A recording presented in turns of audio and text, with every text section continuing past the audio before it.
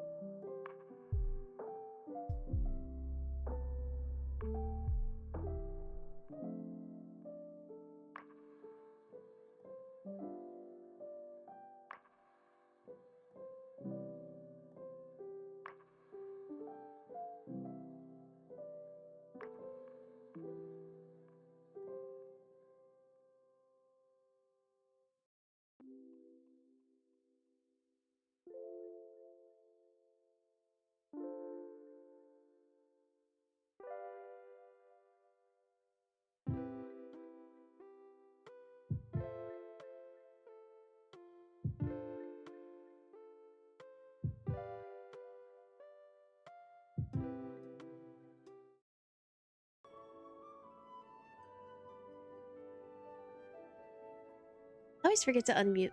Oh, hang on.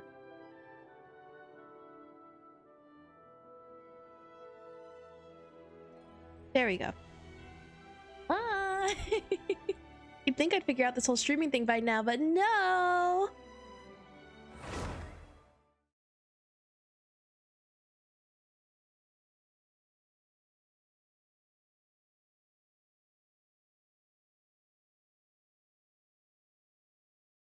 How's it going, Hollow? Excuse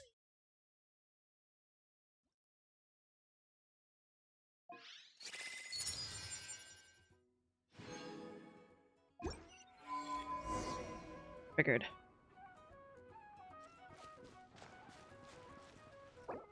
Down. Let's respond. Let's choose a new emoji.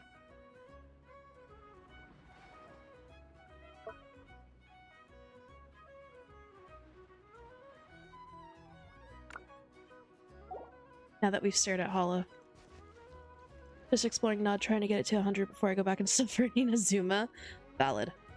I am ashamed to say that I lowered my world level. I was straight up not having a good time. So I lowered that shit. I lowered that shit. You know what? I'm not sorry.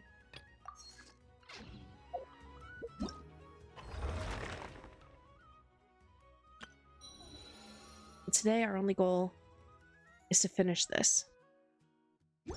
Just by one level. I kept dying. Find some treasure. I think the only character I have that's like really like able to stand up to anything right now is Arlecchino. So I don't have like enough support to survive anything, realistically. So yeah, that's how it rolled. We'll see. I might put it back up. But for now, this is what we're doing. Benny's adventure team. Let's heal and then start the show.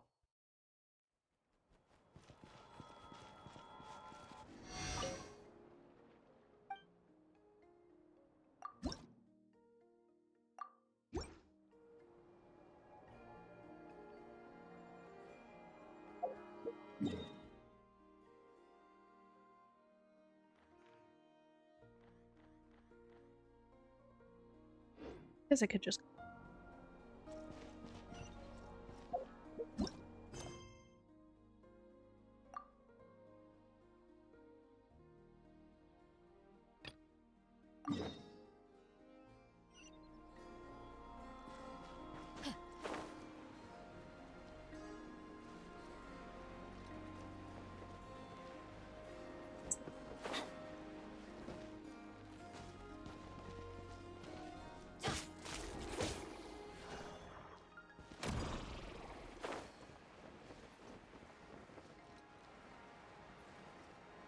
Todashi!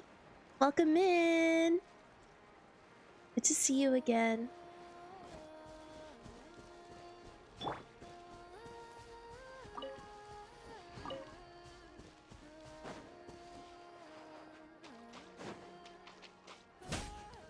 Sorry, Puffin.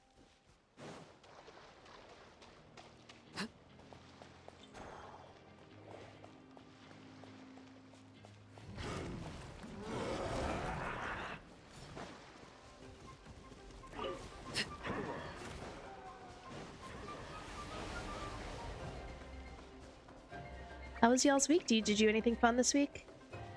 I know it's only been a couple days, but it feels like it's been forever.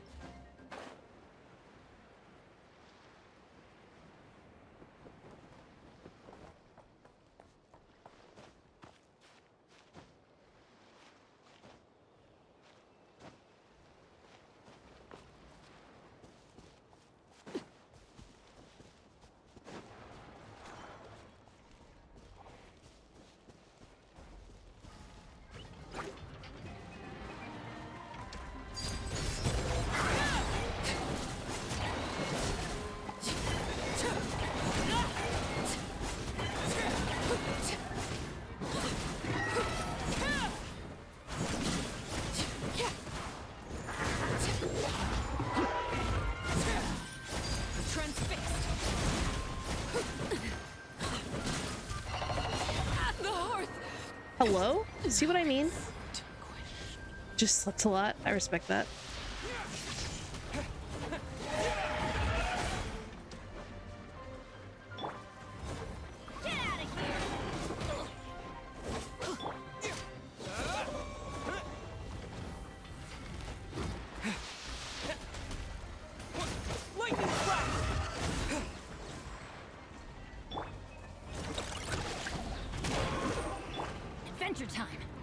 Light it up!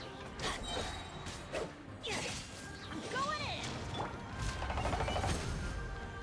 Go claw!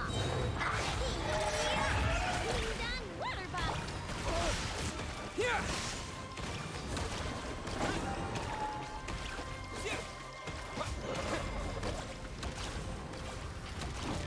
I also slept a lot. My mom came to visit, which was really nice. I told her I started streaming, which she was really excited about. If you see Kinsei Mama in chat, that's her.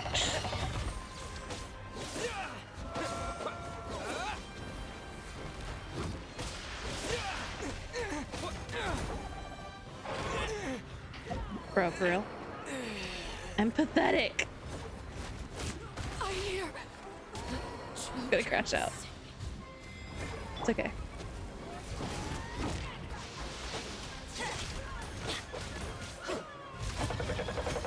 You're missing me fucking dying to this random enemy I picked a fight with, Hollow. How was your Thanksgiving? You know what? We're done. I don't deserve this. I don't deserve whatever treats I might have gotten from surviving that battle. And I have to go back and heal again. This is so embarrassing. I'm an embarrassment.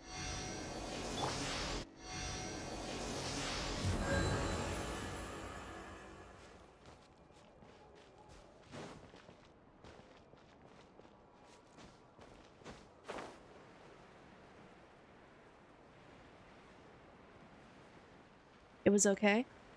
Well, I'm glad it wasn't, you know, terrible. I feel like holidays are tough, especially if your family situation's tough. Mine was tough until about, I mean, it's always tough, but it's a lot better now than it used to be.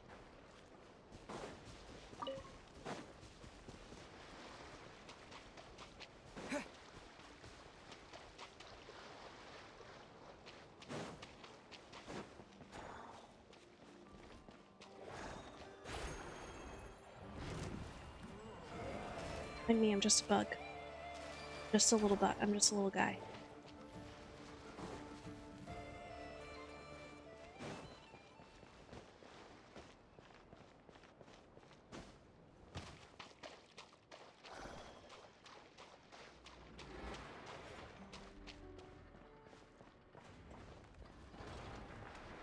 What do you even do on Thanksgiving?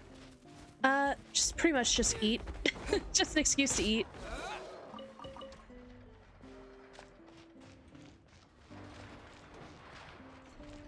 Think about what you're thankful for. Think about holidays that are way better, like Christmas. I'm not close with my family, so it's just a normal Thursday for me. I respect it. Did you at least get time off?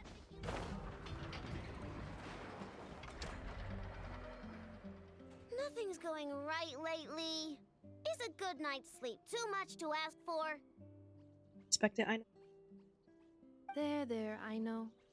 If nothing is going right, then nothing is the problem. And if nothing is the problem, everything is going to be alright. You really So think so? sweet. You know, Inafa, you've gotten a lot better at comforting people since you went away. I bet it's the Traveler's influence. I could not say, but thank you. Please get some rest. I will inspect these sorting robots for you. I'm gonna give each one a hit on the head with my wrench. I gotta see for myself which one is going haywire.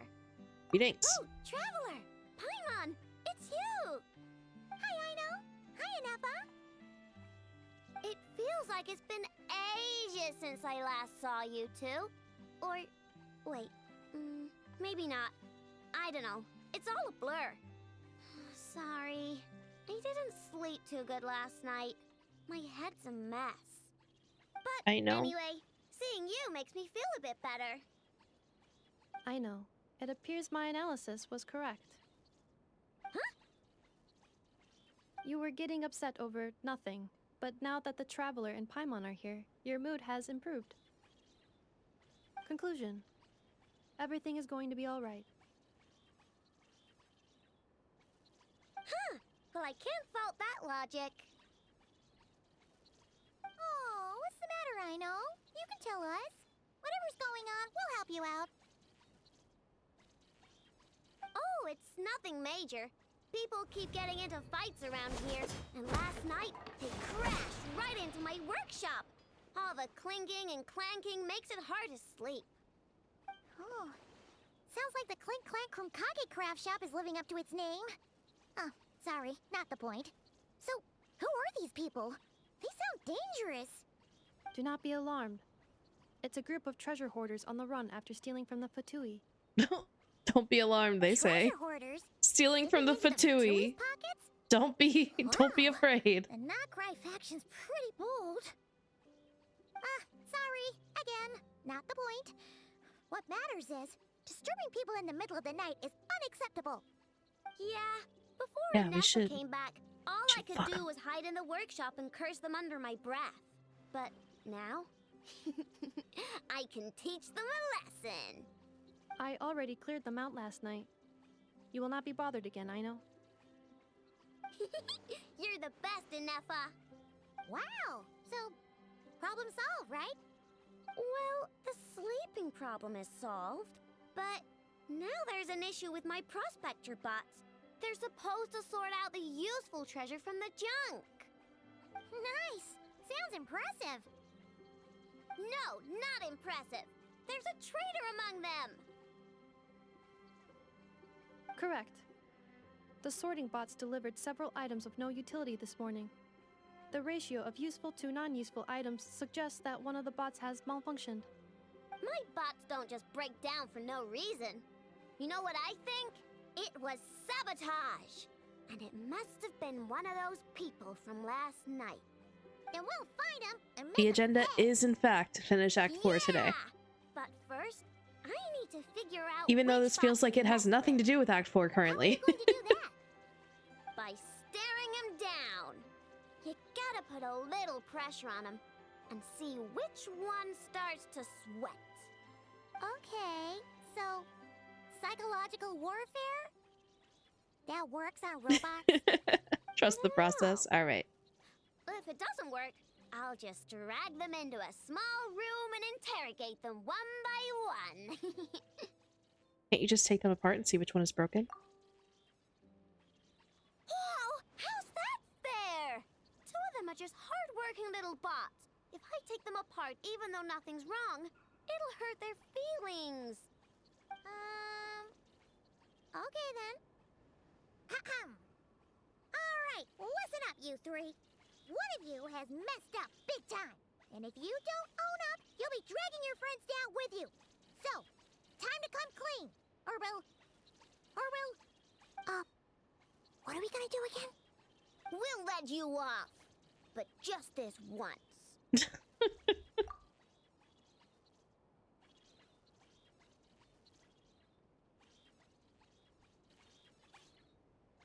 You stared them down all right, Traveler. Notice anything off? It's the bot on the right. Yep, that's it. What did I say? A little psychological pressure does the trick. Come on, help me catch him.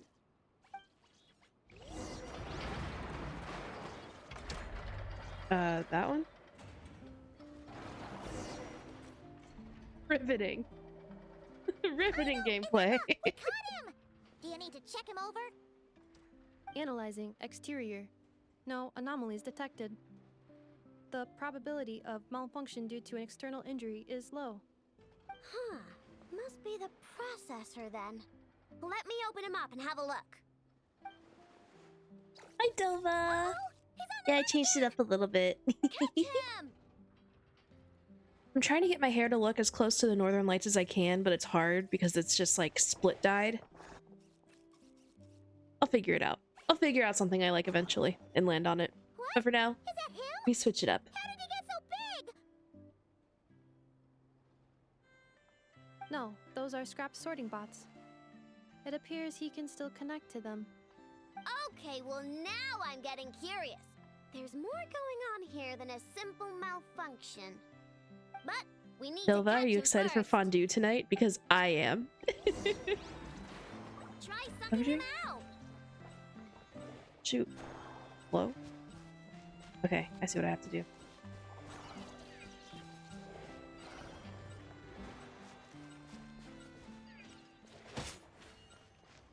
Let me at him. Let me at him. Give it. Get him. Not pressing T. I was pressing the wrong button.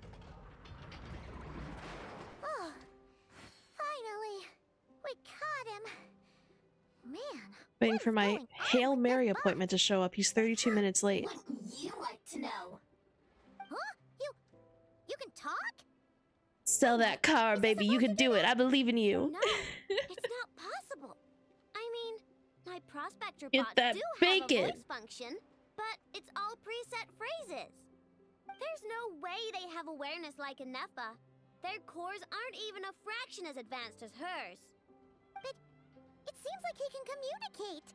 Could his core have been upgraded or something?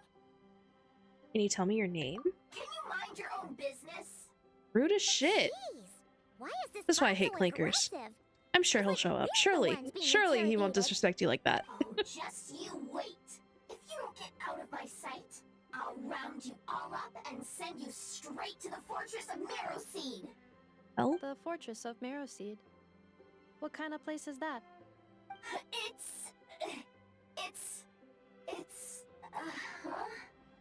What is it again? You mean the Fortress of Meropede? Meropede. Yeah, that seems right. So you're from Fontaine. Would you stop with the personal questions? So intrusive. Leave a girl alone. Whoa! What do you mean, girl? You're a junk sorting robot. I'm a girl. Okay, well, I'm not sure what happened, but something is definitely wrong here. This isn't the prospector bot I know, that's for sure. Well, guess the only way to find out is to open you up and see what's going on. Don't come any closer. Somebody help. It's okay. I'm a girl too. That doesn't change anything.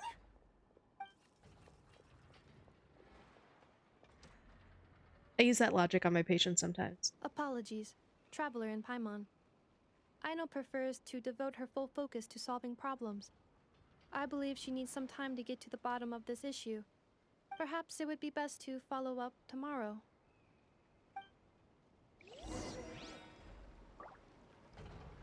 Oh, okay. Sure. That's fine.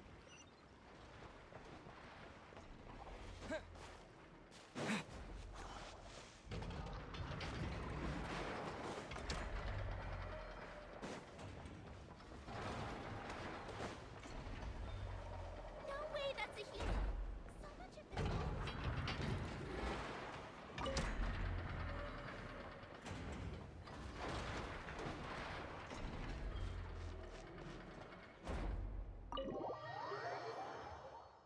I think if I go in here, I can get some stuff to make. Give Aino a new skin. Or like her ult gets a skin. Something like that. I don't remember what I have to do. Something. There's something in here. Yeah, I gotta get these Kremkake bolts. Going for an Nepha too, but I don't have a Nepha, so. Set on that.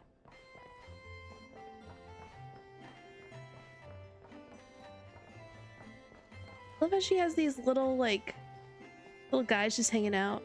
So cute. So cute.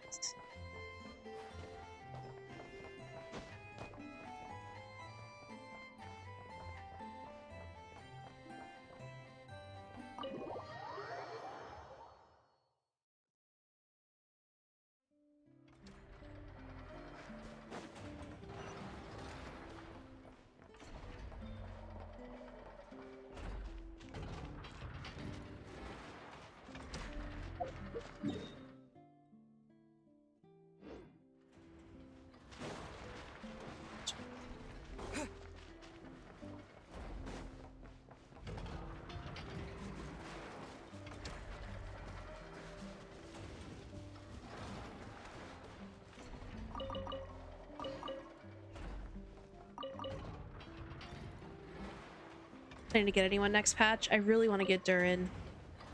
Silva and I are both obsessed with dragons, and Durin is just so cool. I gotta get him.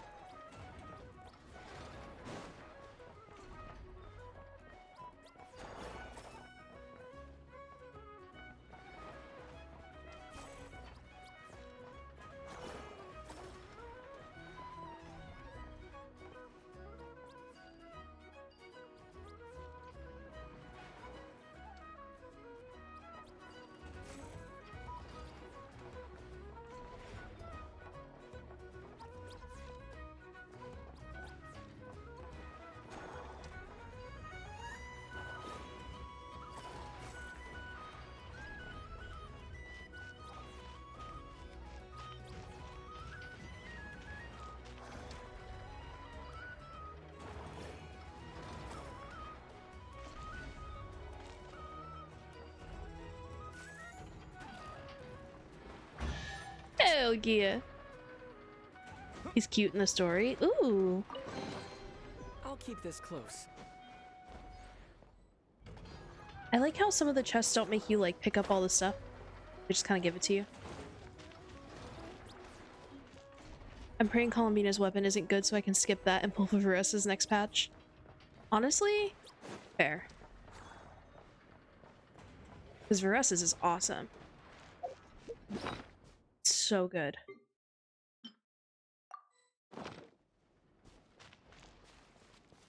It's very her though. It doesn't like match anyone else aesthetically. Not that that really matters, but hey, how long has that been there? I just left it. I'm so silly.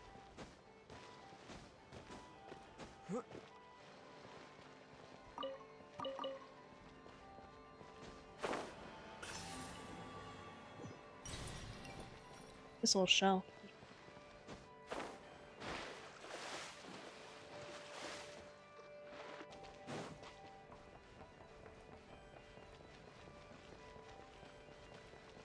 Store so I can spawn here.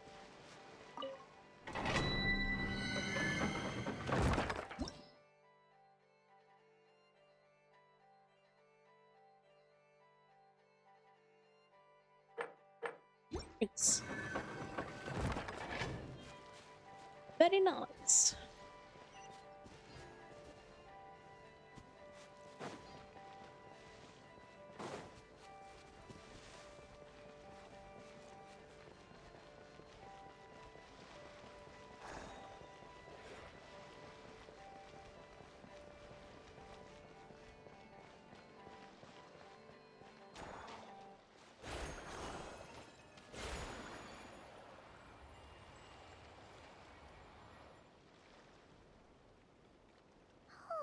Do you think the others are making good progress? Hope it's all going smoothly. Oh, hey look! They made it back as well! Flint's! Llama! How did it all go? All is well, thank you. Nefer and Yehoda had to stay at the curatorium to wrap things up, so they won't be joining us for now. I ran into Miss Anefa and Miss Aino on the way back. Their work is still in progress, so I suspect they won't be back for a while either. You seem rather cheerful today, Mr. Flint's. I certainly am. I achieved what I set out to do and came away with more than I bargained for. More than you bargained for. Fighting alone can get quite tedious, but I had the good Here fortune he to run comes! into a pair Here of he brave comes! young warriors. We meet again. How have you been? Albedo! What are you doing here? I'm guessing you're here to see Varka? That would be a natural assumption to make. It's also the correct one. These two courageously lent me a hand while I was fighting the wild Albedo, hunt. my goat. When they told me they were He's not a Varka's goat, he's a colleagues, it all made man. sense. Boy. And given how people of outstanding Person. talent tend to cross paths, it's no wonder you're already acquainted. So, who's your travel buddy, Albedo? Why Where'd he don't go? you come and introduce yourself?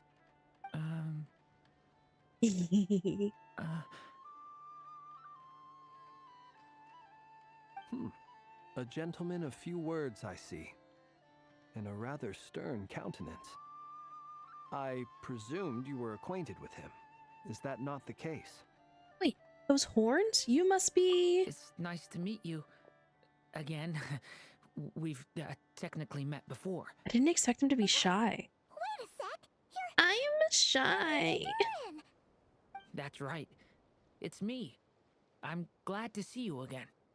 By the way, he says it's okay if you drop the mini. Yeah, I'm not as mini as I used to be. Interesting, isn't it? The first step towards blending into human society appears to be reflecting on whether one's name really reflects who they are. Wow, you look so different. In a good way, of course.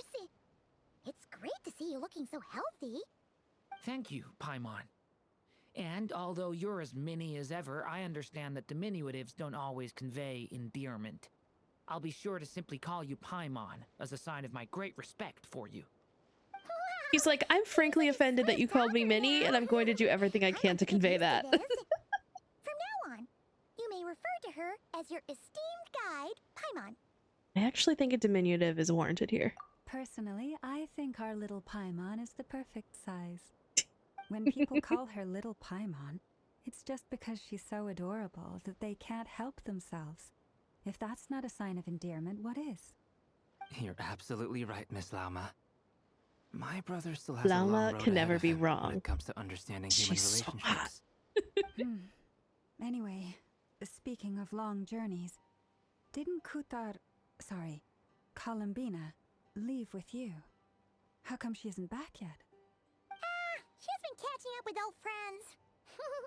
Wouldn't be surprised if she stopped for a cup of tea or 10 on the way back. Uh-oh. People are talking about me. Hope it's nothing negative. All these moon goddesses together. Seems like she's in a much better spirits after meeting her old colleagues. How long do you think I need to Judging read from that? your expressions, I'm guessing it all went well? It's getting crowded here. I'll go grab some chairs. No need. This is a job for an alchemist. I'll whip some up momentarily.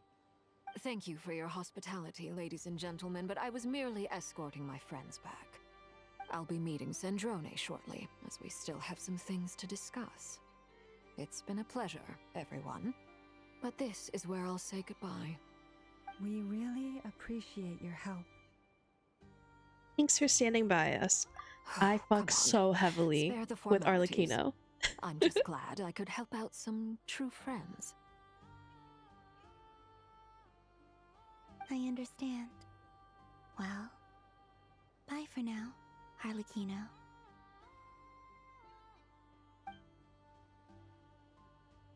Oh, this place is hopping. It's probably a good thing one of us left.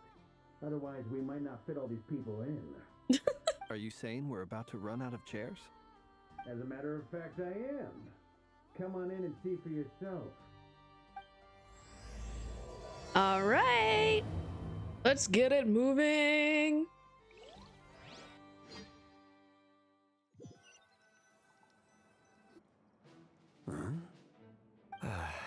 Hey, yo, it's Dainsleif. You know shit's about to go down when Dane shows I overheard up. your little chit chat outside, by the way. With Miss Columbina's colleague gone, we should be back to the original crew plus the other colleagues I brought in. Though it looks like we have another new face. Someone else managed to rope in a colleague too? He's probably here for us. You and Paimon are the only people I know here. This here is Dainsleif, colleague of Tibet's greatest guide, Paimon, and greatest adventurer, the Traveler. Well, not exactly colleagues, more sort of friends. When Aw. someone else jumps in to do the announcing, you know you're speaking to someone important. Let's hear what he has to say. Note to self. Once Paimon knows your name, the rest of the world will soon follow. When he comes looking for us, it's usually something important. Paimon's guessing you've heard about the Wild Hunt, then. From the looks of it, you're about to hold a meeting. If I were to say that the Wild Hunt is our mutual enemy, would that earn me a seat at the table? As the saying goes, the enemy of my enemy is my friend. Mr. Dainsleif, there's a seat with your name on it. Though, I can't promise the same for everyone else. Hey, Thought I checked Albedo, that. think you can rustle Charger up a was couple falling more out of my phone. I chairs? would have died. After all this time My apart, model would have been stuck like. Grandmaster Varka's first order is to rustle up a couple more chairs. I've missed this. Is he being sarcastic? Hey, he's your brother. Why are you asking us? I've still got a lot to learn about the nuances of human conversation. Trying to decipher Albedo's way of speaking has been like jumping in at the deep end. Oh, good point. Paimon gets you now. Look Don't sweat it. There are people who go their whole lives without getting the hang of it. You're ahead of the game already. Look at you, Paimon, expert in the art of encouragement. I wonder what's Little taking thumbs Neffa up. so long. Perhaps you should go and check in with her. If anyone can hurry her along, it's you. I just got back from the curatorium. Besides, aren't you curious to see what's taking her so long? Miss Nefer doesn't strike me as the type to share secrets. And since gathering intel is her specialty, I'm guessing she'd prefer to keep her methods confidential. Under such circumstances, would it not be tactless for me to impose? Nobody wants to But disturb fine Nefer. for me to impose. What can I say? You have an unrivaled ability to garner people's affection, Miss Moonchanter. Besides, you have far more in common with her than I do. All right then. Impressive. She barely fought back at all.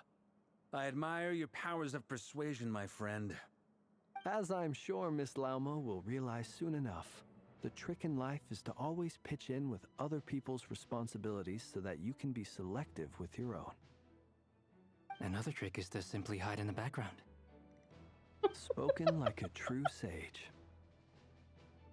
Anyway, looks like we've got some time to kill before the meeting. Let's take a little breather, folks. And feel free to chat amongst yourselves. We'll get down to business once the other two arrive. Boo! Oh, buzz.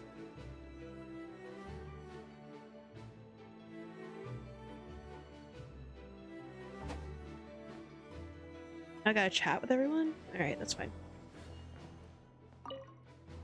You're both awfully quiet. Why don't I start us off with an icebreaker? Much obliged. Have either of you ever had your portrait painted?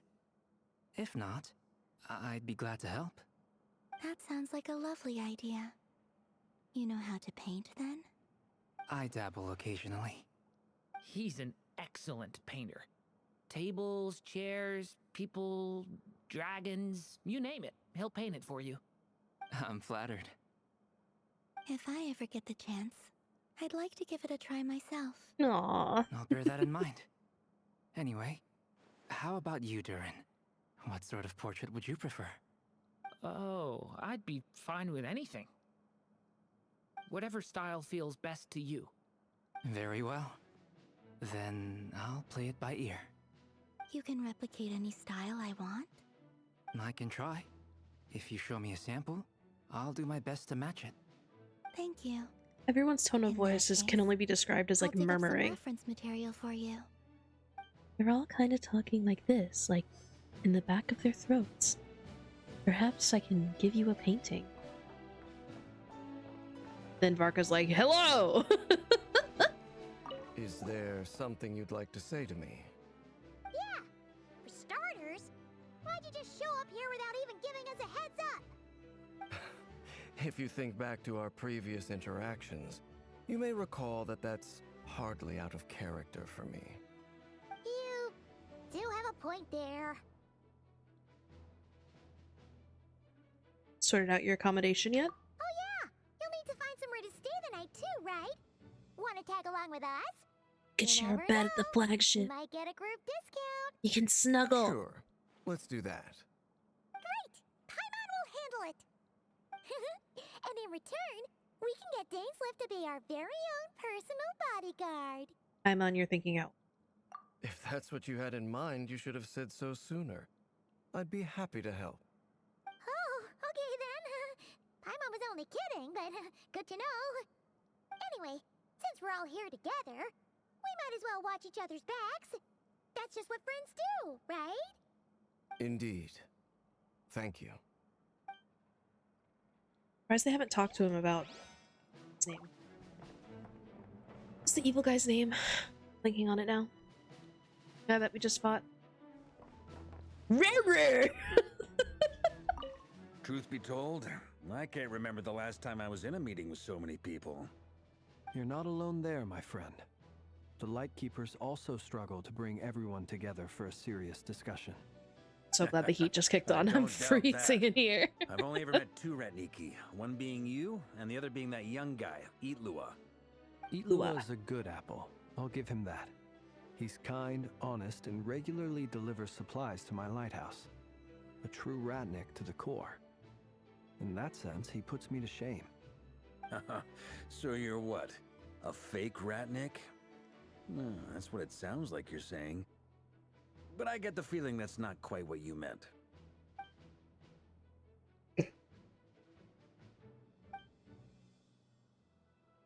Come on, why the awkward silence? Sorry. I'm not even gonna bother trying to hide it. You've known all along, haven't you, my friend? Known what? Now that was an awkward silence. Let's just keep this between ourselves. Probably best if Itlua doesn't know, huh? That goes without saying. Gotta be careful what you share with youngsters, after all. What, Anyone that you're else in the dead? know? Let me guess. The Traveler and Paimon? It's dangerous being too sharp for one's own good, you know. Then, in the name of the Animo Archon Barbados himself, I swear your secret's safe with me. When we went for drinks, you said that you and Barbados were practically best buds. In the light of that claim, do you really expect me to take your oath seriously? Of course. Just as long as you don't go spreading around the fact that I'm close with Barbados, all right? Fair enough, then. Nothing like a bit of mutual leverage to seal the bonds of friendship.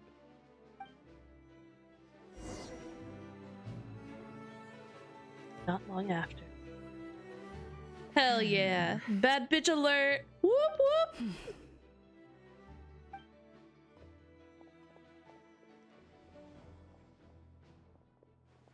Ah, Miss Nefer. You made it after all. But what about Yehoda? I'm here to give you an update on how things are going on our end. Once this is over, I'll be heading straight back to continue my work. I left Yehoda back at the Curatorium to watch over things while I'm gone. Huh. So much for just this once.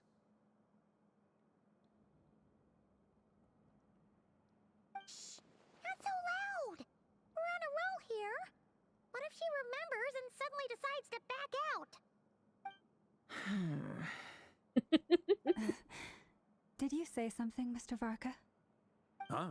I didn't say anything. Right, Flints? Must have been a frog. They get so noisy around here at nighttime. It's like they're putting on a concert in the background. Anyway, before we begin, there's a few introductions to make. Let me start by saying that it's an honor to be speaking before so many distinguished colleagues and collaborators. First up, we have Miss Lauma. As Moon Chanter, she's the leader of the Frost Moon Scions, a local religious community in Nodcry. Poor frog catching strays for no reason, for real. The Curatorium of Secrets, an intel gatherer extraordinaire. Really just threw him under the bus. Nefer is leading the investigation into Rerir's background, Rerir. assisted by Yehoda and Lauma. From the little I've heard, they're making some great progress. Over here, we have Mr. Flints, a Ratnik and guardian of the abandoned lighthouse. In our last operation, he courageously distracted the Wild Hunt to buy time for the rest of us. For those of you who've never met, this is Mr. Albedo, a renowned alchemist and captain of the Knights of Favonius investigation team. By his side is a new face for us all, myself included, Mr. Durin, who has come to lend his aid. Next up, we have the Moon Maiden and former Fatui Harbinger, Miss Columbina. Then we have the Traveler, who's earned more titles than I could possibly hope to list out, so I'll spare you the rundown. And Paimon, the ultimate travel companion and quite possibly the best guide in all of Tevat. Wow! That's a lot of people! Great turnout! Miss Nefer, it looks like you might have another job coming your way, so, congratulations on the booming business, I guess. You think I haven't got enough on my hands as it is? Who's looking for me now? That would be me, Miss Nefer. I have a commission for you. And you are? Who I am doesn't matter right now. What does matter is that I'd like you to gather more intelligence about the Rerir of Solnari. Well, it's not as if we never take on anonymous commissions, but in your case, I'll have to decline. I'm gonna take a wild guess and say your job's probably more hassle than it's worth. Something about you seems like bad news. It's my eyes, isn't it? Conrian, I assume. And what's with the mask? Are you trying to hide your identity? In any case, the fact that you're even still alive raises an awful lot of questions for me. My name is Dainsleif. And yes, I am from Conria. As I'm Didn't sure you're occur to me aware, that the diamond Rerir eyes of are like a Solnari's real Conrian name thing. is Makes sense. Rerir. He was once an acquaintance of mine. Really? They were Then you must besties. have been quite an influential figure yourself. They were You literally flatter me, besties. but none of that matters anymore. My point was simply to clarify why I have asked Miss Nefer to investigate Rerir's background. So you're both from Conria, and it sounds like you used to be friends? What am I missing here? Surely you already know how he became one of the Five Sinners. I'll tell you everything I know. The history of Conria, the names and identities of the Five Sinners. I remember it all like it was yesterday. I love Dainsleif's I cape. have never spoken openly of this before. Like the starry aesthetic. But the truth was exactly as people say. The Five Sinners were each driven by their own desires, and it was by playing upon these that the Abyss tempted them to their fall, tearing Conria apart in the process. The visionary, Vedifenir, who wished to foretell the future. The wise, Haroptatir, who sought limitless knowledge. Gold, Rhindaughter, who desired to create life. The foul, Surtologi, who pursued supreme strength. And last, but not least, Rerir of Solnari, Rerir, Ravager of the Moon.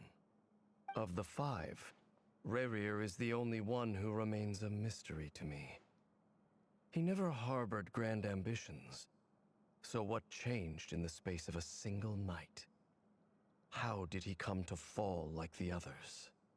In other words, you're saying that his change came as a shock to you, and you have no idea what actually happened? That's right.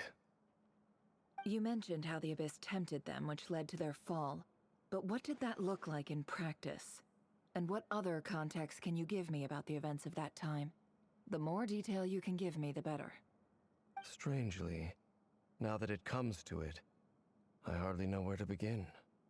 The fateful night took place during the era of the Eclipse Dynasty. One day, my elder brother, the visionary, Vedifenir, was summoned to the palace by the Vinster King, only for the king to gouge out his eyes and cast him into the dungeons. Ooh. When I came to hear of this, my fury That's knew not no ideal. bounds. I gathered together every ally I thought I had, and together we set a night to storm the palace and free Ved. Centuries on, the memories of that night still haunt me like a never-ending nightmare. We broke through the palace gates, just like we had planned, each striking towards our separate targets. But then, I was betrayed. Even Vedifenir, the very person I had come to rescue abandoned me and partook of the Abyss's power. So, it's personal after all. Then tell me, Mr. Dainsliff, what price are you willing to pay? You, of all people, must know that nothing comes for free. Welcome in. I cannot say what price would be worthy of such a commission. But know this. Rerir was not always a madman. I miss my twerklax Believe it or emoji. not, I there might was have a to make it time one of when my he own. was just an ordinary man, working for the Conrian intelligence service. Uncovering the truth of Rerir's past is the only way to unravel this mystery. But before you decide if you will accept my commission, I will tell you more about him. Enough, I hope, to help you plan your next move. Sounds pretty good to me. Feels like we just flagged down a random passerby, only to discover he's actually a master strategist who has a score to settle with our enemy. Must be all that good karma I've been building. Who knew having a Conrian friend would come this handy? Can I borrow your halo? Thanks, Fedora, my lady. Hey, enough with the wisecracks. Besides, isn't that lamp of yours bright enough already? Relax. It was meant to be a compliment. If that was a little over the top for your liking, I'll make sure to tone it down next time. I'll give your proposal some serious thought, Mr. Dainsliff. Let's speak in private once the meeting is over. Never seems so over Before our that, shit. There's a few things I'd like to share. You recount meeting the knave and how the iridescent moons retrieved from the... You make it clear that the knave chose to help you of her own accord, then conclude by reporting how the hearts of the three moons were finally in your hands. Now that we've united the hearts of the three moons, your power should be Yeah, greatly reminds me. enhanced. Let me show you my my katana like sword that hasn't later. happened yet. I'm so funny. I believe it will take a little longer. You've done so much for me, so I want to be completely honest with you all. Even though I'm doing a lot better now, the truth is, Hollow is like, recovery who will the likely be an fuck is ongoing process. From this? the moment I was born, my power has been slowly ebbing away. And that is because Tevat has never accepted me. Even with the moons united as one, it seems my rejection cannot be undone. So far, I have yet to find a solution. It may turn out to be a problem that will plague me until the day I finally leave this place behind. Even so, I will do everything in my power to help you drive out the Rerir of Solnari. As Archon put it, this is not about chasing the spoils of victory.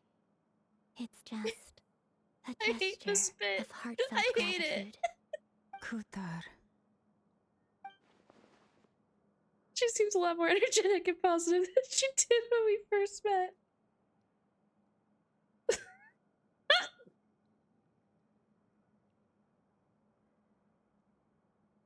Defeating the Rerir of Solnari will be no easy task. Master Bakugan While my player. strength slowly recovers, we'll also need to gather more intel. Naturally. We should take all the help we can get if we hope to defeat him. We've considered several viable plans now, but our choice hinges on the answers to a few key questions. Is it even possible to kill Rerir? What experiences shaped the person or monster he became? And what's he really after? Given Albedo's expertise in alchemy, RIP my digital footprint, worth it for the bit. Understood. You're a menace. You are a menace to society. I'm afraid we'll have That's to how I count like on it. you again, Miss Nefer. Believe me when I say it's not my wish to burden you. But right now, relying on your skills is our only option. So you're placing all your hopes on me, huh?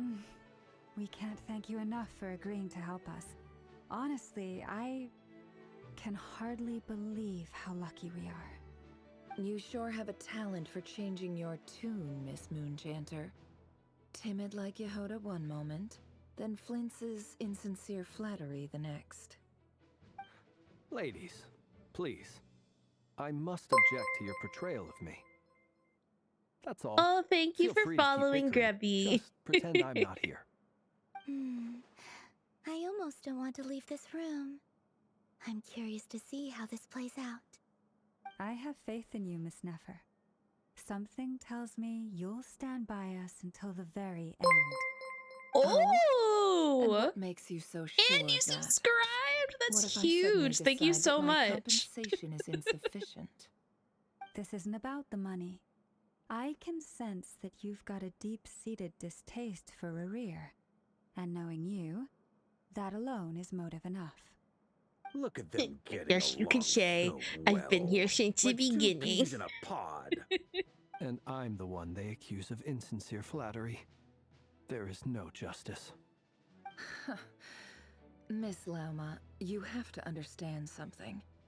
Unlike you, I don't Love goal actually met. enjoy having everyone's hopes on my shoulders.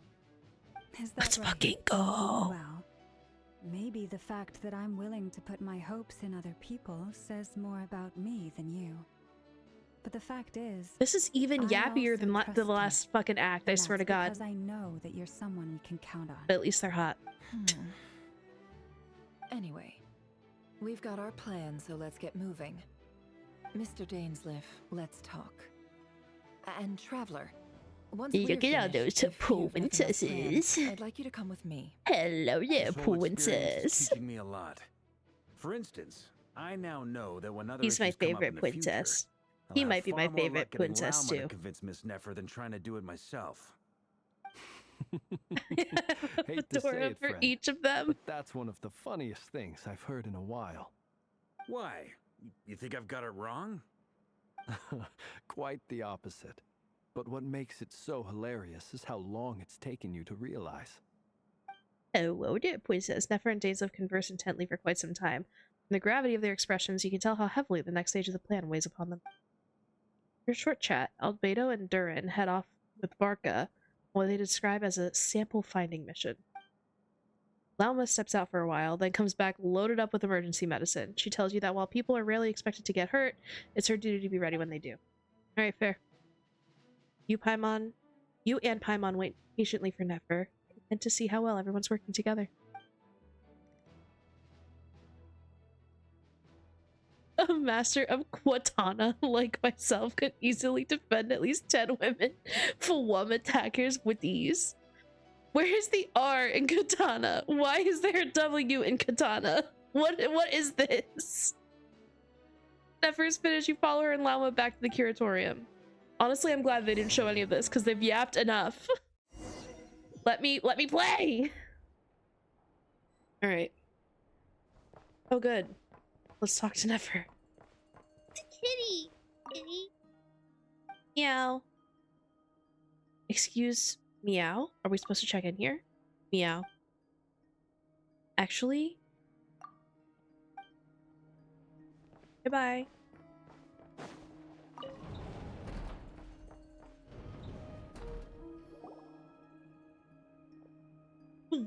Thank you for waiting.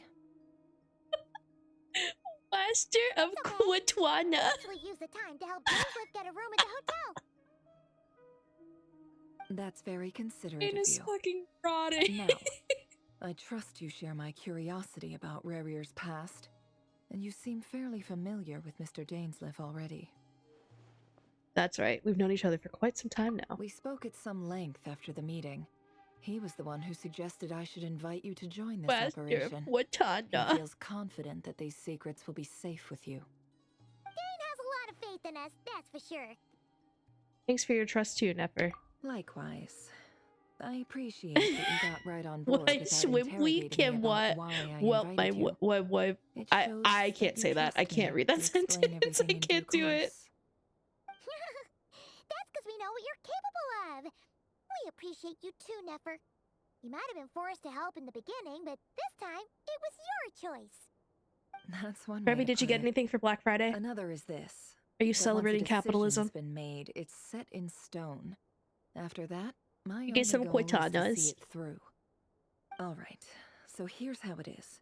I could be your I'm going to angle or access your Rerir's devil. thoughts again using my confidential method. Not yet. Now, I'm sure Bet. you've seen things like this before on your travels, so you're surely well aware of how dangerous it can be. The reason I've gathered you all here is to ensure my safety during the proceedings. I plan for us to enter the fragment of his consciousness together, and once inside, I will focus on searching for information. Think of this as a diving expedition into someone's brain. If I'm the diver, you are my safety equipment, tasked with keeping me alive while I'm under the surface.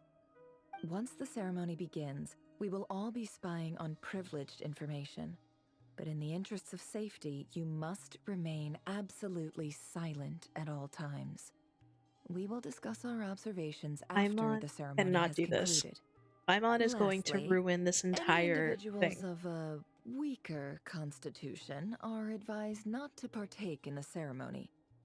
In any case, Paimon has her own job to do, which requires staying in the room but not joining the ceremony. Yep, called it. Suspiciously left out the details of her confidential method. I guess her brain diving techniques are a trade secret. Well, good luck, everyone. Sounds like all Paimon can do is cross her fingers and root for you guys. There's a little more to it than that. I studied the art of hate twins in ancient temples for years. I am more capable of fight wing, the weevils of Capitol is wisdom. But the extra level of safety will be greatly appreciated. Hi. I second that. This is a dangerous operation here, and you're our whole rescue team. I hope the other 4 people watching important job in the crew. are okay with me just reading your brain rot. My brain is wadding and I cannot stop it. Now that is true. Take a seat. We'll get started momentarily.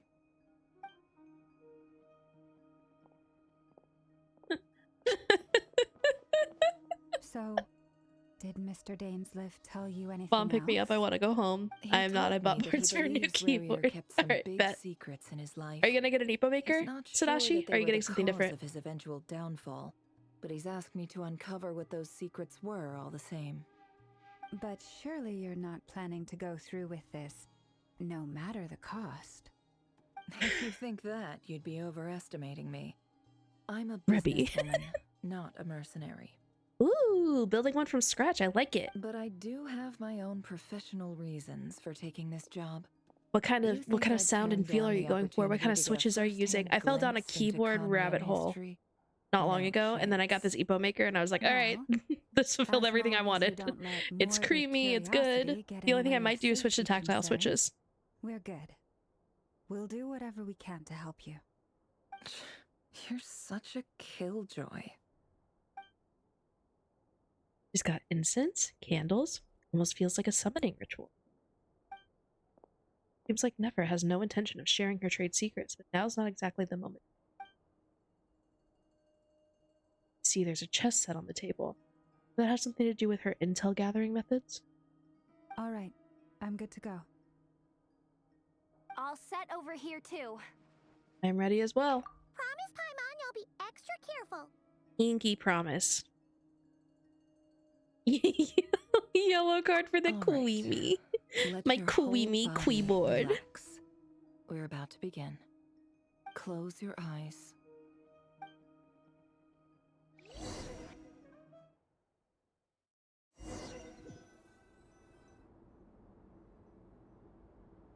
Phew. Could this be his office? Pretty standard setup. Bookshelves, paperwork, files. According to Dainsliff, Rerir used to be an intelligence operative. Chances are there's plenty of top secret intel stashed away in this room. Is this where you keep your secrets, Rerir? Can't say I'm not looking forward to this. I think I used a split keyboard once, like a really long time ago. He looks even gloomier than last time. I wonder what's changed. His freaking girlfriend probably found out that he's evil or whatever.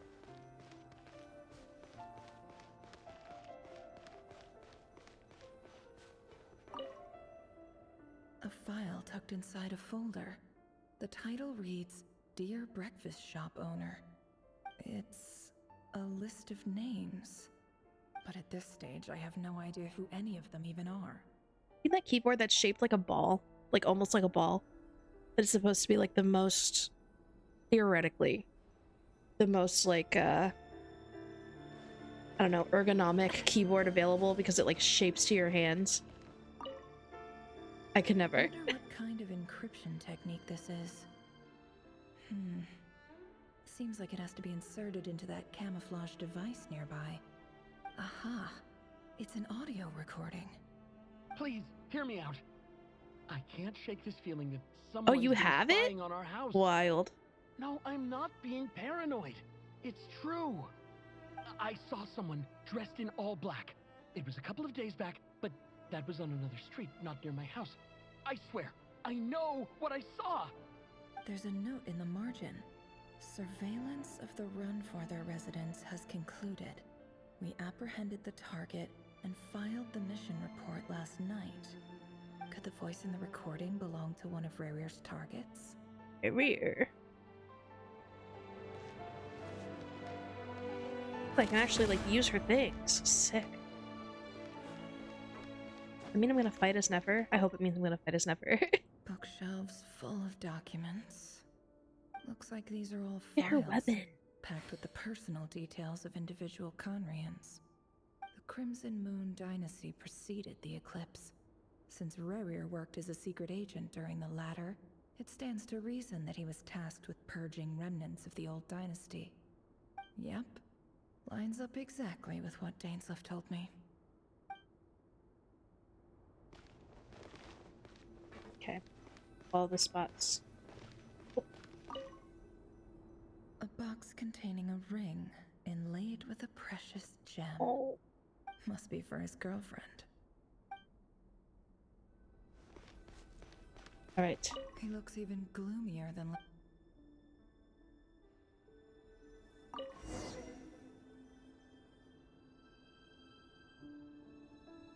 Today's files are in. Time to wade through them, just like usual.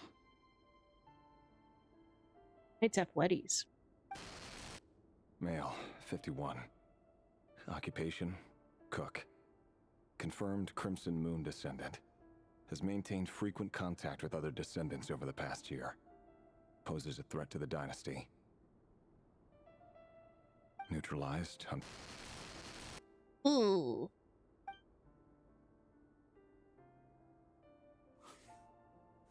This one should be archived under purged targets.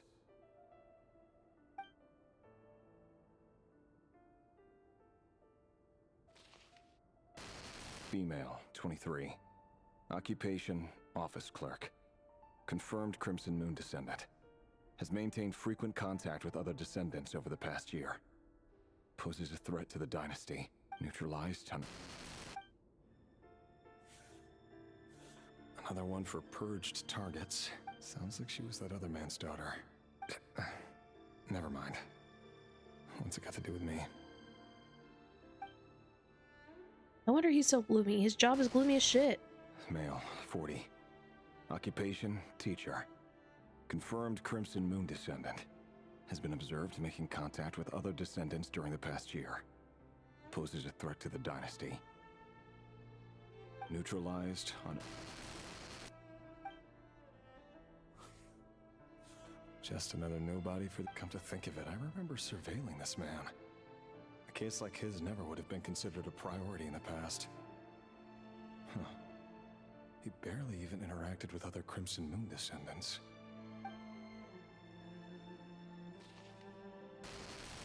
Female, 16. Occupation, none.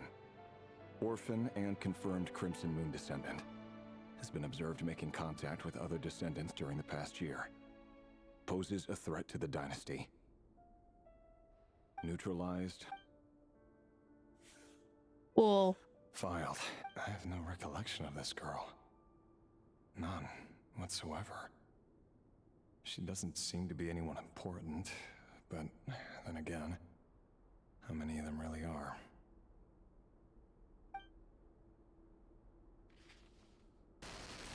Female, 13. Occupation, none. Orphan and confirmed Crimson Moon descendant. has been observed making contact with other descendants during the past year. Poses a threat to the dynasty. Neutralized and... Filed.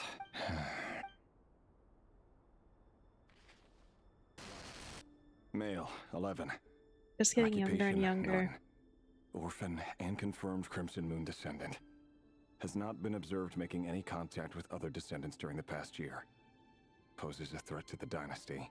Neutralized and...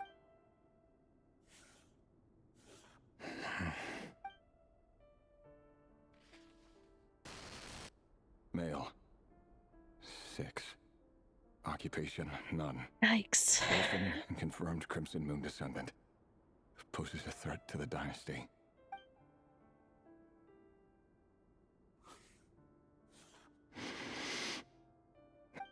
It's funny, isn't it?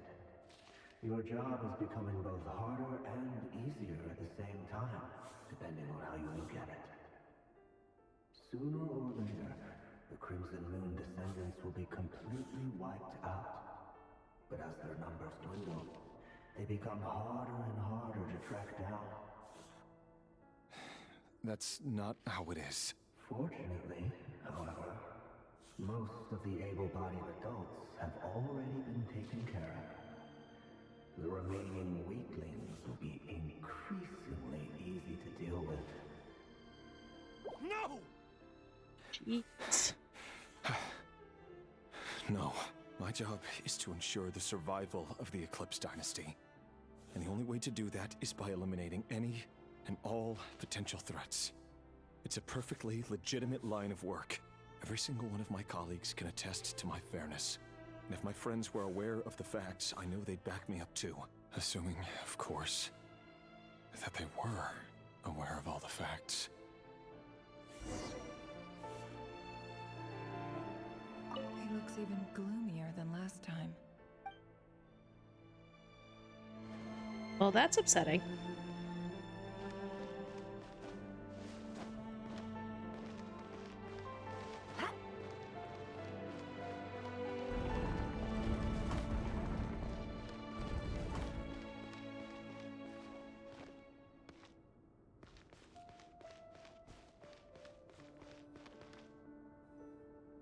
Mr. Vedifalnir, it's been quite some time since we last met.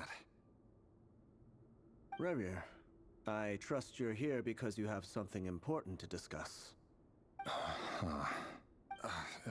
Forgive me. I wasn't tuning out, it's just, I noticed you didn't even phrase that as a question. As if you knew I was coming. Sorry, I need to plug my phone in.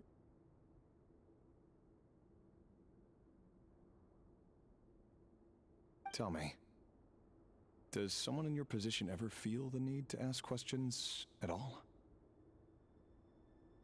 It is indeed within my power to foresee certain things. Things like your arrival. I was just thinking. It won't be long before I'll be inviting both you and Dane to my wedding. Shows every chest, oculus, etc. on the map. That's wild. That's great for exploration.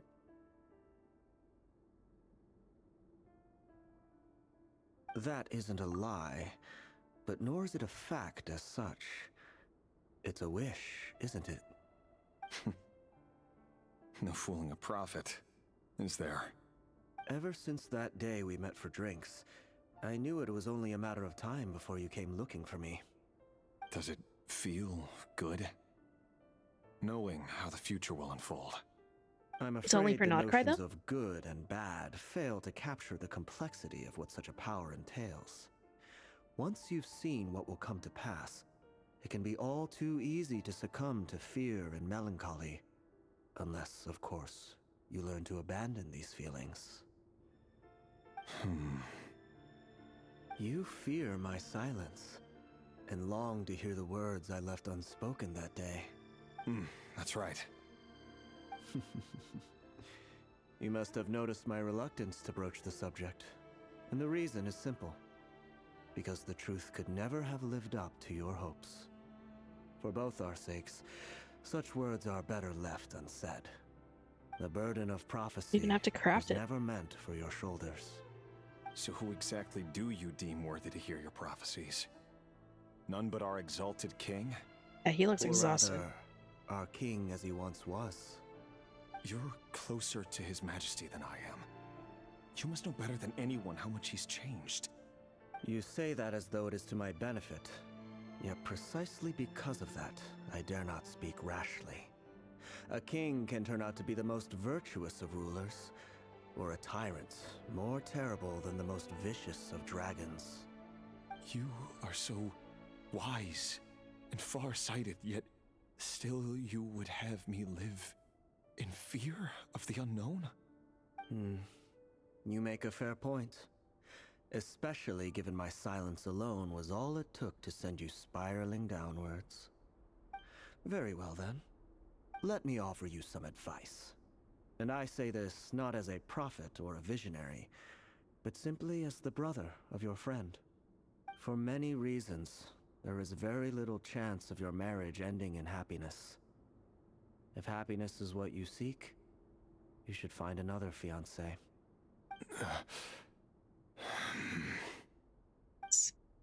I mean, yeah. Hold I don't on. think you needed someone to There's tell you that. Same black fog again. Could this memory belong to Thelindis? Guess I better tread carefully. Don't really think you need somebody to tell you, like someone with foresight, to tell you that that's not going to end well when your wife is like a researcher and interested in the Crimson Moon. I don't. Whatever. Whatever. Hear me out. This time we finally got a clear look at his face and learned his true identity. His name is Rerir, and he claims to be one of the king's guards. What did you say? A cruel irony, isn't it? The man you're set to marry leads a double life as a brutal executioner. Why are you telling me all of this now? Simple.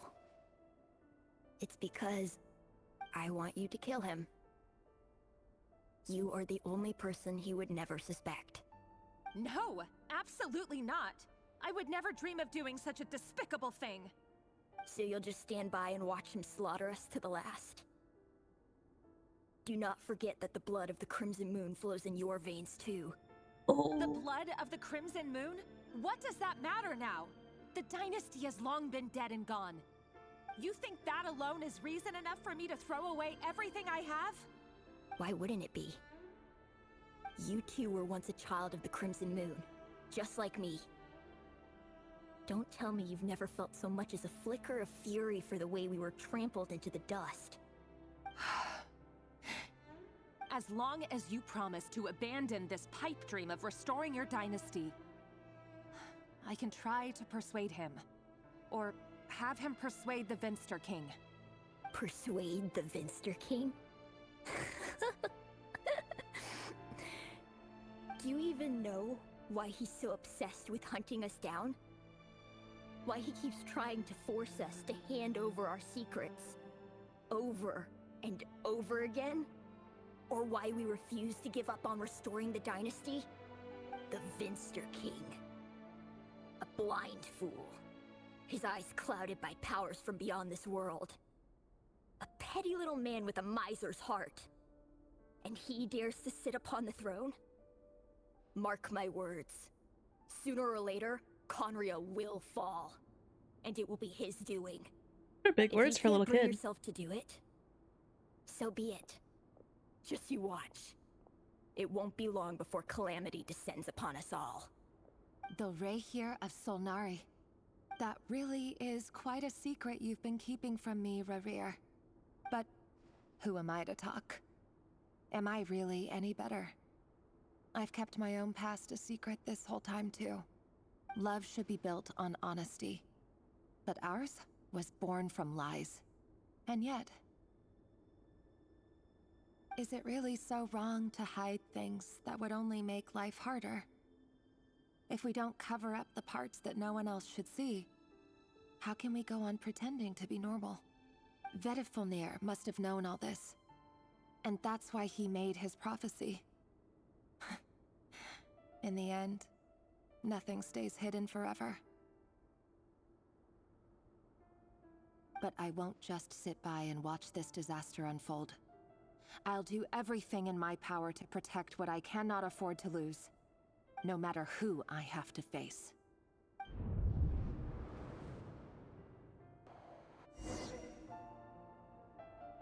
Yeesh.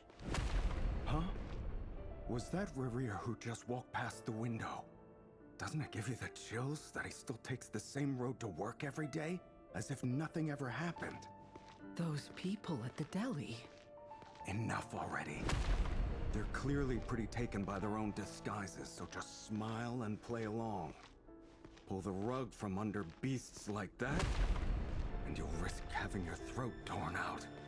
Deli? Oh. They're talking about those people from the opposition. Right. I'd almost forgotten they used to run a deli. People of no consequence always vanish so easily. And no one even remembers them. But surely No, this is so depressing. The man he pretends to be. So many have died already, and they say that the king's madness grows with each passing day. We're not going to survive this, are we? But why does it have to be this way? Do we really deserve to die just because of the blood that runs through our veins? Felindis, are you even listening? Sorry, Freether. My mind was off wandering. I heard you, though. You're talking about what Rerir said. He's just following the king's someone orders. say loyal? He's a secret agent, and it's his job to hunt down rebels Oh my and god, Grubby. dissidents. By the time you first met him, he'd already taken lives. Maybe he was using you from the very beginning. No. Rerir has no idea I have anything to do with the Crimson Moon. My family are only distant relatives of the main lineage, and besides, my eyes are perfectly ordinary. Truth be told, apart from my teacher, pretty much no one knows I have any connection to any of it. It's been a long time since my family severed ties. But as Orlog said, who could possibly talk sense into that raving lunatic of a king? No one. I'll work something out. Trust me, I'm with you all. But for now, you need to keep yourselves hidden. Don't let anyone find you, anyone at all. Don't forget that Rerir is an Eclipse operative. You need to be extra careful when he's around. And when I am too. For now, don't come looking for me. And if anything happens to me, just act like we've never met. If even you can't escape this, what hope do the rest of us have? But after all this time together, surely he wouldn't lay a hand on you. I won't speak in his defense, nor can I give you a clear answer to that question. But I'll do everything I can to put an end to this. Here, hold on to this. If an opportunity to escape presents itself, take it. You'll be glad you took some spare change. You called that change? But what about you? I've got a job, and there's still money coming in. But you can't go anywhere right now. Please think about yourself for once.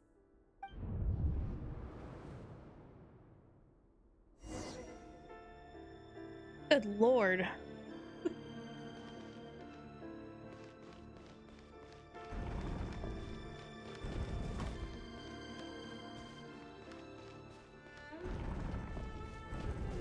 Another day, another round of assassination training. Training ground is just beyond this hidden passageway. When you kill a person, doesn't it bother you when you end up covered in their blood? Why would it? Aren't we all just walking blood bags? But not everyone is accustomed to hunting. Make sure you have a firm grip on the handle, then choose your angle well. Keep your movements light and brisk. Pray one sense of thing. Funny thing is that, I'll bet no one's ever died of a death at your hands. I work clean. No traces.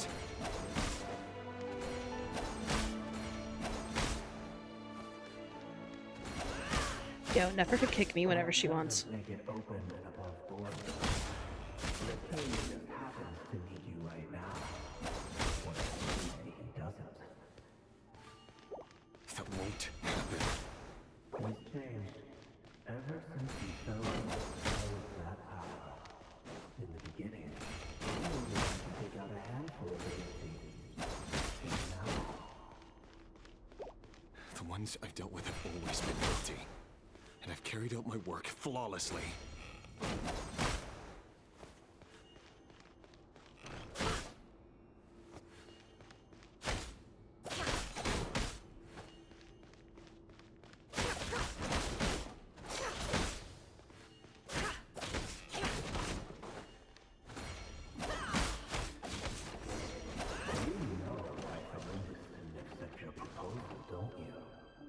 Was it because she didn't trust you?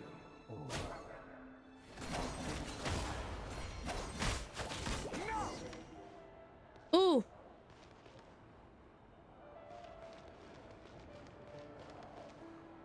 Yeah.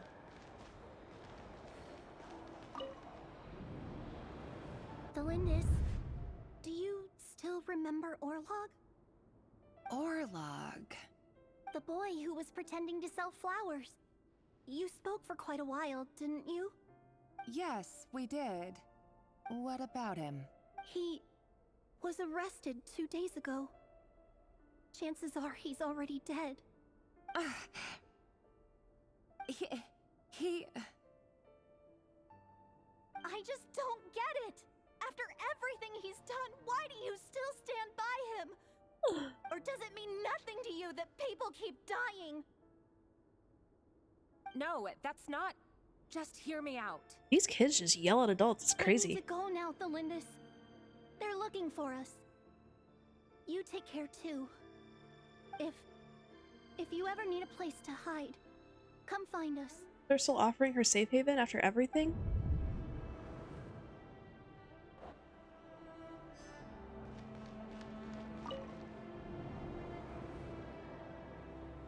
Author Thelindis. Over the course of this week, the research object was subjected to interference for a total of 47 hours for experimental purposes. The results are as follows. All subjects of observation that were sent inside have now... The situation within is proving more problematic than anticipated. No progress whatsoever. What now? Won't you give me even a glimmer of hope? Things are getting worse by the day. I have to find a way or we'll all be in danger. But I... If all this research comes to nothing, what then? Sooner or later it'll be my neck on the line. But could he really bring himself to kill me? No. Surely he wouldn't have the heart. I feel like we're gonna find out that he has the heart. I feel like we're gonna find out that he has the heart to do it. Chat, I'm scared. Oh. Cool.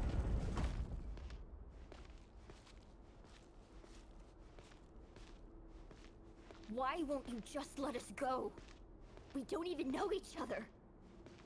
All we want is to live ordinary, peaceful lives. You want to live? You want to live? Yeah. Yeah, I want to live. I just want to go on living. Is that really such an unforgivable crime? Yes.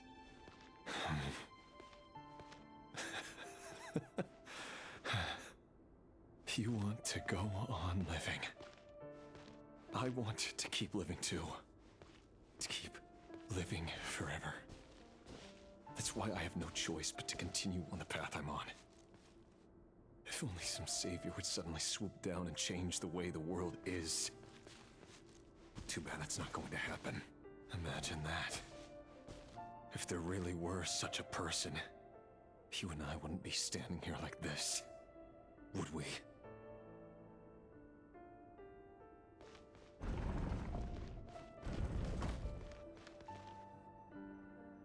Today's files are in. Time to wade through them just like usual. No, I don't get tired of it. It's my job.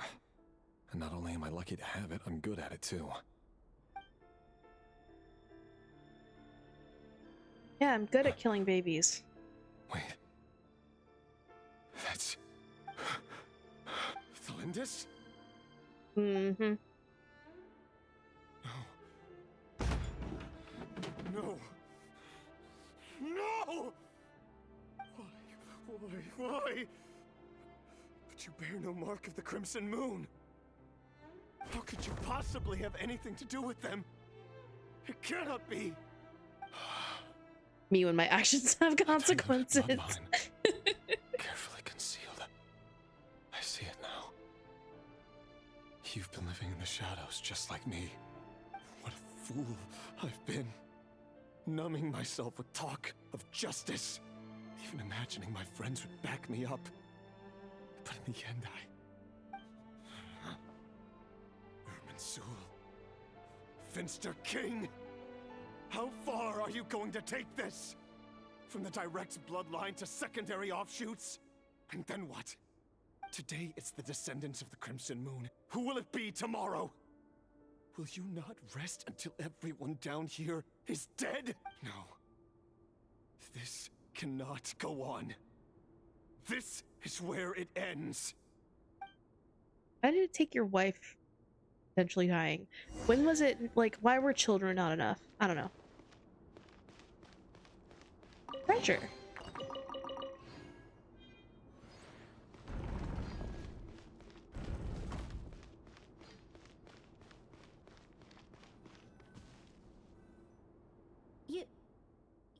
Man, really fuck letting me them go? kids. I am. As long as you can guarantee that no one will find you. Don't worry, I'll be extra careful.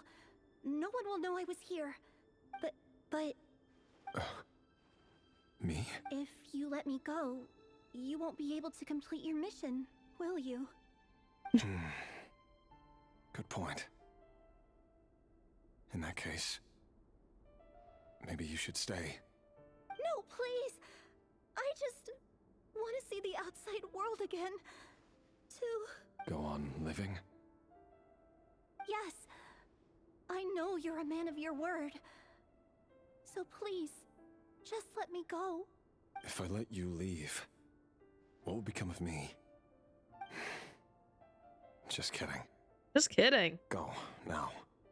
But remember, don't let anyone know you were caught. We'll be seeing each other again very soon if you do. Even shadows in the dark must live by a code.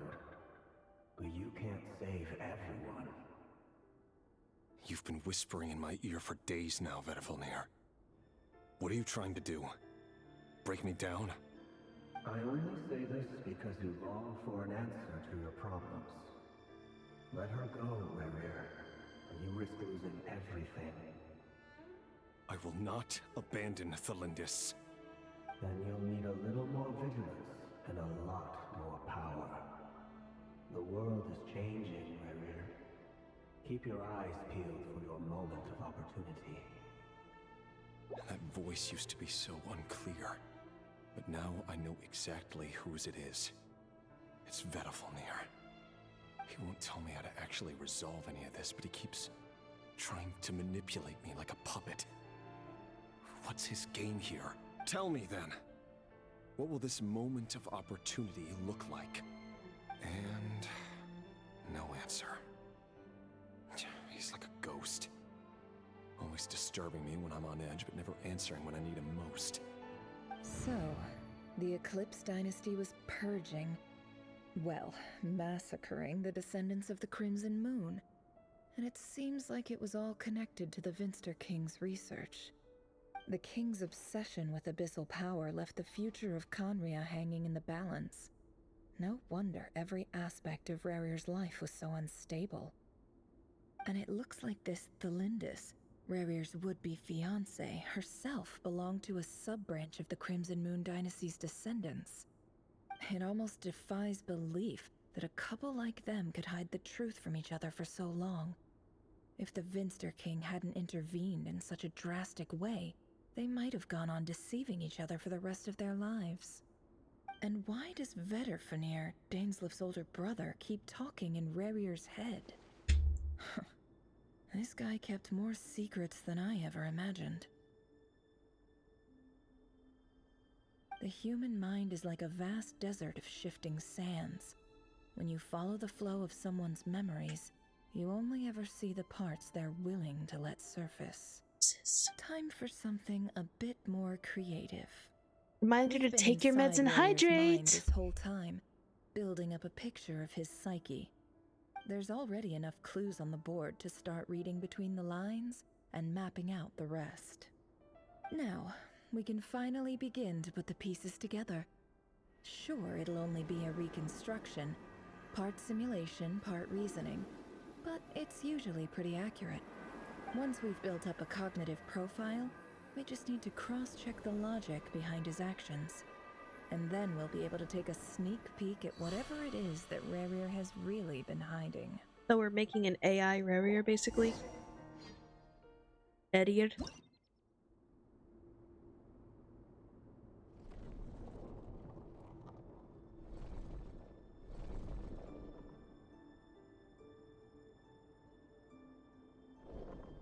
Rerir, are you there? This consumes action points. While your action point is up, you'll piece moves to square with this mark. Gain action points.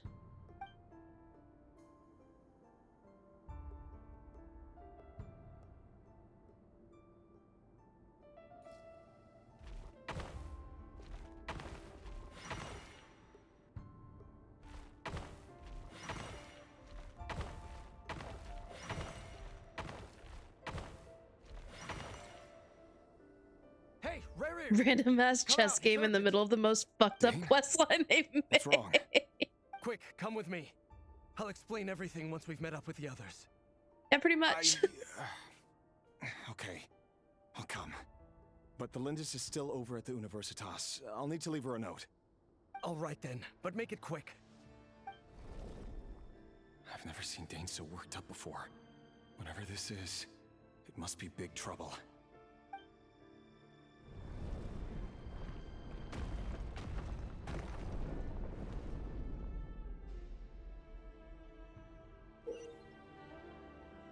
So movement squares to move the shit.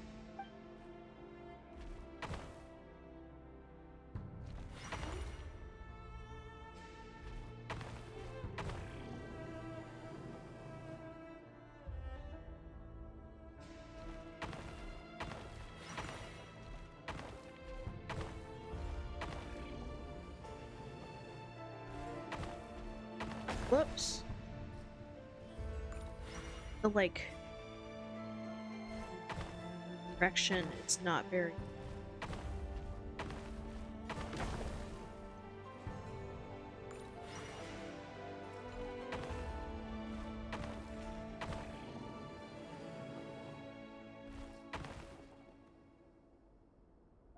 up.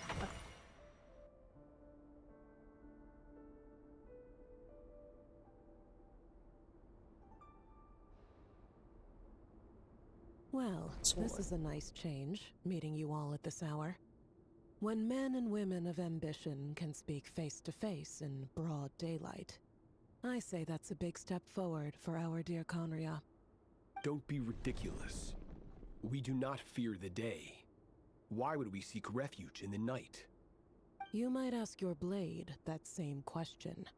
I'm told it prefers the cover of darkness.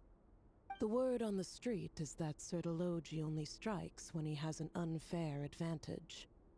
But that is patently false. I see you're missing an arm and a leg. Surely only a fair fight could explain that. If this is your way of offering me replacement limbs, believe me, I'll take them. Oh, we can certainly discuss that. With bioalchemy, anything is possible. Assuming I have your full support in my research. Gotta be honest, I'm more interested in the whole kid killing thing right now. Robbed it here. What brings you here? Why, Dainsleif, of course. He invited me. Please, cast aside your apprehensions, Miss Rhindaughter. Whatever the rumors may say, I am but a humble servant of the king, and I can assure you he affords me no greater convenience than he does you. Well, the Universitas Magistrorum won't stop fawning over you. So at least some of the rumors must be true. You're clearly doing well for yourself, so drop the humble servant act. It endears you to no one. You're president of the Universitas Magistrorum, the chief royal mage known as the Wise by royal appointment, and by far the most favored among the 4 pillars of Conria. Vice President Veit doesn't even try to hide his envy when he sees you. Why did I think it My was Vice success President is the Veit? product of hard work and good luck. It's as simple as that. Were the king not such an extremist, I hardly think I would have received a senior post at my age. Of course, no job is without its gripes. Serving a king like ours can be a challenging task, as I'm sure you can imagine. And as for Efterveit, in missing out on the presidency, he's dodged a mountain of stress. Like everything else in life, it comes with pros and cons. You're all here. I apologize for the short notice, but it was an emergency.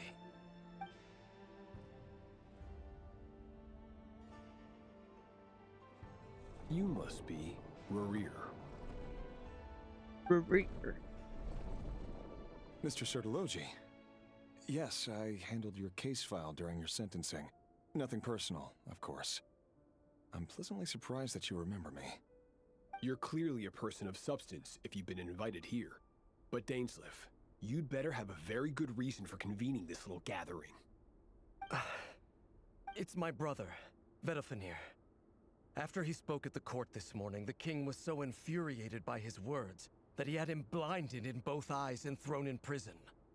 Vedofenir in prison? Strange. I thought the king trusted him and Horoptatyr more than anyone else in the world. Does this mean the king's circle of trust just got even smaller? It has nothing to do with trust. It's about what the king wants, which is as clear as day to anyone paying attention. I simply appease him, because it's in the best interests of the Universitas Magistrorum. And also because you're slimy. Vedofenir, perhaps less so. But still, a visionless visionary? It rather inclines me to think that qualifications are not what get you ahead in Conria. Do you honestly think this is an important discussion to be having right now? Dane, what are you planning to do? Rescue Vedofenir, I assume. Correct. It will mean storming the palace by force. Tonight. I need all of you on my side. That's far too dangerous. And don't forget, Dainsleif, you're captain of the Royal Guard. You swore an oath to the throne. Hmm? You've been planning this for a while, haven't you? I have no desire to commit treason. But whatever critique the king may have of Vedofenir, disfiguring your most loyal subject for putting the best interests of his court and nation first, this is not the conduct of a wise ruler. My blade will force the king to see the error of his ways. So, Vedofenir's prophecy enraged the king. I'm sure it wasn't what he wanted to hear, but if he won't take counsel even from the visionary, that is deeply troubling news. The extent of His Majesty's madness is now all too clear. The question is, how does a man like me get out of this situation unscathed? You have noble ambitions, Dane, but I'm afraid they don't do much for a guy like me. I'm not interested in saving the world. All I want is a letter of pardon. A letter of pardon? For whom? Thelindis? The chances of the Vinster King issuing a pardon for anyone connected to the Crimson Moon seem vanishingly slim.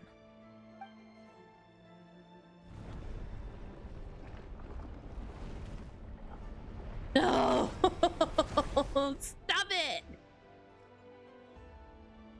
This black fog over the board must have some connection to Thelindis. But why is it taking this form? Everything was so riveting until a few minutes ago. This sucks. Not gonna lie, this blows.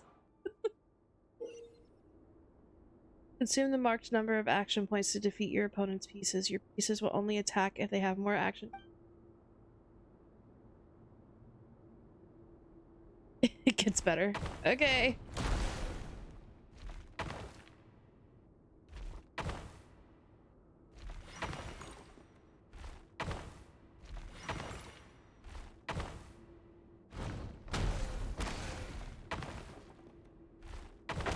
Whoops.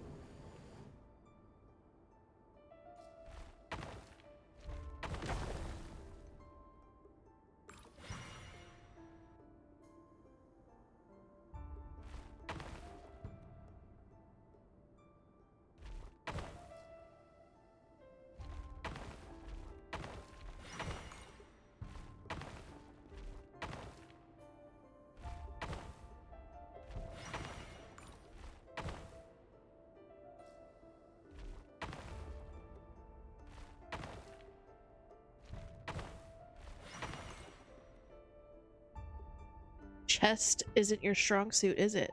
Spelling isn't your strong suit, is it, Hollow? Hey, yo! Also, I feel like this isn't chess. Oh, am I supposed to? I'm supposed to go to the dog. I'm silly.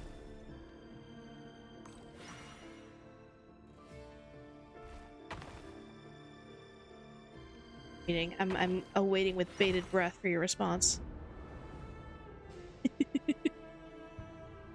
She got the joke. Over the course of this week, the research object was subjected to interference Easy for a total clap. of 60 hours for experimental purposes. The results are as follows. Research dating back to the Crimson Moon Dynasty has established 2 points regarding Moon Marrow. Firstly, its origins have something to do with a god's power. Secondly, it serves as a portal to an as-yet indeterminate location. Moon Marrow can thus be defined as a spatial gateway. However, there are a number of hurdles to overcome before we can answer the question of where it leads to. To start with, opening the gateway requires a specific power source, which the relevant literature indicates. An enormous amount of power is then required to keep the gate open. Currently, the total power output of our instruments remains in the single digits. To make matters worse, I am now the only staff member remaining in the Moon Marrow lab. Viewer count. The Universitas Magistrorum recently decided to move most of its personnel into abyssal energy research, which has stymied all Crimson Moon-related projects. This is not a wise move. I have always maintained that placing all our hopes in a single source of power is risky, especially one as poorly understood as this, as well as making ourselves overly reliant on a single resource. I mean, ouchie, my feelings. Other promising technologies. I apologize if this comes across as disrespectful. You'll be fine. But as a Moon Marrow researcher, I desperately want to see the world beyond the gateway. If we really made it there one day, what would we find?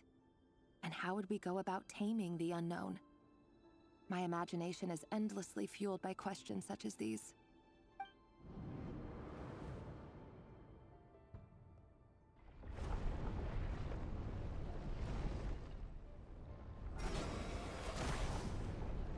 Cool. Best.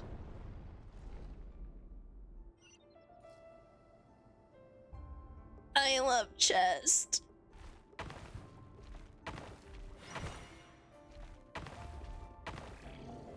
Oh, this might have been a mistake. Oh no, we're good.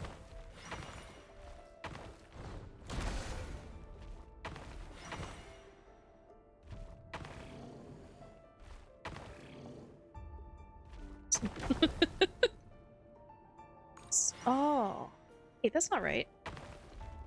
Yes, it is. No, Definitely should have saved there.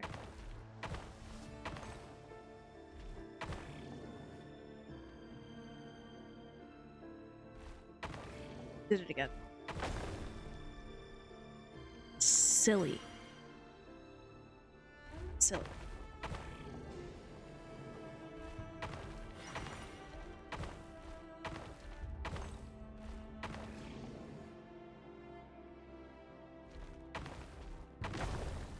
Not even doing the right thing. It's trying to tell me that I'm not even going the right way. Listening.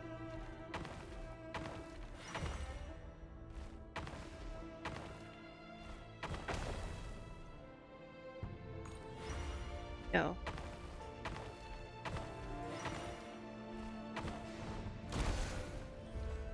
Oh.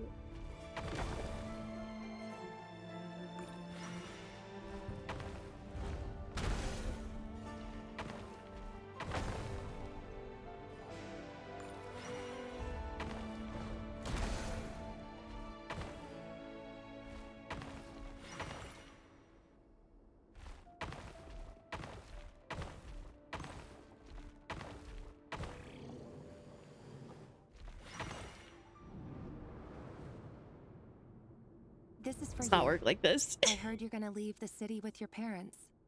The Lindis, did you hear about what happened? I've heard nothing. Rerir got back very late last Friday, and he was acting a little unusual, but he slept pretty well, so I'm guessing whatever he did was a good deed. You never saw him, and I don't know what he did. And this conversation never happened. You understand? What if he finds out that you pried into his secrets? Don't be silly. I don't know what secrets he does or doesn't have. All I know is he's just a normal guy who happens to run some errands for the king. Are you scared of him? I don't know. The Rerir I know doesn't match the person you all describe. Logically, I should be scared of him. And yet, I don't want to lose him. But enough about that. You should get going, and be careful with the package I gave you. Keep it secret. Keep it safe. What's in it? A piece of the moon. All you need to know is that as long as you keep it safe, then in the future, everyone will be able to see a red moon. Is that a good thing? Red moon? You mean our moon? That's right. Our moon. Promise me you'll look after it. I promise, the Lindis. The Crimson Moon bloodline will It's a never thing. die out. Its light, the color of blood, will become like a fire that flows in our veins, no matter how long it takes.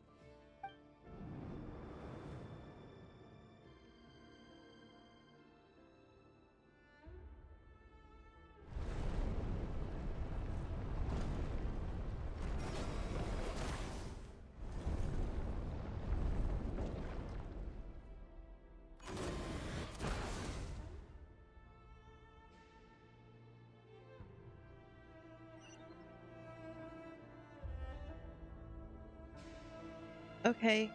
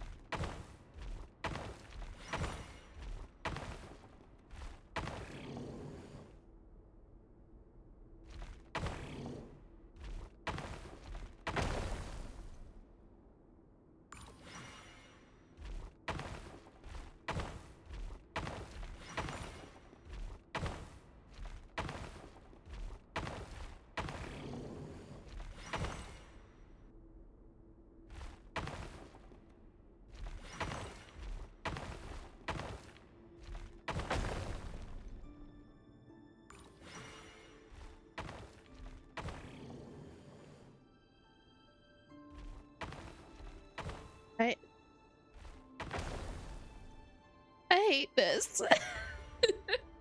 Let's just do this then.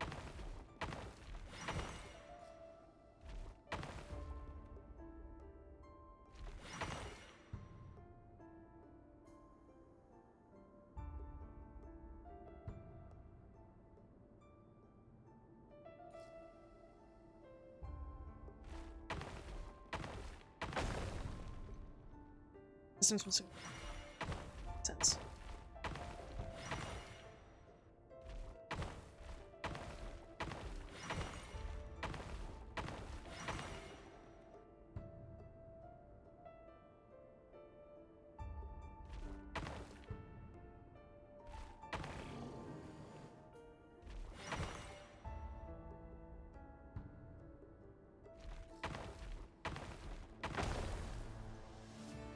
This is straight up the worst thing I've ever played. This is so bad. What the hell is this, chat? What is this?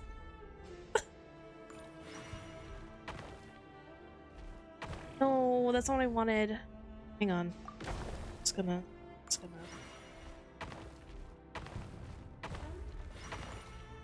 I gonna have to look up how to do it?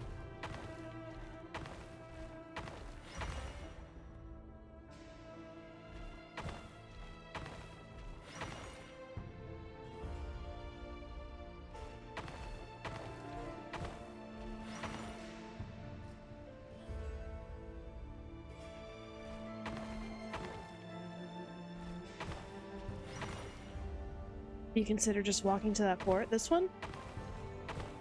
Or another one? Maybe I should look at the whole board.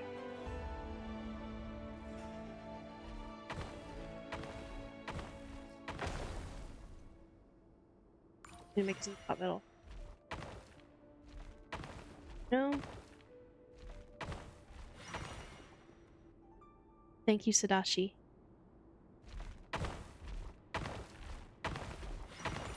Thank you. Hurry, Thank you for that. And stick to the plan. Fuck! Sir Gainsworth, what are you? Is this treason? You know what happens to those who betray the throne. Please, don't do this. It is the king himself who has betrayed the throne. He has betrayed all of Conria. If you have any love left for justice in your heart, you should join me. It's showtime. Dane and his group will handle the troops in the palace. Then Hraptatyr and Rhindaughter will disarm the security measures. My job is to enter the prison and rescue Vedifalnir.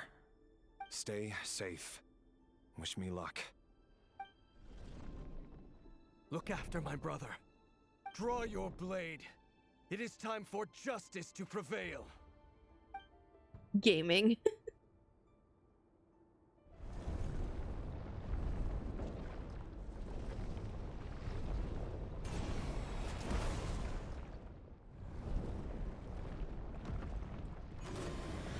Are we still doing this? Are we still doing this? Bro.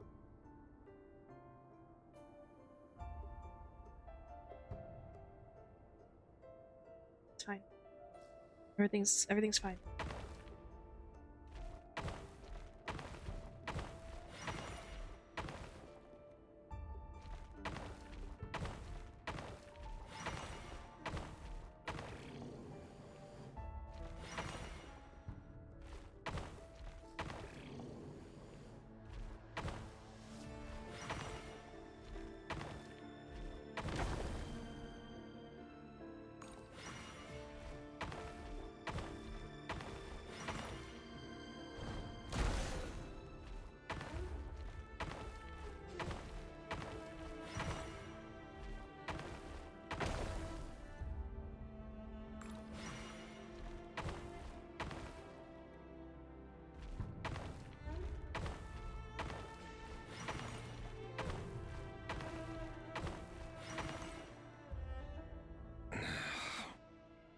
Yikes. This place is filthy. And the smell is abominable. Clearly, the king doesn't allow his prisoners a single shred of dignity. This is dire. Found you. Hello, Mr. Vedifalnir. Ah, it's you. Surprised? Oh, wait. I guess surprise isn't an emotion that prophets feel very often. I certainly felt some surprise in the moment when I was blinded. Surprise at the king's sheer ignorance.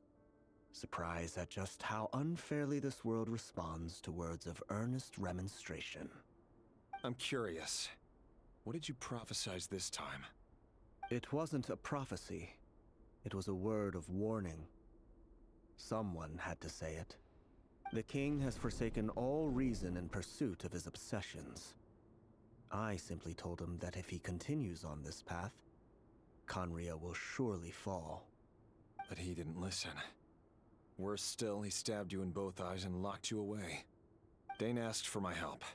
The court is in complete chaos now, but I'm sure you predicted that. Everything is transpiring as I foresaw, yet I am powerless to change it. Fate is an immutable force.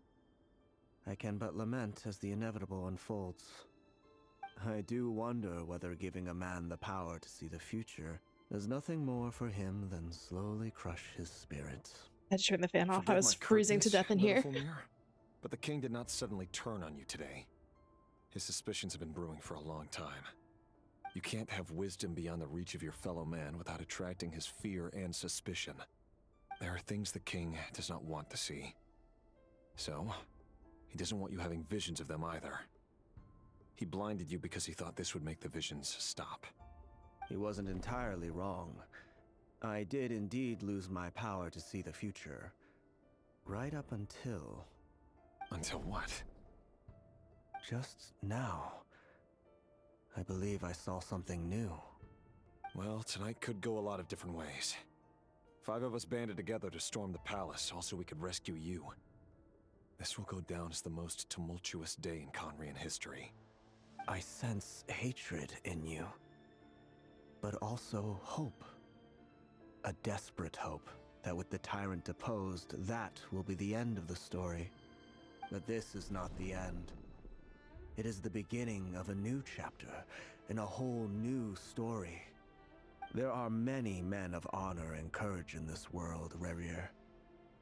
But you are not one of them. You're not here for justice, are you? You're here for yourself. Is that a dagger? Interesting. Why not the polearm? It was always your weapon of choice. With your abilities, I don't doubt that you were able to recover some of your sight. But I also doubt that you want to make an enemy of me right now. Of course not. We're on the same side, aren't we?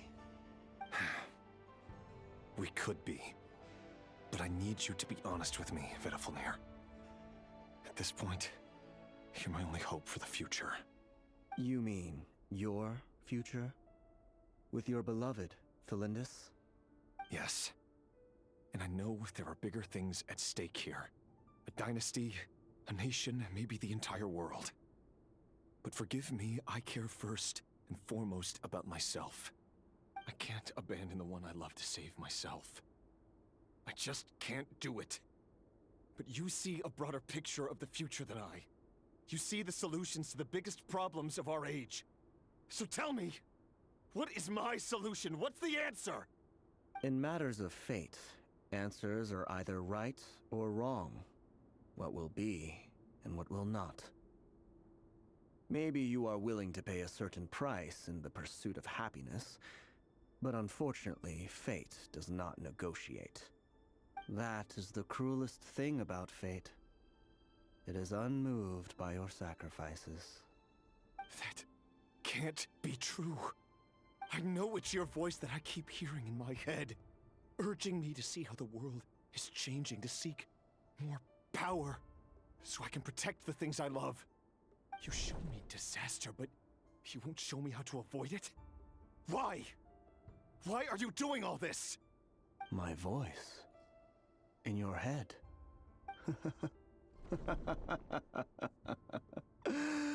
So, you hear it too?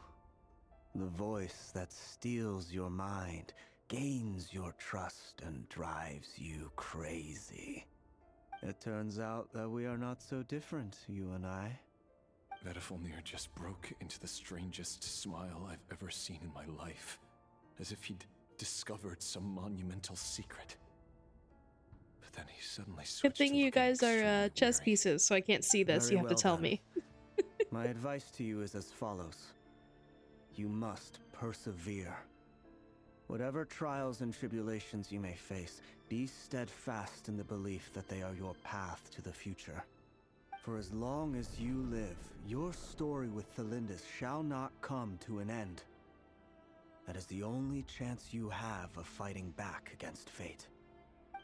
It is up to you whether you believe my words. Regardless, that is all I will say on the matter. I have no right to intervene any further. I will hold you to your word. Thank you for setting me free. In return, I will tell you one more thing that you cannot afford to ignore. Just then, a strange wave of energy rippled through the city. We had no idea what it could mean. If I were you, I would head to the Universitas Magistrorum. The Universitas? Oh no! I'm sure we'll be seeing each other again very soon, Rerir. Whatever Vedifilnir said, I didn't catch it. I didn't even help him out of the prison. There was no time to lose.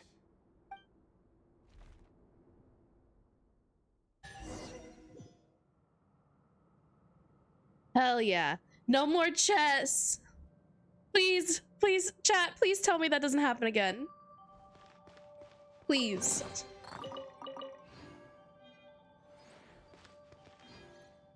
Like, ooh. Give me some dope. Surely. Surely. Please no. Hi, Harry Capybara. Welcome. Monsters? Is this Rhindaughter's doing? The Universitas Magistrorum. Out of my way!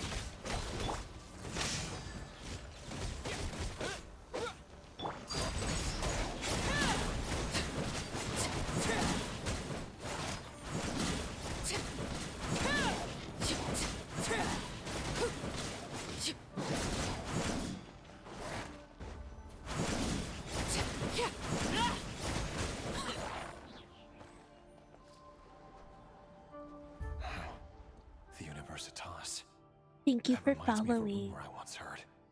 Allegedly, the king installed secret mechanisms in the palace and around the city. No one knows where they are or what kind of power they hold. But if they were ever going to activate, it would probably be on a night like tonight. Help! Help! Hold on! Not the most convincing cry for help I've ever heard. Help! Help! Save me! I can't! Ah! That sounded A little like better. an explosion. So the rumor is true? The king really went through with it. What other means does the king have at his disposal? They must run on power from the Abyss. And given it's a major center of Abyss research, anyone over at the Universitas will be in grave danger. I have to hurry!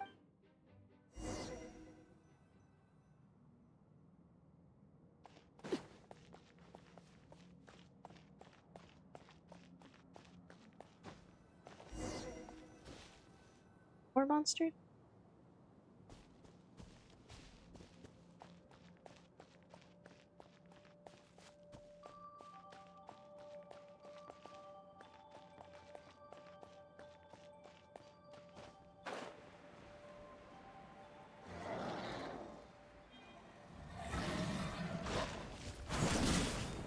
Lay to bear. This is where Teamwork is dreamwork! no more lies. It all adds up.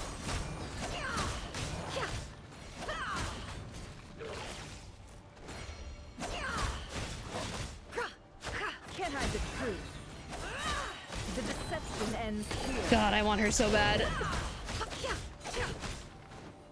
I wish I pulled her last time. Such a bummer.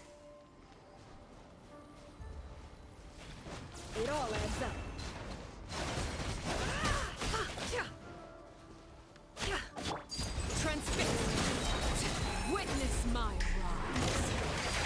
bear. Look, a rainbow!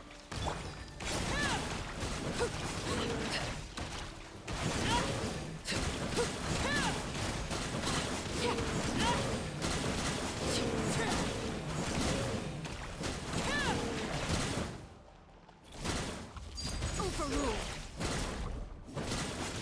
Everybody stand back!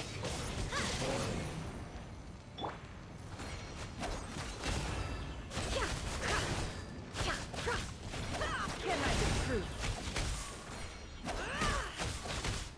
Everlasting as the moon. Laid bare.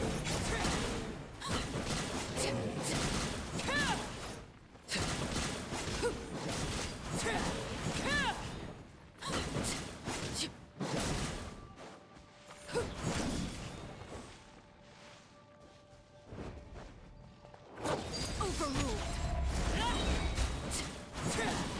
This is where you fall. Laid bare.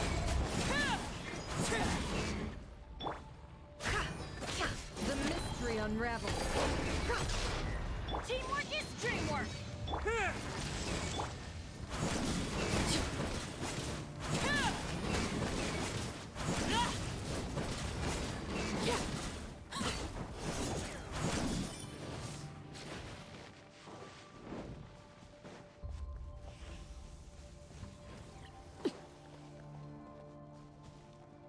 Transfixed.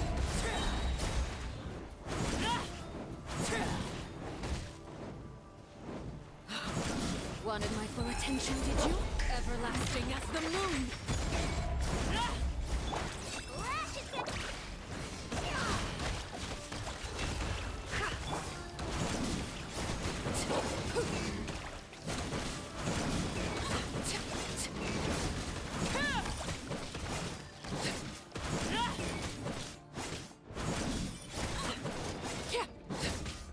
Overruled.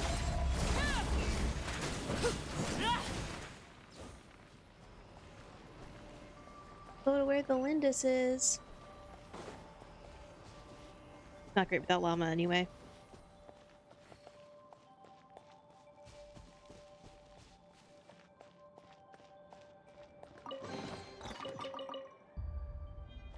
I want both of them. They're so hot. I want both of them.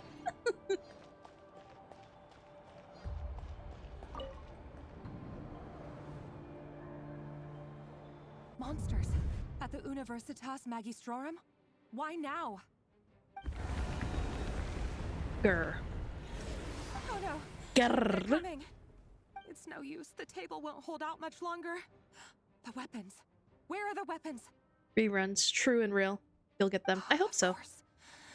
All the lab equipment was upgraded after the inspection My hope last week. is that but the new YouTubing will blow up weapons haven't been and it will be able allocated to yet. pay for me to become a whale in Genshin. That's my goal. I need help!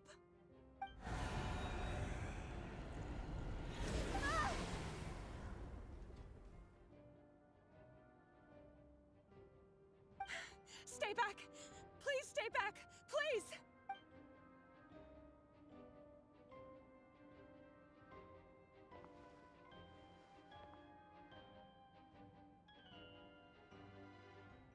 With my luck, I don't get wishes fast enough. Except, you know, I can't say that because I got Arlecchino really early. You never know. What's that? Rerir! So the rumors about your work are true. What? No! Listen, something happened at the palace tonight. We have to leave. Happy for you. Sorry, Hollow. Your time will come. How close are you to 50 now? I know why you're worried, and I will respect the decision you've made. But it's okay, because I found a solution. I know how to end all this. You can have it back. The normal life you so desire. But until then, I'm afraid our wedding will have to wait. Celindus? No, don't do it! Celindus! Celindus! Jeez. I told you, Rerir. someone better. No! No, I won't do it! I have to save her! By what means exactly? A lowly pawn. You lack the power and the strength of will. Do you know why? Tell me! Come to the palace. Join us. I feel like listening to the voices in your head is not the move in this situation. Rerir, thank goodness we... Step forward and take your share. You made it. Not you too.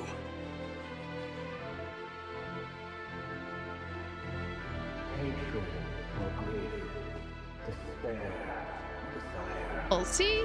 You're so close.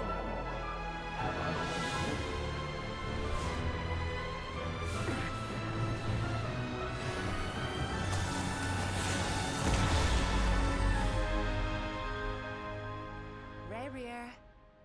Rerir. Lindis? Were you daydreaming?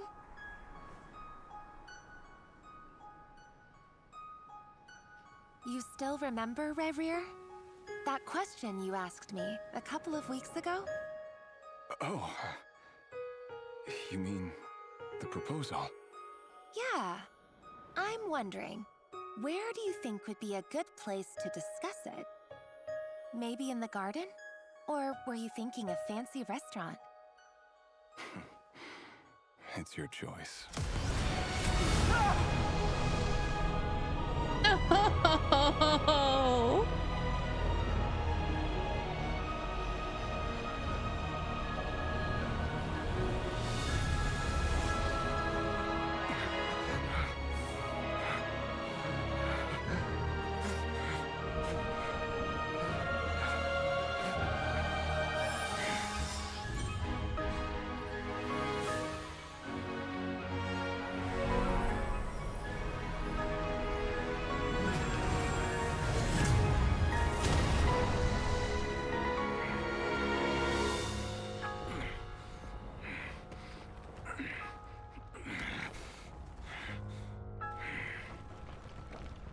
I will find you. So sad. And then you can give me your answer.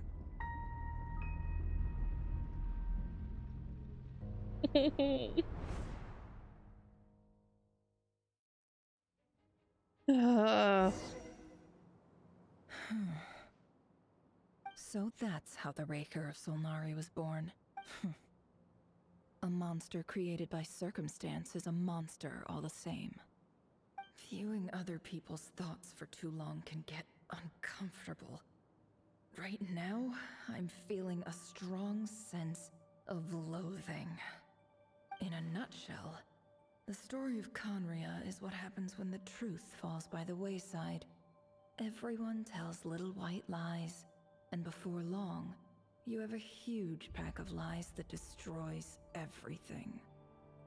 Yep. Time to get back. His past is filled with sorrow, but the tale of any fallen civilization is one of endless tragedy. Cruel as it may be, that was Conria's fate.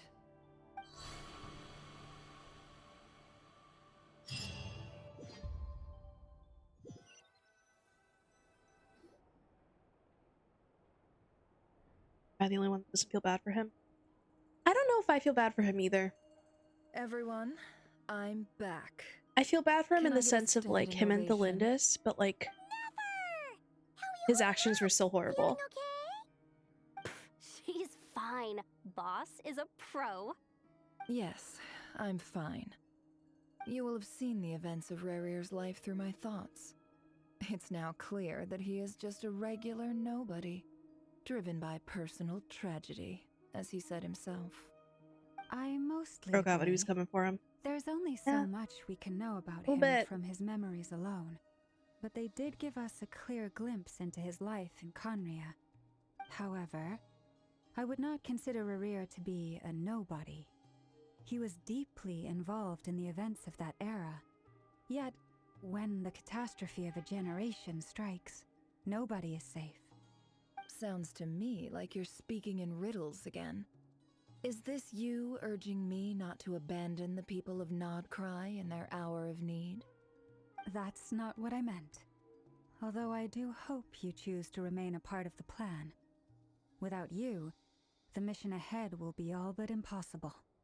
Then try to remember that I respond better to the carrot than the stick. And I don't appreciate being bossed around.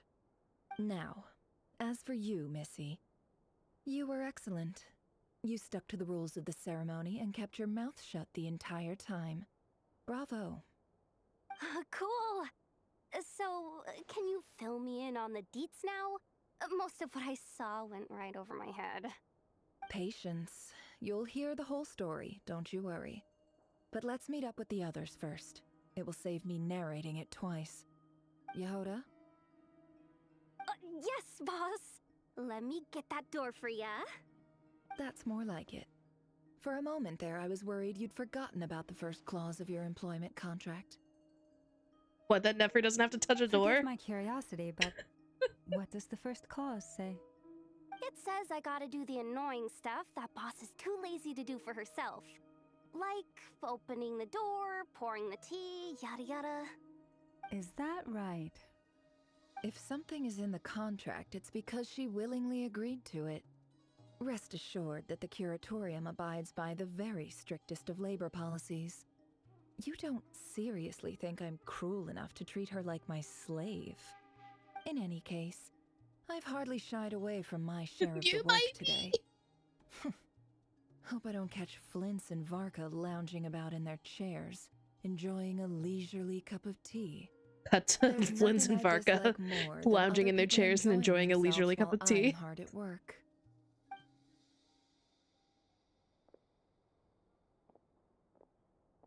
Oh no. Oh.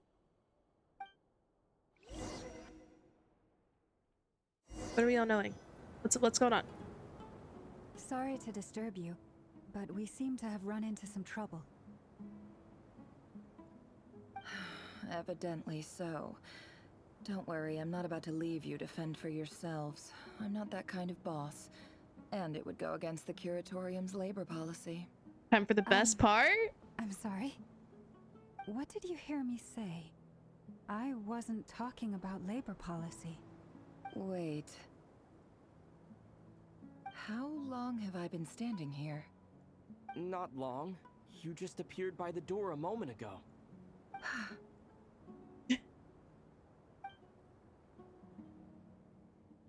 Boss, what's wrong? You look like you've seen a ghost. We've been tricked. We never left at all. Somehow I hallucinated that whole scene back inside the office. Hallucinated? But how? How indeed. This place should heed my will alone. All thoughts and actions that occur in here are just a result of pawns moving across the chessboard in a carefully calculated manner. And nobody has access to this chess set but me. So you control everything in here? More or less. But yes, it's a special technique of mine. Has anything like this ever happened before? Only once. It was the first time I used the chess set. Is there any similarity between what happened then and what's happening now? I'm glad y'all are so excited. It's gotta be pretty good. I suppose my thoughts are a little turbulent, which was also the case my first time. Is there anything I can do to help? The first clause of your contract clearly states that I only need your help with things that I'm too lazy to do myself. Meaning, you're not feeling lazy right now? Meaning, this is not something Yehoda can help with. The chess set is a personal treasure that I alone understand. I must be the one to find our way out of here. Boss, it's fine. Really. Something about that particular emoji falling on my head is kind of crazy. To you. Whatever would I do without you, Yehoda? What? Really? Yes, really. Where would I ever find another employee as obedient and servile as you? God forbid anything ever happens to you. Oh, okay. Well, Easy. anyway, I was thinking of fetching some water. There's gotta be a source around here somewhere. I suggest everyone finds someplace comfortable to take a rest. We gotta conserve our energy. Even though all this chess malarkey doesn't exist in a physical sense, mentally speaking, it's all real. And so is our tiredness and fatigue. You don't want to dismiss mental fatigue.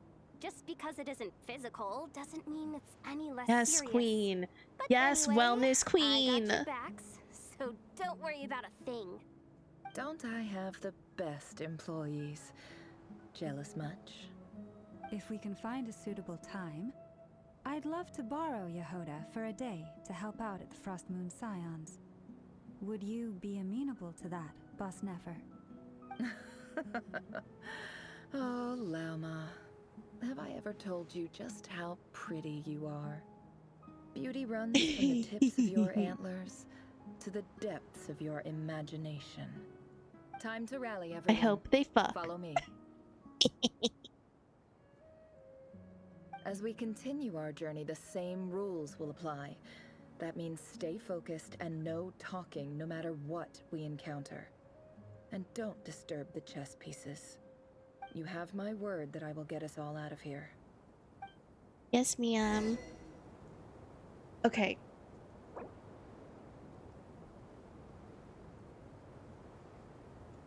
I do not want to leave the special store. I'm gonna go to the bathroom real quick and make some snacky snacks. Oh my god, I'm so upset. All right. Yeah, I'm gonna take a little break and then we will reconvene in a few minutes. Be right back.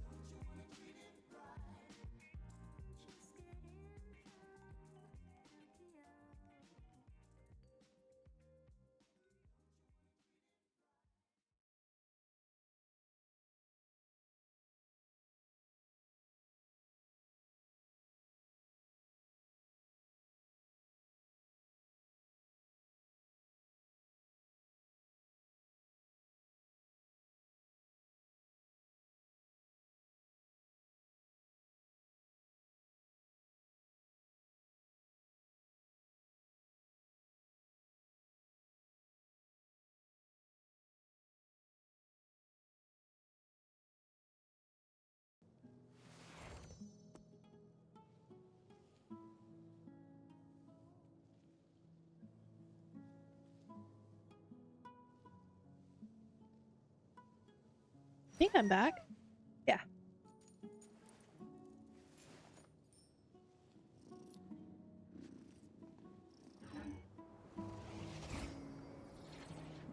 Alright, excuse the sounds of my snacking. Up on the... Your girl is hungry.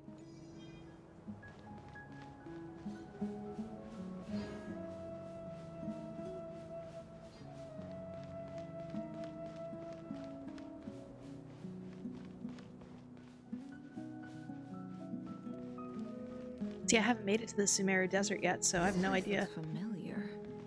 That's not a good sign. There's someone up ahead. I wasn't expecting visitors at this hour. Wait, is that? Oh, it's him. There you are! Sinue's been looking for you all day. I think he has some news for you. Oh yeah? What were you doing just now, Uncle Retinue? Hiding away some more loose change? I know I saw some Mora. What do you mean loose change? Oh, come on, I'm too old for this. Just pretend you saw nothing.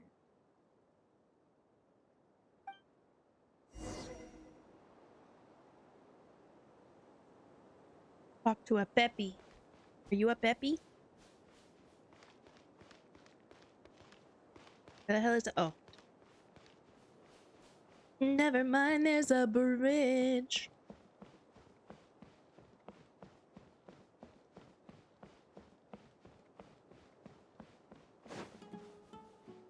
Hey, kid. Hey, Mind telling kid. me what Sinuhe's been up to recently? I'm trying to get in his good books and I need a way in. Get in his good books? Why? What do you want with my dad, Uncle Apepi? I've written a new song. I was hoping to showcase it at the next festival, but I'll need his approval. A new song, huh? I'd love to stay and listen, but unfortunately, Uncle Retinue says my dad's looking for me. Well, there's plenty of time and I'm not going anywhere. See that pile of stones? I'll be sitting there warming up my vocal cords. Come find me when you're done. Pile of stones. Got it.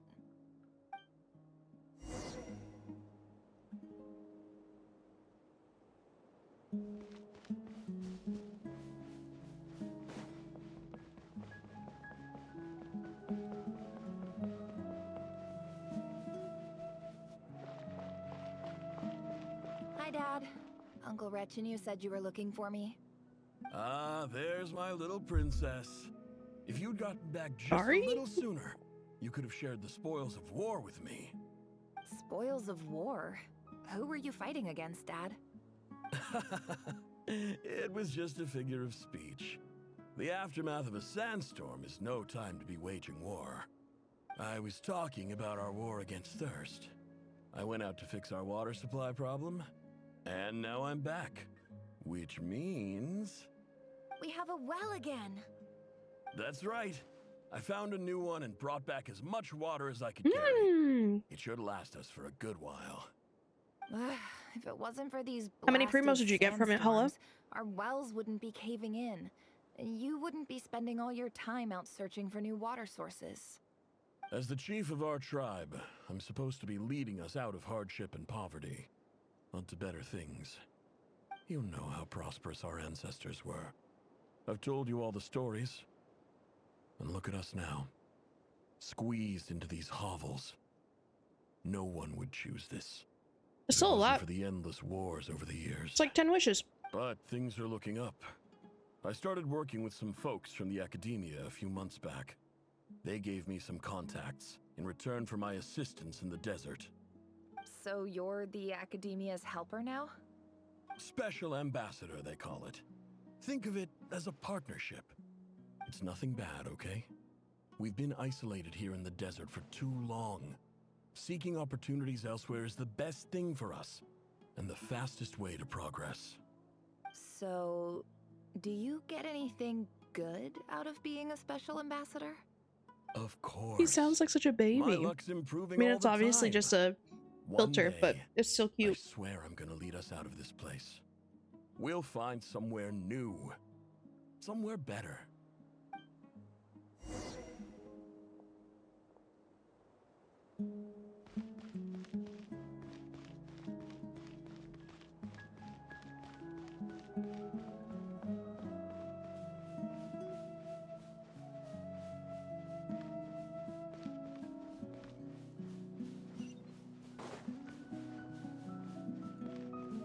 kind of wish they showed baby Nefer too. It would be adorable.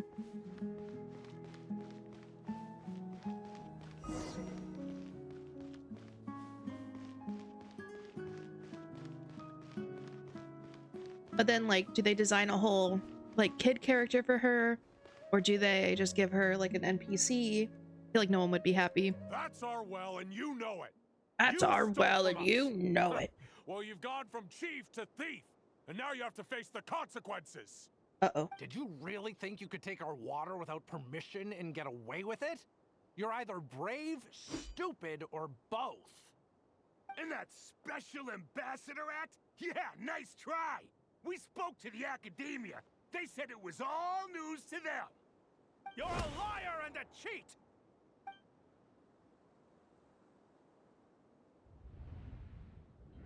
Do they show Teen Nefer? I heard Yehoda gasp, but I don't blame her. Most people are terrified by the sight of blood. Corpses strewn across the ground.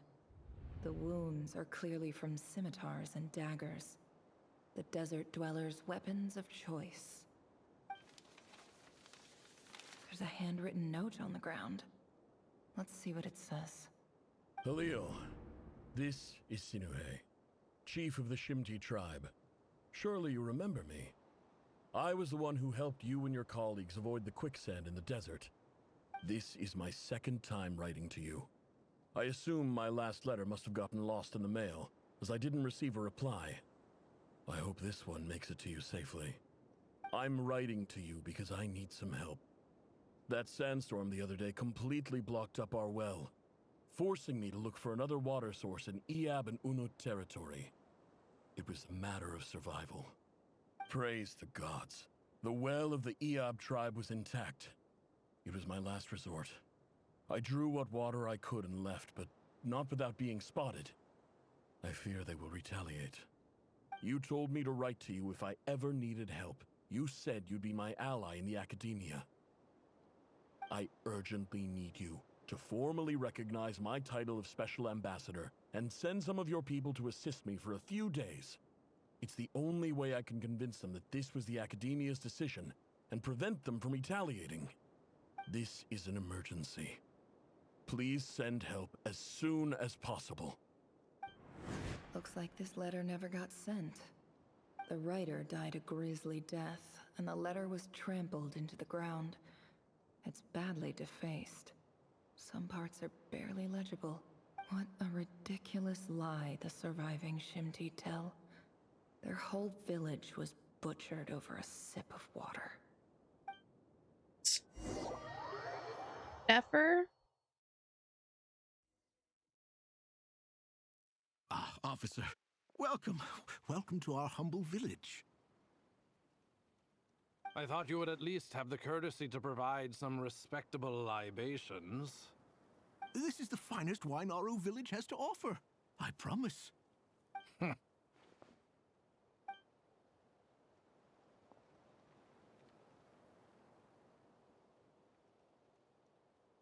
The Academia has agreed to reserve a single space for a candidate from your village.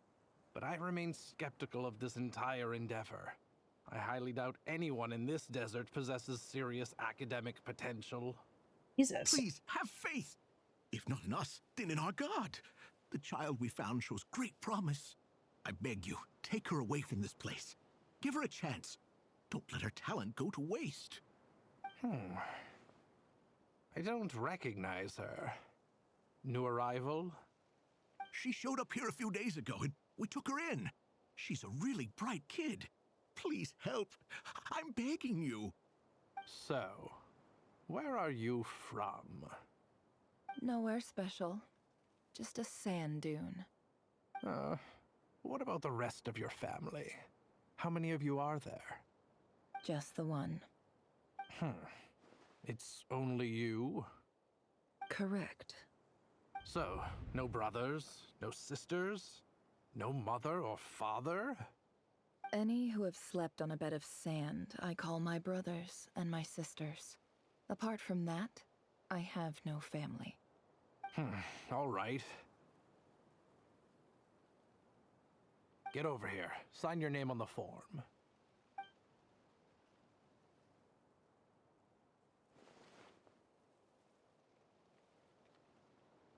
Never? You're rather fair-skinned for a desert dweller.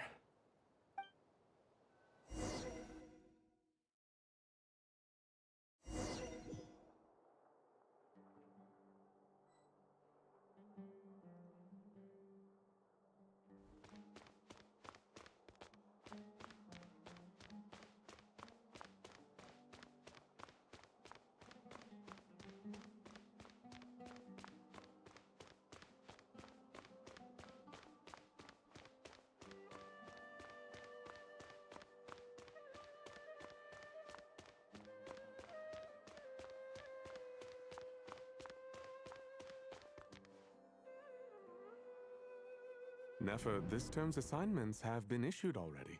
Please read through the materials thoroughly, conduct your own additional research, and then write an essay on the topic. Yes, Professor, I'm aware. I just had a couple more questions I wanted to get your perspective on. Oh? Please ask away. Well, I saw the other students' problem sheets, and I couldn't help but notice that my assignment is much easier than theirs. Do you really think I'm a weak student? A weak student? Goodness, no. Quite the opposite. You have a sharp mind. Almost too sharp. I think what you're saying is, a weak student wouldn't have noticed the discrepancy. And if they did, they certainly wouldn't complain about the lighter workload. You see, sharp as they come. You see things the way they are, and I'm sure you know why they're like that. Because of where I come from. Because I'm different. I'm sorry, Nefer. I don't like it any more than you do. It's just... Anyway, you said you had a couple of questions. What's the other one? I wanted to check. If someone sent me a letter to the academia, where do I go to collect it? Ah, your family wrote to you. Well, as long as they put your name on the envelope, someone should hand it right to you. Not exactly. It's not even a recent letter. I was just curious where the mail would end up if no one collects it. The House of Dana, I expect. I know there's a box for unclaimed mail somewhere in there, probably sitting on a shelf. Whatever you're looking for, that'd be the place to start. Okay, got it. Thank you, Professor. Oh, don't mention it. Honestly, I feel like I failed you. I'm supposed to be your teacher, but I haven't taught you anything. Hey, don't say that. You're a great teacher, and you do your best for all your students. But the rules are the rules. You're not allowed to teach students like me. It's not just the academia either. The whole world bends over backwards for the successful, and leaves the losers to suffer and die. He's My dear child, real, though. Don't tell me you've given up on life already. I haven't. I just think that if you want to make it in this world, you have to find a way to become successful. She pulled herself up by her bootstraps.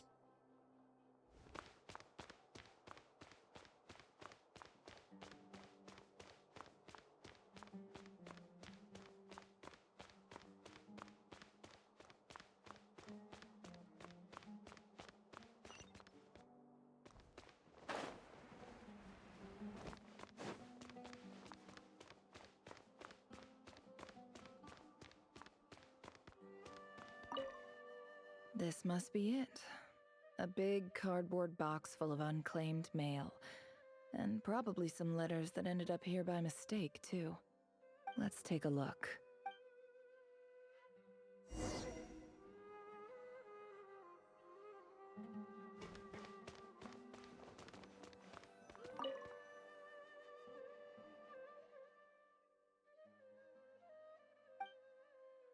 A dilapidation survey from Port Ormos. Looks like it's from a Core of 30 representative. What a strange thought. A bunch of mercs losing sleep over rundown buildings. This one was never even opened. I guess the recipient didn't care what the Core of 30 had to say about anything. Who was it addressed to? I don't recognize the name, but it must have been a Ksharawar professor. Ksharawar. This one is addressed to the Immorta Sage. The title is Changes Observed in Satyavada Life Symptoms. Why do all these letters read like full-blown dissertations? Guided by the incense, we became lost somewhere in the forest. All the barriers between levels of consciousness disappeared as our minds soared around in circles, looking for a branch to seek refuge on. In clinical terms, these symptoms fit the description of incense poisoning. The Immorta Darshan strictly prohibits the use of hallucinogenic substances, but I believe there are still people getting away with it. For example, my neighbor who always breaks out into song and dance after using incense. This seems like something the academia would want to know about. Why wasn't it collected? Wait, what's this written on the back? It's so small. The note says, "The sender authored this letter while under the influence of mushrooms. I would send it back, but no return address was provided. Stamped by the Grand Conservator of the House of Dana." This next one is addressed to Grand Sage Azar. A few words of protest regarding recent changes in Sumeru's educational policy. In recent years, the academia has taken on a small number of students from the desert region, as per the policy to this effect. However, it appears to me that these students have not, in fact, been provided with educational opportunities that are, in any meaningful sense, equal to those enjoyed by their peers. As well as receiving dumbed-down assignments and perfunctory tutoring, they do not even have full access to the Akasha Well, she keeps system. yapping. Just a reminder. Oh my goodness. Excuse me. Education We're just is 2 the followers away fundamental from hitting my purpose goal of of this 20, institution, so if you haven't which followed should yet, go please without feel saying in a free. nation whose I would really founding appreciate it. virtues are knowledge and wisdom. I ask you, is the lip service we pay to the policy of education for desert students truly the standard of pedagogy to which the academia aspire? As Grand Sage, policy decisions are your prerogative, but do not come back on forget your your ult. roots. You and I were once students too, as was everyone else in this institution. I do hope you will give some serious attention to this matter. I encourage you to discuss issues like this with myself and others, and listen to some L. alternative That's an L for me, opinions. Hollow, but that's okay. Great letter. Shame it didn't get to where it needed to go. And the sender is... No one has alts. That's crazy. Huh? Sage Cyrus of Spontamod. I didn't realize anyone else even knew how bad students like me have it in this place. So this is where letters from the Sage of Spontamod end up? Nice one, Grand Sage. Really enlightened leadership. Whatever. This isn't what I came here for. Moving on.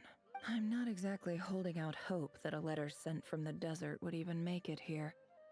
But if it did, where else would it end up if not in this? I can't believe how much discarded mail there is. Must have been years since someone last went through it all. And this is just one box. The whole House of Dana is boxes on shelves. I don't believe for 1 second that any human being has sat down and read through all the documents in this place. Who has that much free time on their hands? Wait, could this be it?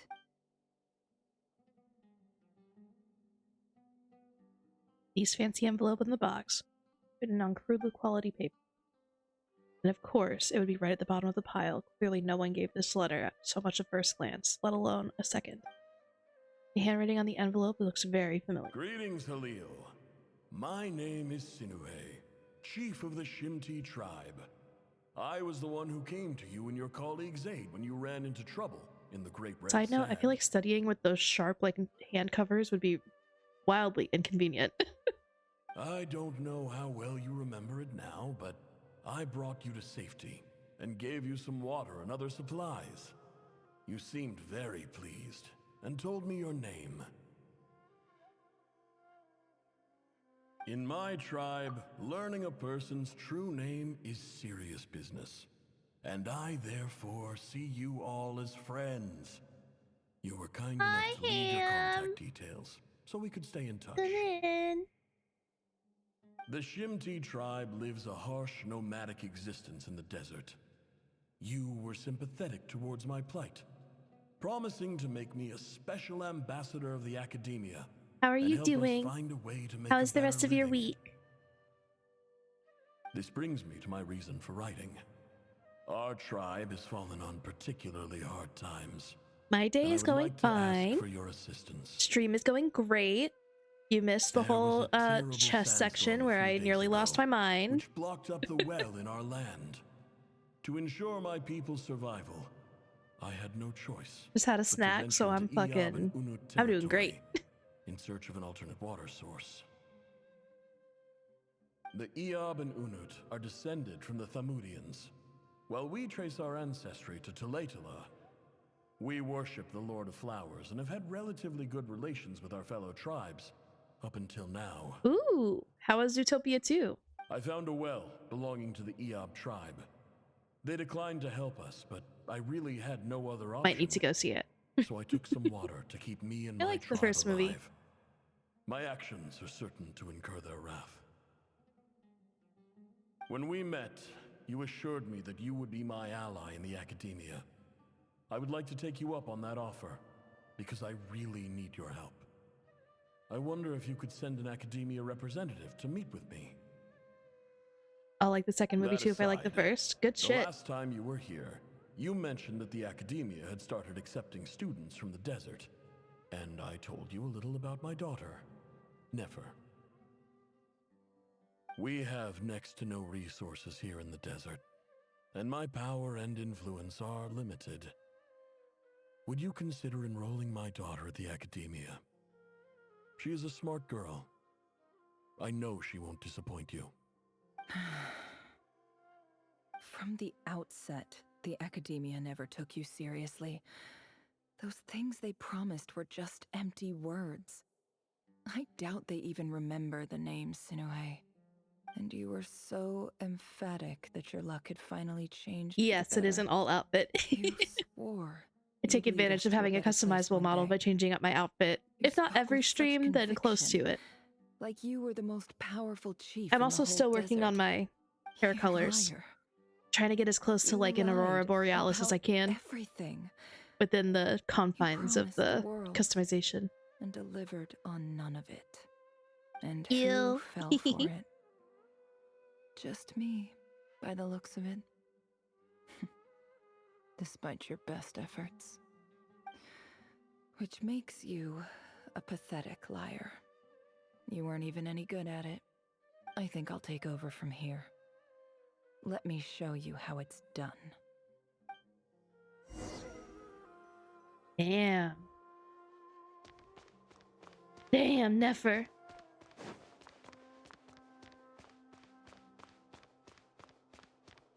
I kind of feel like we have a lot in common. Not going to lie.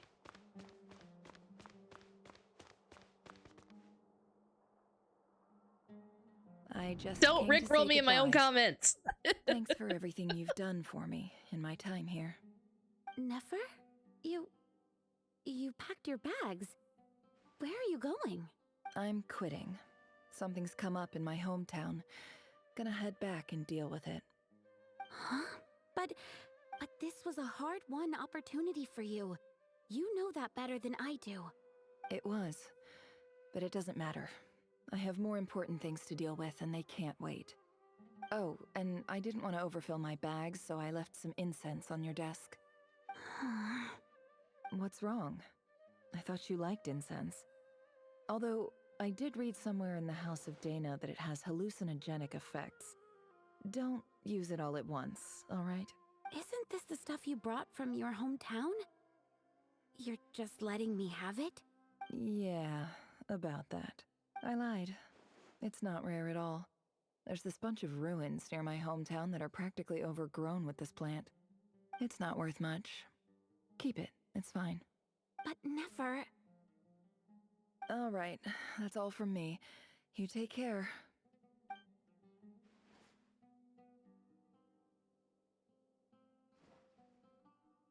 Like, what Don't the forget hell? me, okay? I mean, we're more than just classmates, right? We're friends.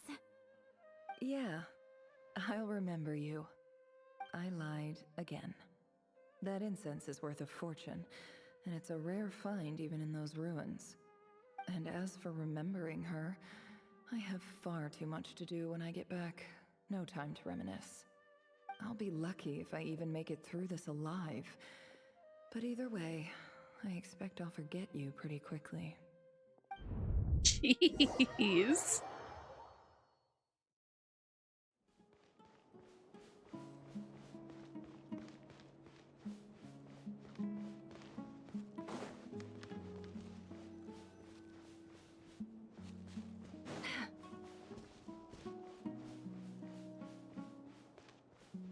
My understanding is people do not like exploring the desert. Is that...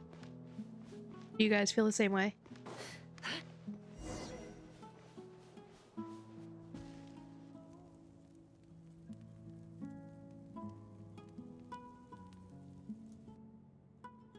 It was miserable? Oh no.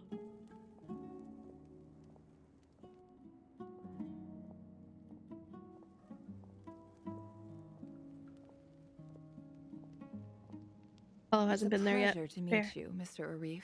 I haven't made it yet either. So, what does the Academia want? Since they've sent their special ambassador, I assume there's a big business deal to be made. If not, I'd be very disappointed. Please, sir, lower your blade. You're lucky I'm the one they sent.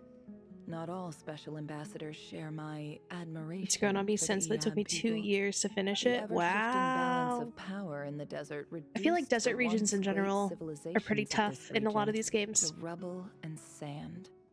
But the story of the Eab has a very different trajectory. Others grew weak, but you grew strong, beginning in obscurity and moving to prosperity. You're the only ones who defied the trend. Are you more of like a snow and ice level kind of guy, Sadashi? This well is the perfect symbol of your strength, is it not? It used to belong to the Unut, but it looks like you have control over it now. You're not wrong. But I'm sure you didn't come all this way just to flatter us.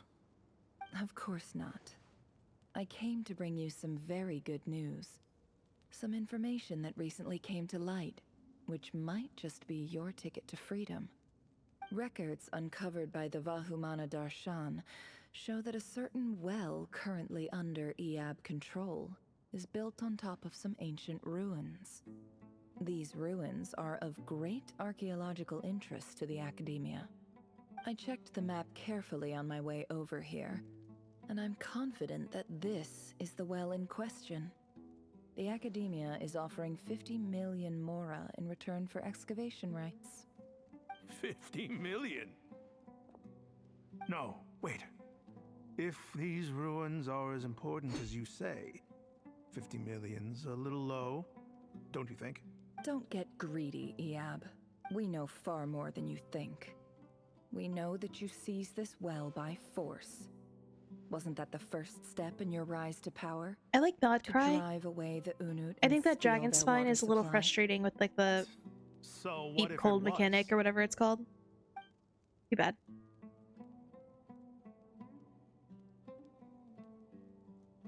Don't worry. As unscrupulous And I as like it the warm was, Sealies, they're cute. it's something we're willing to overlook.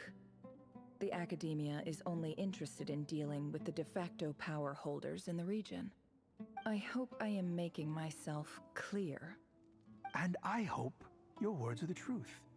If Fear I find cult, out that's the what it's called. Academia is trying to play me, I'll hunt down every one of your people and make you watch as I cut their heads off one by one. Nice guy. I assure you, Chief, that would not be in your long-term interests. You don't want to make an enemy of the Academia. You see how I'm dressed, don't you? I appreciate that you've never been to the rainforest, but surely even you recognize an ambassador's attire when you see it. And what does a barbarian like you have to lose anyway? You really think the Sumeru Academia would bother to come all this way just to lie to you? We have more important things to worry about. All right, I take your point. The Academia is the highest authority in the land. I'm sure you're trustworthy people. In that case, we have a deal. We will sell you the excavation rights. I'd like to thank you, Ambassador. This is good news indeed. Excellent news. In fact, it calls for a celebration. Would you do us the honor of staying a while and enjoying some Hiiiii hospitality? Gladly. I am partial to wine myself, and I trust you are as well. So let's indulge in a few drinks together, in celebration of this momentous occasion. Elated, the Yab drink the night away. Prospect of their new wealth almost as intoxicating as the wine. When the new day dawns, it brings some shocking news. Chief! Chief, it's an emergency! It's the Unut. They've taken the well. What? Well, don't just stand there. Take it back. Yes, Chief. I have every confidence in the Hiiii's military superiority, and yet... Well, what is it? The Unut's response was alarmingly fast. The day after we reach a deal, they seize the well. This can't be a coincidence. Perhaps there is a traitor in your midst. I don't think so. I am obliged to remind you, Chief, that the Academia will only deal with the de facto power holders. If you cannot regain control over the well, I'm afraid you won't see a single mora of that 50 million. No! Please, Ambassador, just give me some time. I swear the Unut will not get away with this.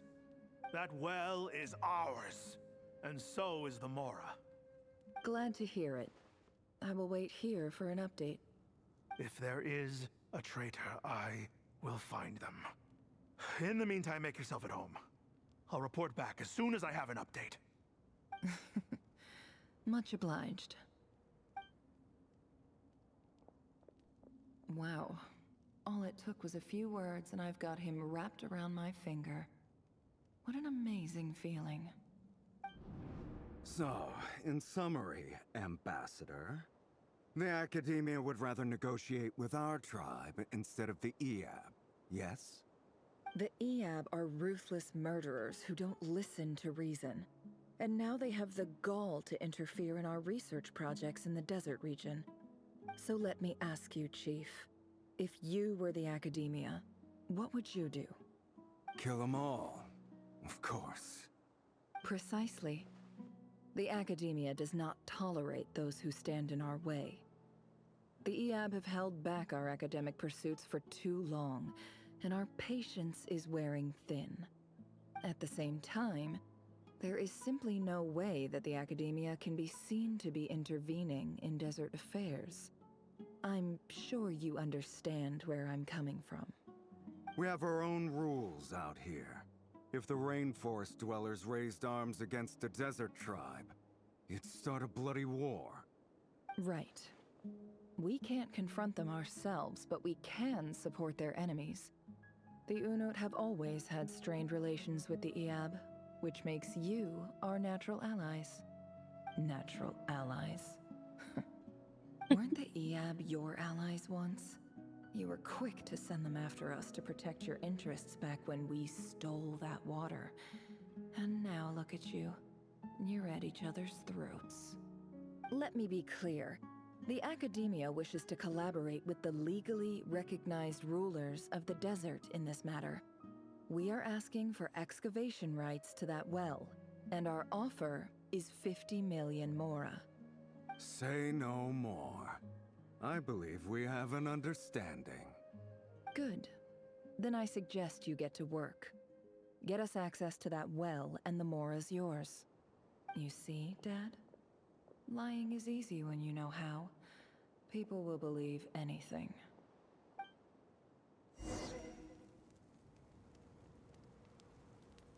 So our girl learned how to manipulate. Actually enter.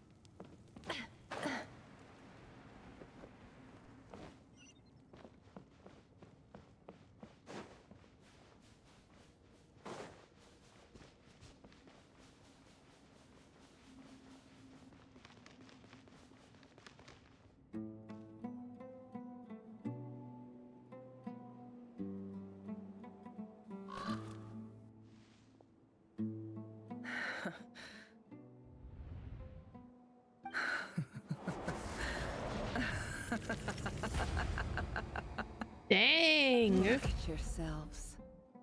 You may be vile, savage monsters, but your butchered bodies bleed like any others. You're no different. You're nothing special at all. The monsters who destroyed my home, they're just ordinary, petty human beings. What a joke. I think we're even now. Yo, never Maybe scary. I've even done the desert a favor. It's a better place without all these people around. Oh, Sinuhe, my gullible fool of a father. Perhaps if you'd been as ruthless as I was today, our tribespeople would still be alive. In this dog-eat-dog world, a chief needs to be tough to survive. But you couldn't do what had to be done. So I did it for you. Nefer, it's okay. All of this is in the past now. I believe I remember you promising to remain silent. Yeah, but even so... Yehoda, is there anything you can do to ease the tension? You got this, Yehoda. It's your time to shine. All right, time for a sharp turn onto a completely different topic. So, anyway, that's enough of that. When are we getting out of this place? Feels like we've been walking forever.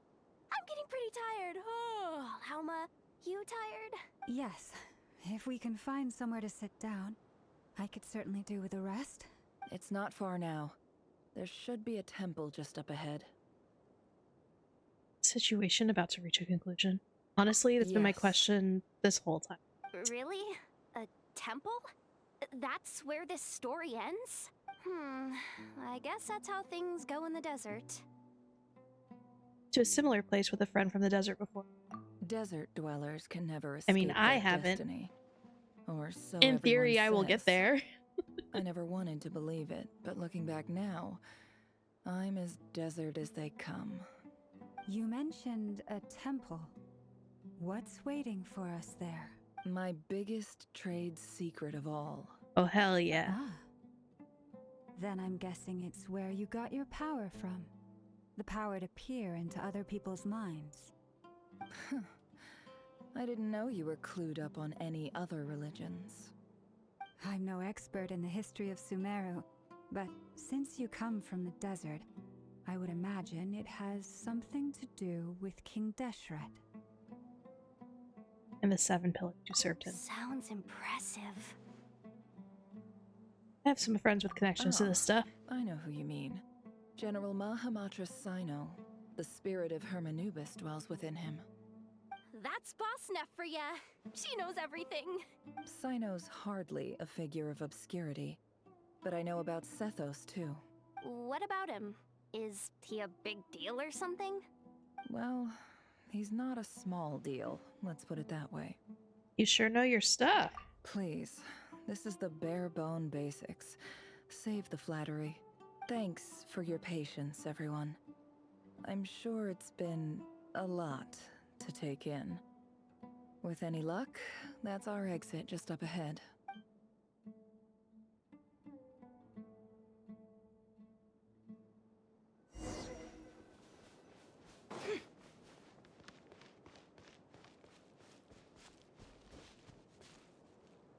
To be frank, the desert has one of the best world quest lines and one of the coolest NPCs.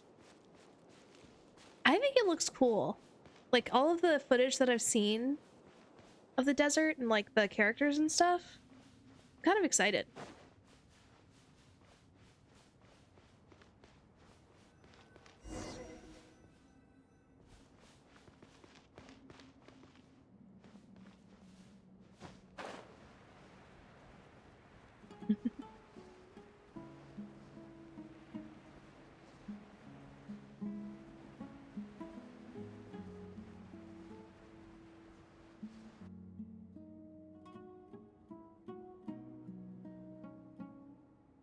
Uh-oh. Uh-oh. Uh-oh. I'm totally out of my depth here. I don't have anything to add about any of this stuff. Like, look at that statue, for instance. I want to do the whole name-dropping, this girl knows her stuff thing too, but I've never seen anything like it before. Well, that's Birdhead. Statue with the head of a bird. Like something out of King Deshret's mausoleum. That's Thoth, the Ibis King, one of the 7 pillars of King Deshret. The legends say that he, the Crocodile King, and the Goat King were the 3 retainers of King Deshret. Let's take a look. Let's take a look.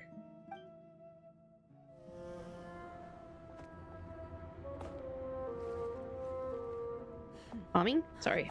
Mommy? Sorry. Mommy? Sorry.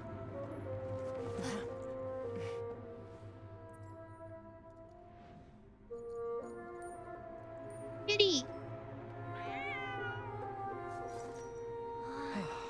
It's just Ashru.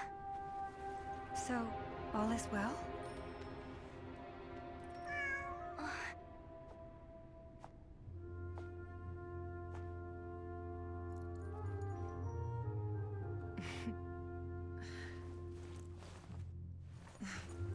Typically speaking, at this point, the world disintegrates. Then we find ourselves back in the outside world. Besides, these are my memories. There's nothing to fear. You're sure? Of course. It's almost over.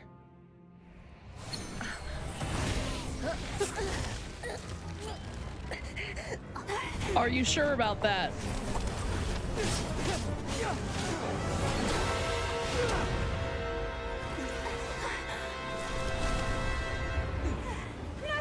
Hold on!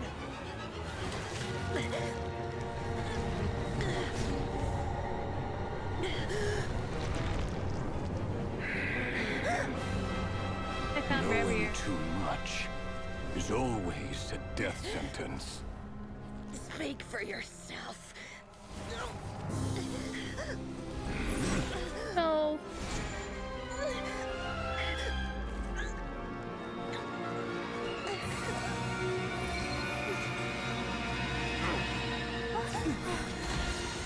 Oh, thank God for Dory.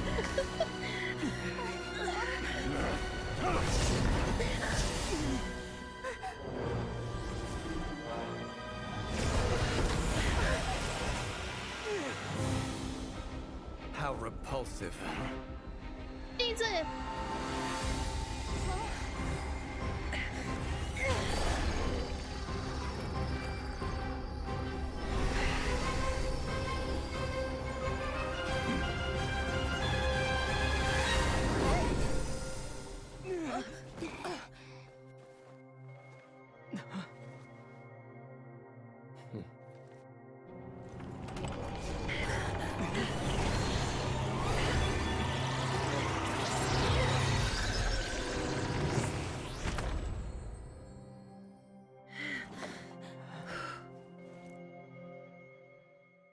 crazy.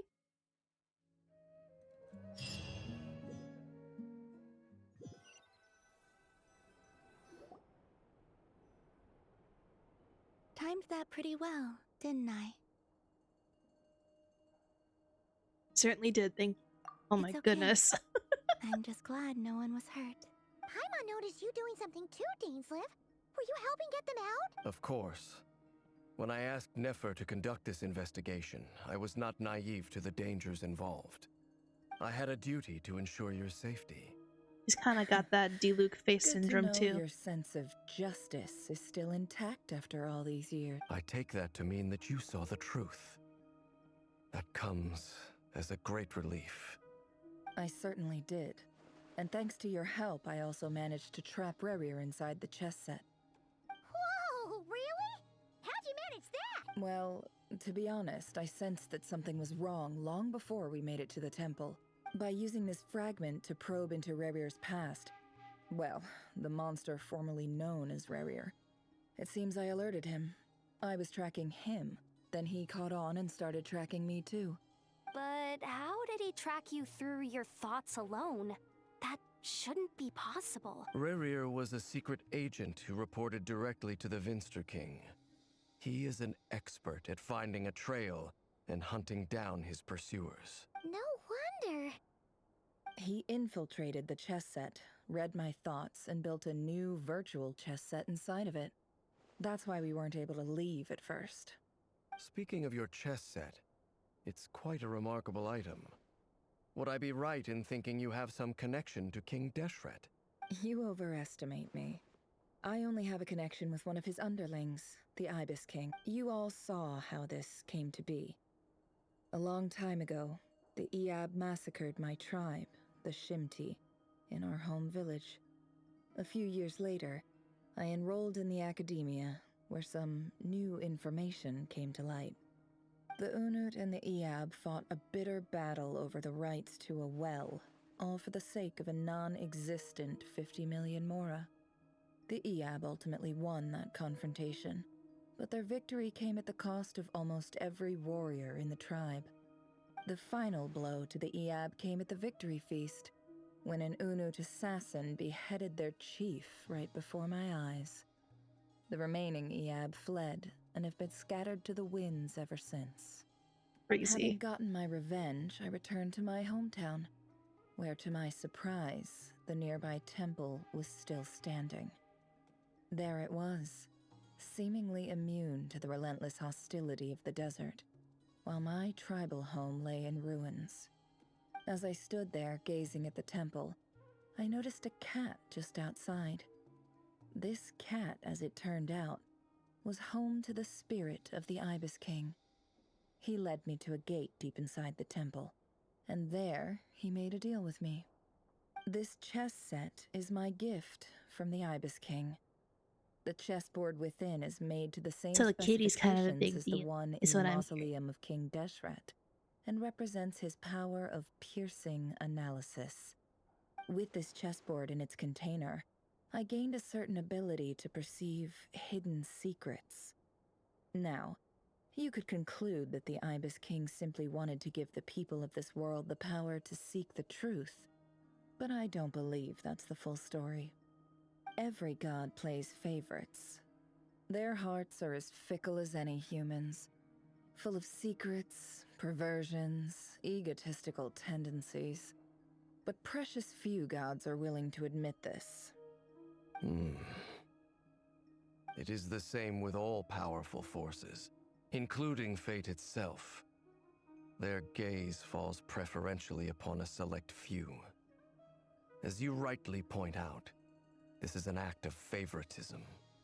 If you're alluding to the Abyss, then yes, I agree. Gather the others. It's time to share everything I've learned.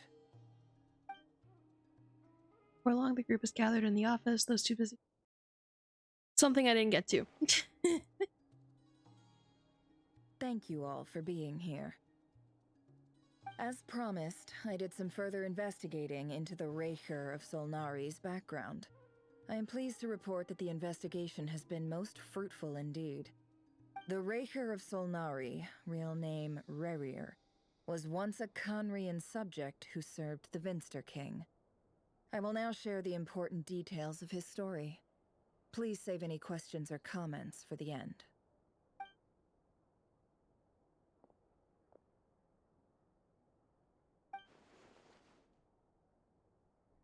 Mr. Yes, he gathered intelligence and assassinated descendants of Sin Moon died. Unwilling to take down his beloved Tholendis, was secretly heritage. A Draffonier's voice spoke to him of his fate like a reflection of the moon. It disturbed the waters to gain some temporary relief he was powerless to. In contrast, Redire's own life was like a reflection of the broken moon. Once the stormy winds of fate blew across the water's surface, it was utterly destroyed. Tholendis smuggled away a piece of the moon, before disappearing through the mysterious portal. It was passed down through the ages, finally ending up in the hands of the moon. But what lies on the other side of the portal? Is it really a whole other world? Tholendis never had a chance to share what she found there, neither did Rerir, who followed her in. So that's why he's so obsessed with the moon. A tragic tale, to be sure. But it does not excuse his many transgressions. That's right, No matter Barca. how much Rerir suffered in the past, the fact remains that he is what we know today as the Wild Hunt, wreaking havoc upon innocent lives in Nodcry. He becomes more dangerous with each passing day. If left unchecked, it is simply a matter of time before all of Teyvat suffers the consequences. This is a threat that the Knights of Favonius cannot ignore. A question for Miss Columbina. Forgive me if this is presumptuous, but have you ever seen the spatial gateway that appeared in Rerir's memory? Never. But I have heard stories of something called the Moon Gate, and this seems to fit the description. Miss Lauma, any thoughts on this? In the lore of the Frost Moon Scions, the moon is believed to hold many secrets. Some sources speak of ancient knowledge, others of a gateway to the unknown. The term Moon Gate is one I have heard before. But as is the case with all of our legends, there are no records of any first-hand witnesses. We cannot know whether it truly exists. Then back to Miss Columbina. As a moon goddess yourself, do you have some idea of where the Moon Gate leads to? Not at this stage, sorry. I do hold the power of the Frost Moon, and my strength is recovering well.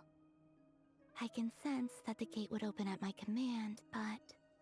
But there's more to the power of the Frost Moon than that? Yes. A moon goddess has the right to open the Moon Gate, since it is a path to the moon. But as never mentioned, holding open a spatial gateway takes a huge amount of power. And right now, I need to conserve my energy to fight the Rerir of Solnari. I'm afraid this is one mystery we may have to leave unsolved for now. I agree. Better to save your strength. But if you'll humor me for a moment, I have a bold conjecture of my own regarding the world beyond the gateway. I highly suspect that neither Tholendis nor Rerir made it through unscathed.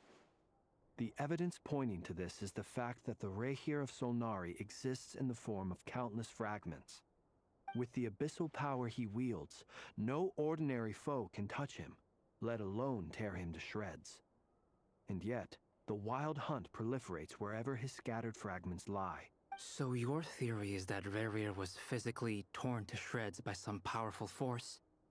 Hence, why the Wild Hunt is a distributed phenomenon, rather than a unified one? Makes sense to me. Explains why the Wild Hunt is so pervasive, and why he's been trying to piece himself back together. He was whole to begin with, and he wants to be whole again. Without the power of the Abyss on his side, he almost certainly would have perished the moment he was torn apart. But the Abyss, much like a curse, has kept him alive. I could not agree more. The power of the Abyss is most surely a curse. It is a compelling explanation, and one that accords with my present understanding of Abyss creatures.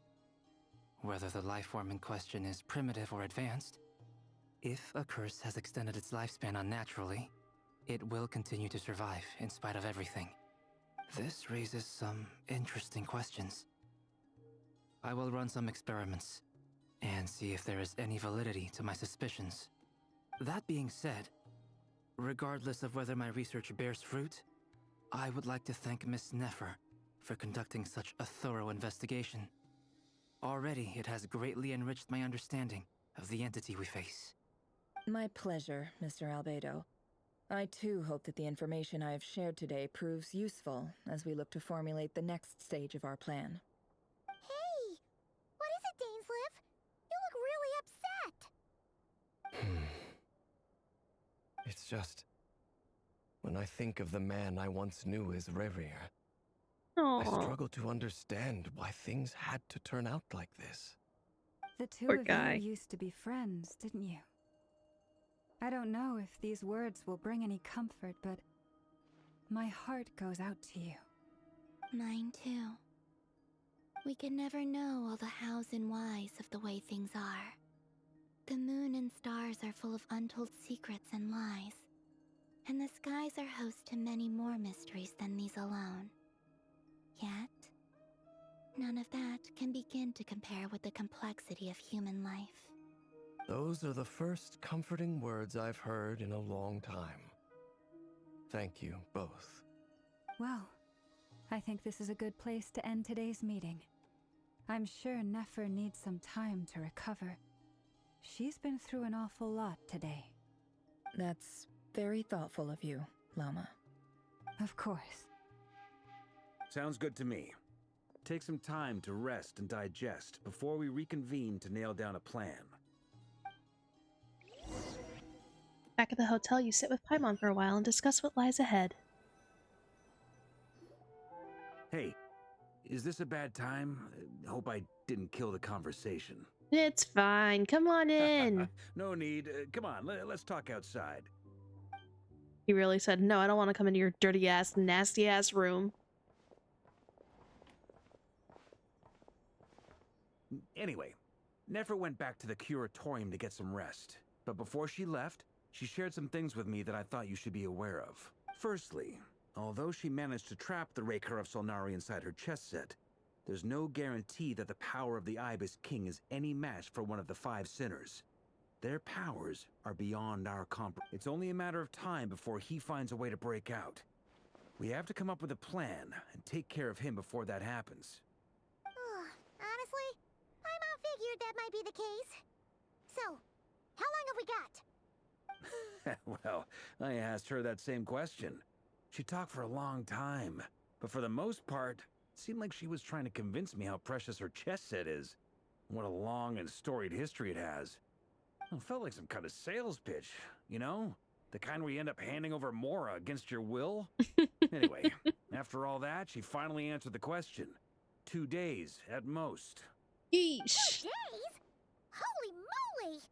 Can we even recruit enough help in that time? That remains to be seen. Which brings me to the second issue. Dainsleif is obviously conflicted about this whole thing. But given how little time we have, there's no way we can pull this off without his help. You have some history with him, right?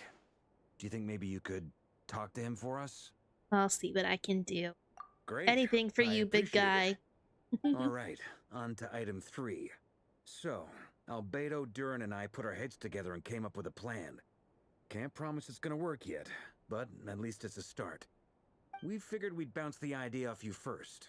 We'll explore it further once everyone's recovered. Oh, please ask away. Oh, Paimon's dying to hear this. All right, so here's what we're thinking. The hushed voice of Arca lays out the curtain.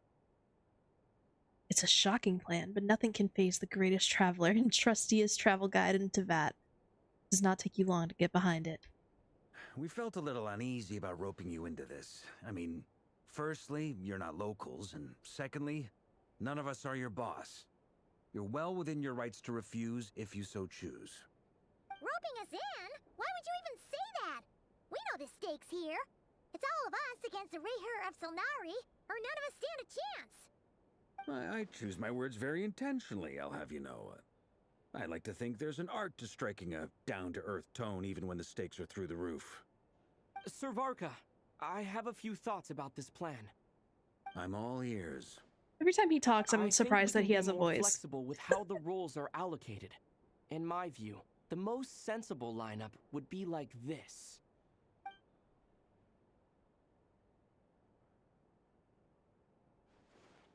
I see your point, yeah. But if that's how we're going to approach this, you'd better make sure you're ready. To be clear, I don't doubt your abilities. Far from it. I just want to make sure. Are you really willing to take all this on? I want to do everything within my He sounds like power. Tanjiro from Demon The Rerir Slayer. of Solnari is a truly fearsome opponent. And can if see I it. do my part, it'll greatly reduce the risk for everyone else Yeah, involved. that's probably why then. Well, that tracks with what I've heard. Jean's mentioned in her letters that you're so diligent it's almost abnormal. As in, most people weigh up the risks and rewards in situations like this. But you seem to just march towards danger without a moment's hesitation. Of course, everyone appreciates a fearless pioneer. But all that aside, I'm the Grand Master of the Knights of Favonius, and you're our honorary knight. I want to make sure your courage doesn't come at the expense of your safety. Thank you, Sir Varka. I should be the one thanking you. It means a lot to have you on board. I'll give some Waiting for the serious traveler thought to your learn sun suggestions. breathing in this game. It's coming, I'm sure. Barker gives his very knightly bow, says he'll see you at the hotel again later. He's arranged for everyone to meet and finalize the plan of action. In an effort to lighten the mood, he booked out the hotel for this meeting, so you can all chat over a drink. As the moon rises in the sky, you and Paimon leave your room, discussing whether Paimon has any other options than fruit juice. Everyone is clearly already there waiting for you. They're chatting and smiling. Clearly, the rest has done them good. As well as the existing crew, some unexpected help has arrived. More unexpected help? Still, you remain conscious of the fact that the future of Nodcry rests on what is decided tonight. So many lives are at stake. You may never meet most of them, but whether they know it or not, all of them are counting on you. Waiting for the traveler to learn. Oh, I already read that. Never mind. I don't know why I thought there was. Let's discuss the plan with everyone after I, get my primos.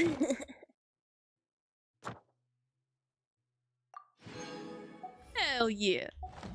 And I'll talk to Catherine.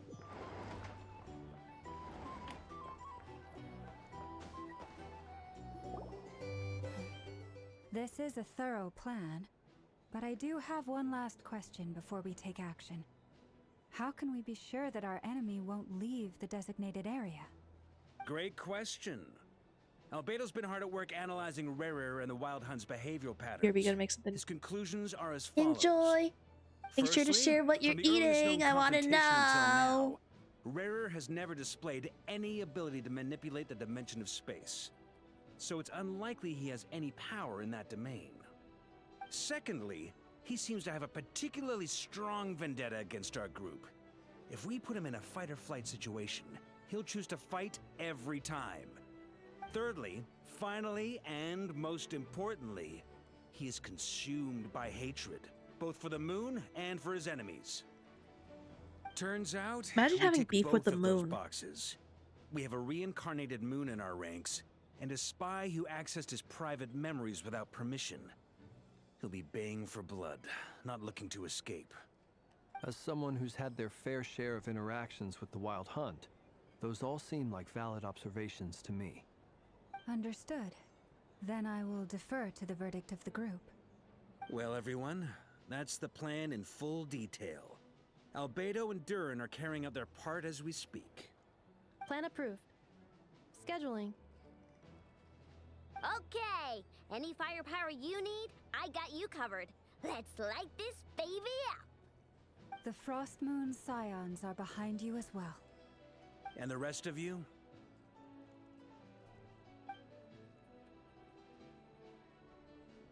No objections? All right, then it's settled. This is the plan we're going with. Next up, an old tradition of mine. Anyone who wants to back out, now's your chance. Wait, we can still back out of this? Everyone says things they regret, right? I don't want anyone feeling trapped because their mouth said yes before their brain had time to think things through. A very people-first approach. I hear that's common practice in the Knights of Favonius. Heh. Who'd you hear it from? D-Luke? We don't use people's real names at work. This contact will be known only as Owl, please and thank you. This plan can only work if everyone does their part. Flint's and I will absolutely support it. We shall indeed. You'll be glad you accepted our help. Also, you are the last person I expected to see here, Miss Dory. It's not often I get called Dory in a work context. My peers usually call me Lord Sangama Bay. So, the longer your name, the higher your net worth. Is that the idea here? In that case, Mr. Flint's here must be worth a fortune. That's right, I know your full name. It's... The walls are thin here. I'd appreciate you keeping that a secret. Okay, fine. I'm actually only here as a favor for someone else. Do you have any idea how much it would cost to hire me otherwise? Oh, does this mean someone out there actually has the power to boss Dory around? It most certainly does not. We have a long-standing and mutually beneficial business partnership. She's actually the mom of a friend of yours. Said mom supplied me with a great little trinket, but now that lady's ruined everything.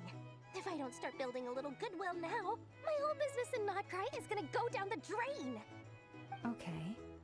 So what exactly is so special about this pendant? It's a lucky charm that a great mage made for me. We have a business relationship, and she was worried that something bad might happen to me. So, she wanted me to have something that can store power to protect myself with. I finally got it all fully charged up with Kuvaki, and then never went and used it all up at once! Never lost so big in my life! You're right. It was all my fault. I didn't mean to drain all the Kuvaki in the pendant, but I'll make it up to you. You will? Well, in that case, how about you give me your chess set, and we call it even? You're out your damn mind, kid. I knew you'd say that. Well, it's yours if you want it. In fact, take it now, and I'll even throw in a free Rerir of Solnari. Deal? You're putting me in a difficult position here.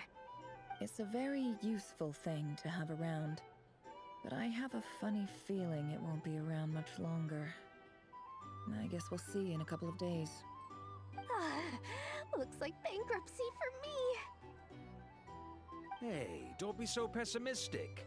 See this through and you never know. You might find a new business opportunity on the other side.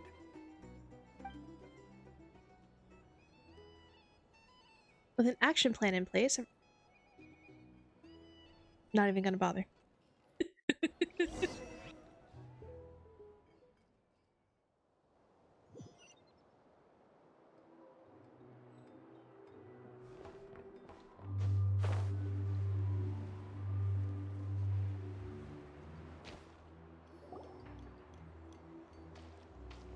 Dory, how are things going? Feeling ready? Oh, I was born ready. We only have 2 days. You think Lord Sangama Bay would let an opportunity like this slip by? Don't forget, when something's in high demand, the people with the goods on hand get to charge the highest price of all. Even higher than the sellers taking advance orders. Ta-da! See? It's right here! Ah, it's so pretty. Did you make it? I had no idea you were so skilled with your hands. No, I have a supplier. We go way back, so he made me a very attractive offer. Aha! No wonder you were talking about lucky charms at the meeting. You've been getting Kaveh to make them for you. That's not the full story. It actually started a while back as a project between me and the Dendro Archon. Ooh. Mage Alice once warned me that this world won't stay safe forever. There may come a day when everyone faces a great crisis. I passed this on to the Dendro Archon, and she secretly brought together a research team made up of Sumeru's top scholars to invent a technology that could keep people safe. I I won't go into the details because it's all very complicated. But if you want to know more, you can ask the Dendro Archon about it sometime. Anyway, point being, it was the Dendro Archon who asked Kaveh to build this little contraption. As one of the top Kasharu War talents, he was the obvious choice. Took him long enough. He stressed over it for ages. Must have gone through at least a dozen designs before producing a final product. But that's Kaveh for you. Marak delivered it to me a couple of days ago, along with a letter from Kaveh. Could I ask why I'm sending this technology to you? And what's your proposed use case? Has it been approved by the relevant authorities? So Is it Marak a nosy. suitcase? My fault for sending him the research permit to begin with. Surely Nahida must have told him you were involved in this project. He was probably just nervous because you're always so secretive about your business. Could be, could be. Anyway, I just replied, let's hope there never has to be a use case. Because it would involve grave danger. Fair enough. But it sounds like he was just being cautious. He probably felt responsible as the one who made it. Or maybe he was asking as a favor for his housemate. He's done that before. Not sure why, though. Yes, His okay. housemate doesn't seem to really care that Glad I much kind of about know what's this going kind of on. stuff. Either way, all's well that ends well. I'm just glad to finally have my hands on the product. I wouldn't want to be without it, given the potential dangers that lie ahead. Huh? What does that look mean? We want it. Paimon's just super surprised. This must be the first time we've ever seen you actually get serious about something. This is not the Lord Sangamabe we are used to. Well, a long time ago, I made a promise to myself. I promised that I was gonna live every day of my life with a big beaming smile. Obviously, Mora plays a big part in that. But there are always gonna be times in life when you have to give something back. That could mean paying back a debt, returning a favor, or On my way home, we still doing fondue? If you want fondue, Alice has I'm been a totally huge down. help to me over the If you're years. hungry and you don't think She fondue was is going to be enough, the first investor I ever we can have had. leftovers. And I had some want my tempura, so I'm not investors to super know hungry that right now. Lord Sangamabe is the best in the business. And more than that, And I want to make sure I finish no this one act knows tonight, what the because I future said I will would. bring. Whatever happens, I want to make sure the Dendro Archon and all of Sumeru is prepared to face whatever comes.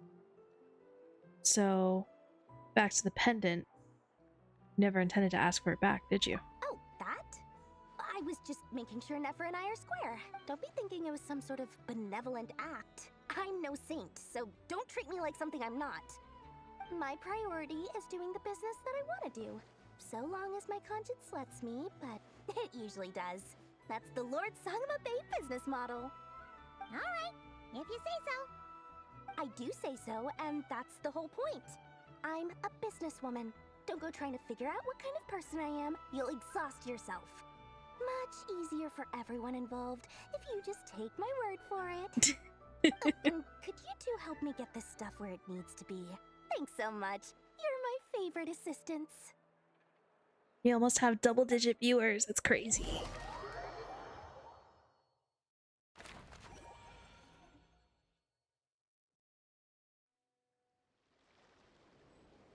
Look for Albedo and Dur.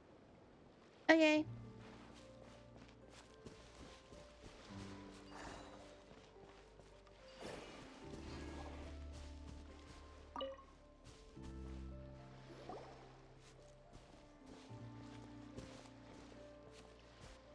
Traveler, Paimon, it's good to see you. Everything going smoothly over here? Sort of. As you're probably aware, Varka, Durin, and I captured some abyssal creatures from the Wild Hunt. Per the plan, we dissected and analyzed some samples of these creatures. The process went very smoothly. The findings, however, come with some troubling implications. What? You can actually dissect the Wild Hunt? That depends on your definition of Wild Hunt and dissection. Harmless, lifeless. These words are accurate descriptions. The Wild Hunt is an interesting phenomenon. In and of itself, it doesn't seem to possess anything akin to a human personality. But taken as a collective, the medium through which the Wild Hunt is summoned does appear to have a soul. Master griped a lot about the wise Horoptetyr, and seemed somewhat fascinated with the foul Certology. But she barely mentioned Rerir at all. I don't think that was because of his lower social standing, though. Anyway, it's a pity. I should like to hear her thoughts on the nature of the lifeform he has become today. It's a strange mix. The furious energy of an abyssal being channeled through a fractured physical existence. A consequence of being torn apart by an unknown power. Perhaps the only explanation for his survival in this state is that he sacrificed a degree of individuality in exchange for a continued existence. Oh, sorry. Once I get talking about interesting research, I have a tendency to go on indefinitely. Back to our research findings. Essentially, they confirm my hypothesis. Rerir's corpse is completely contaminated by the Abyss, and the effects are irreversible. You could think of this as Rerir in mutated form. But in my view, even that would be inaccurate. In reality, his whole being has been consumed by the Abyss. In other words, he is now nothing more than a manifestation of abyssal power. Unfortunately, at present, we have no means of completely eradicating abyssal power.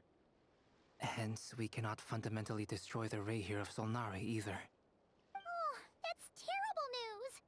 So, that's it? We can't defeat him? Not even if we get the power of the Three Moons? Miss Columbina's situation is a difficult one. She can never achieve wholeness when the world does not accept her presence. It's as if her creator banished her to a place she can never be accepted. It means she spends most of her energy just on her own survival. Given the circumstances, it's only natural to despair. But we must see this plan through to the end. Time to kick off the backup plan.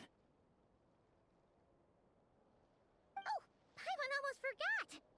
This is for you. Dory asked us to bring it. Ah, how wonderful. Well, thank you for making the trip. Durin and I will be heading off shortly. I'm sorry I won't be there to protect you in person this time. Please be careful. We will. All right then. Stay safe.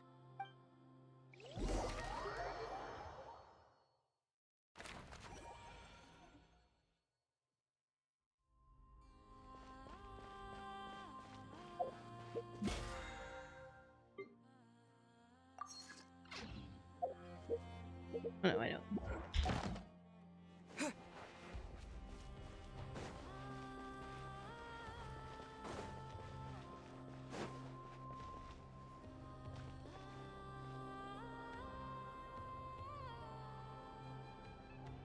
Miss Lauma, is everyone here? Yes. The fate of my flock is in your hands, Grand Master Varka. Please keep them safe. My lady, what are you saying? Within the next 24 hours, we will face the biggest crisis the world has ever seen. This is not a burden that we deserve to bear. But I believe that we reap what we sow in this life. So I intend to act. I must do what I think is right. For me, that means fighting for the future of Nodcry. This gentleman is the Grand Master of the Knights of Favonius, Varka, Knight of Boreas. In my absence, please follow his lead. Hey, everyone. Guess I should introduce myself. Well, to start with, I know my way around a battlefield. The biggest strengths are honesty and hard-workingness. Anyway, point is, I don't intend to let Lauma down. I'm gonna do everything in my power to keep every last one of you safe and sound.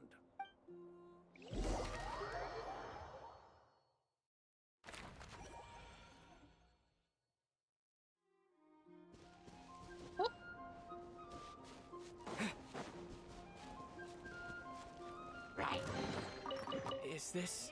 Yeah!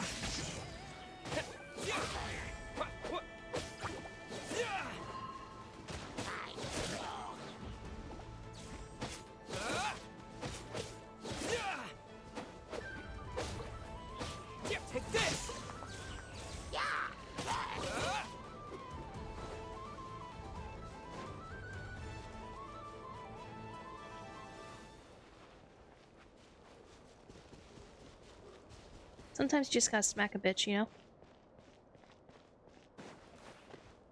For a little bit of treasure. Do what you gotta do. Something on your mind? Miss Columbina, was it? I believe that's how the others addressed you. That's right. Names are funny things. Have you always been called Dainsleff? Yes. I take it your own name has a more complicated history. I want to name I her. have a different relationship with names than other people. To be honest, I'm not even sure that Columbina is my name. At least, not in the same way that Dainsleff is yours, but it's what everyone calls me, and I go along with it. I never used to think much about where names come from, or what they mean to people. Maybe something's wrong with me. You're different from other people. I sensed it the first time we met. You're more perceptive than most. I'm sure your long life and rich range of experience explains that. Do you ever find yourself missing Conria, Mr. Dainsleff? Difficult to answer. I have dreamed of the past many, many times. Sometimes I'm fighting tooth and nail. Other times I'm lying on the ground, defeated. I don't recall any happy moments from that time. It has been too long. Is that because hatred survives longer than love and affection? That would not be for me to say. I make no excuses for the grudges I bear. But whatever the reason, I remember little that was beautiful or sentimental. Thank you for your help with the Rerir situation. Without your efforts, I never could have learned the hidden truth of his story. You're welcome. I know he's your friend. Friend? He betrayed me. And I never really My Okay. goodness. So, just skipping everything. Do you plan to fight him with us? You see, you're torn. Now you know what really happened. You see the things he's done in a new light. I need some time. Of course. I completely understand. Anyone else in your position would feel conflicted too. Actually, I went through something similar myself recently. Something happened that changed my perspective on a situation. A situation I took for granted at the time, but now I feel very grateful for it. You mean the Harbingers who still support you, even though you've left the Fatui? Yes. I always thought they were only helping me because Harbingers are forced to work together. But then I abandoned them. A warrant was even put out for my arrest. And even now, they still support me. Which means I was wrong about them all along. Clearly, they view you as a friend. I feel a little guilty now. I regret not seeing her help for what it was, and not treasuring it. I see the guilt that you're feeling now, because I feel it too. Hopefully, talking about it will do us both some good. Have you noticed that the Traveler and Paimon are over there? I think they've been listening. Huh. Shall we say hello? Columbina's hair is like mesmerizing. I'm constantly trying to pick it apart. Like multiple layers of different colors. Highlights are all different shades. Sorry, we were just concerned about you. I apologize for making you worry. No doubt the way you it's wish tied to up. know where I stand on the plan to take down the Rerir of Solnari. I'm afraid I need a little time, but I will seriously consider joining you. You will? Oh, thank you so much! Everyone will be so grateful to hear that! They needn't be. This was something that I was going to have to face up to eventually. That doesn't matter to them. They're grateful to you regardless. You can't control their gratitude, so just accept it. And then, Have a think about whether you're willing to join us.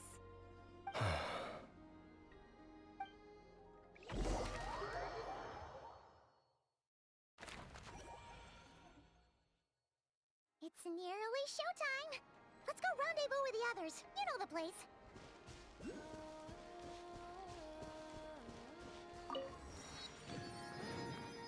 I know the place.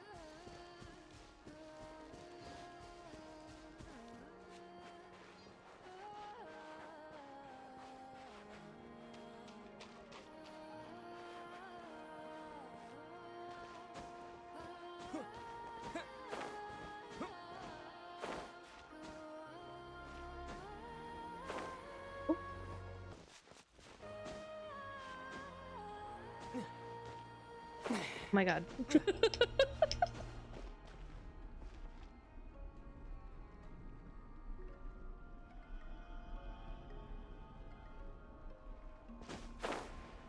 All I want. All I wanted.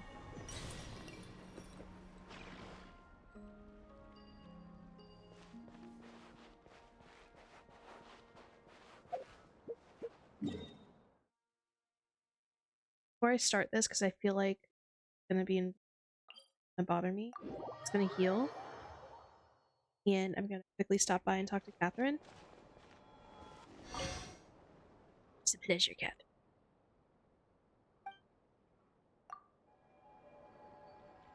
One's healed up.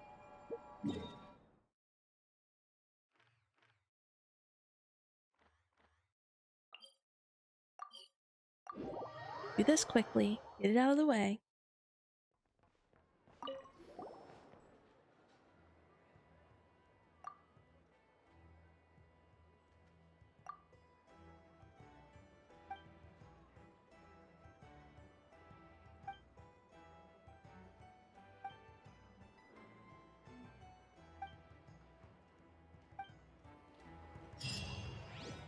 Ad Astra Abyssa.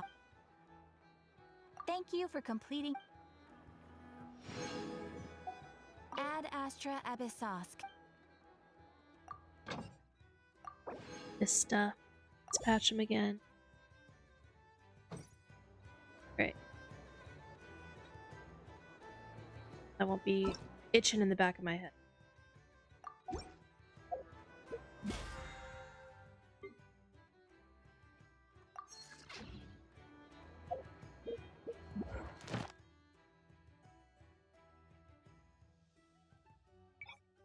Oh no, I can. Cool. Alright.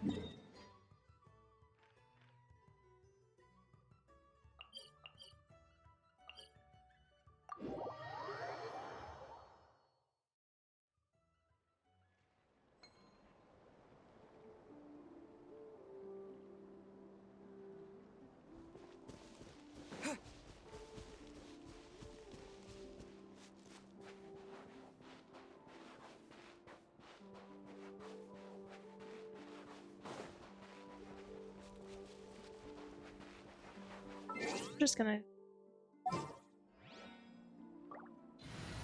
Shincho. Yeah. For justice. Sure.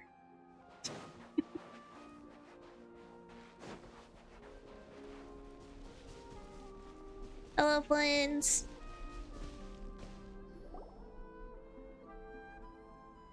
Ah, you're earlier than I expected. Hey, Flint's! Been waiting here long? Not too long. I came a little early so I'd have some time to think. Are you nervous about the battle? Quite the opposite. I'm reminiscing on my past battles. When I was awakened by the Ratniki, I had not touched a weapon in many years. I felt like the battlefield was not where I belonged. But after waging war against the Wild Hunt for so long, I came to realize something. A life of absolute peace is simply not a possibility for me. My restless flame indicates that somewhere inside of me, there is a deep yearning to root out the evil in this world. Oh, that doesn't sound like such a bad thing. I agree. Well, in the past, when I was a Fae whose primary concern was hibernation, it was hardly ideal. but it certainly serves me well here in the present. And I am delighted to be able to join forces with you in this endeavor. Looks like I'm not the first to arrive. Ah, Miss Lauma. Did you sleep okay last night? I struggled to settle down at first because of the nerves. But don't worry.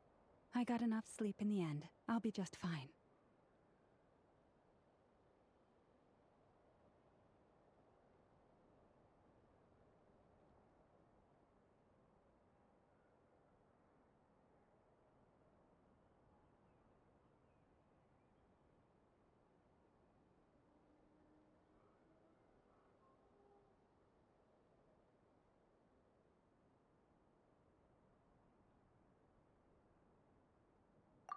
Please, I'm just doing my part. Never! Over here! The backup plan is underway. Ino asked me to relay a message. She said Anefa will be on high alert and keep a close watch over all secondary districts where defense is required, providing support as necessary. Meanwhile, Ino herself will provide range support to us directly, using her latest invention. Excellent. My thanks to all involved. The chess set's looking a little unstable. It won't hold him much longer. We should be prepared to engage at a moment's notice. No sense sitting around waiting. Let's make the first move while we still have the option. I agree. Paimon, find a safe hiding place. Got it! Okay, I had some earlier. Be careful, traveler! You can put some more butter on them and put them in the oven.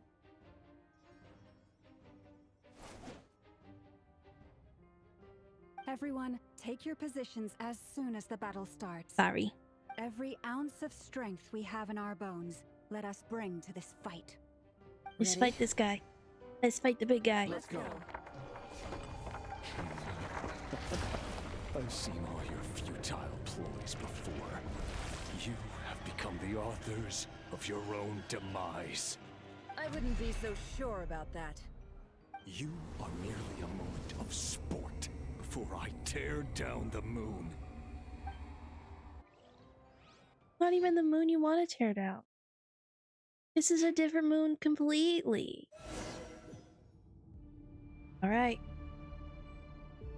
Stay on your toes. You put Yep, from here. you too. Let me help you guys. Big threat! Hunt him down! It all adds up. Close your eyes. Be silent. Hello? Observe. Hunt him down! The moonlight betrays you. Move! The moonlight betrays you. Absurd.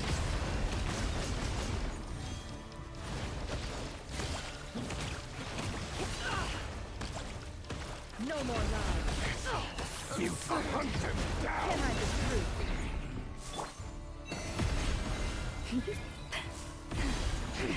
A great Hunt him transgression. down!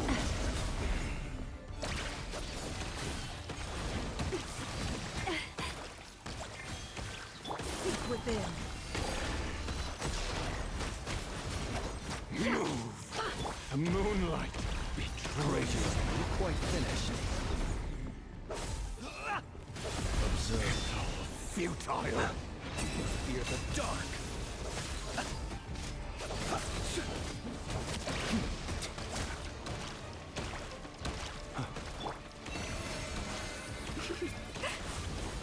The moonlight betrays you.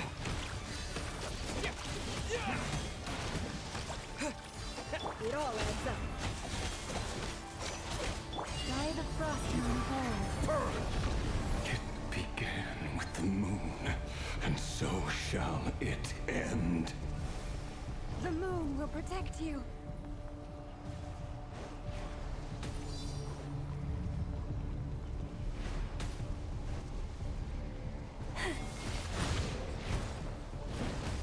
Forest, protect us.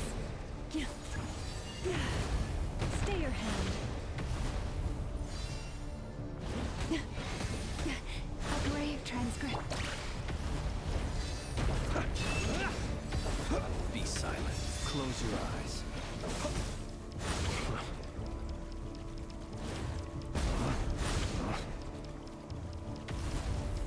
Do you see?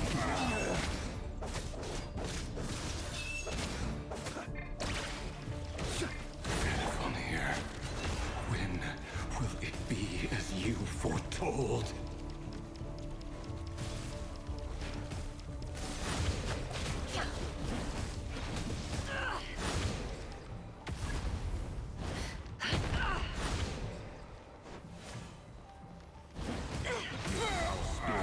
Welcome here. For the everlasting thirst. The long sleep beckons. Bombs away!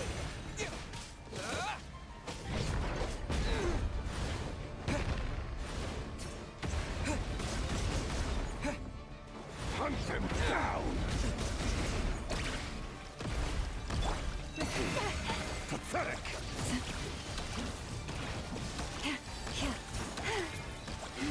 Observe.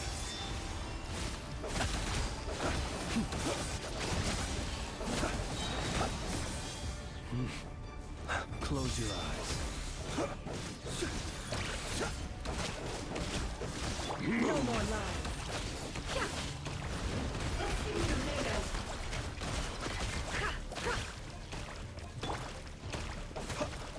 Hunt them down! Steady now. Observe.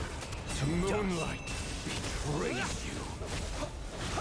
Be silent.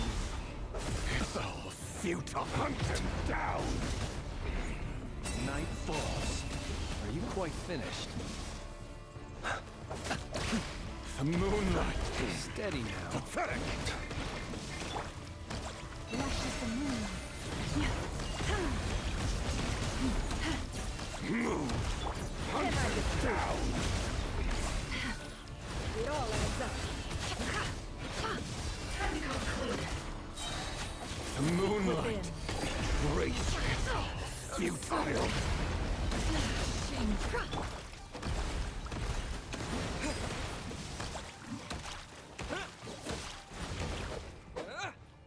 Observe. Be silent. Close your eyes. Night falls. Your little game of moonlight is over. Betrayed you. Who wants to go first?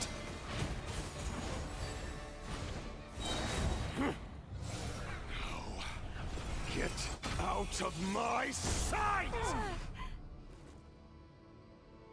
No, we've been Death is within separated. my grasp! You okay? Never. Where are the others? Stuck outside the barrier. I guess he really doesn't want us. I told you before. Knowing too much is always a death sentence.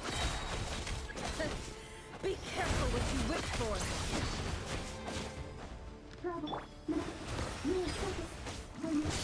Lama! Can you hear me? Hold on, silence! But at least I know they're still there. I need to focus. Stick to the plan. Remember my most important task. Keep stalling him. How much If I power can stall him will for it long take? enough, the moment will come. No more lies. Yeah! Yeah! Go! Can't hide the truth. Destroyed! Reborn! Seek within. It all adds up.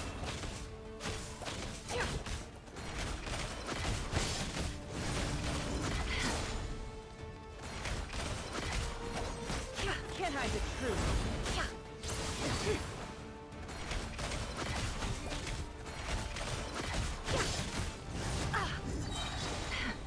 The mystery unravels. Bombs away!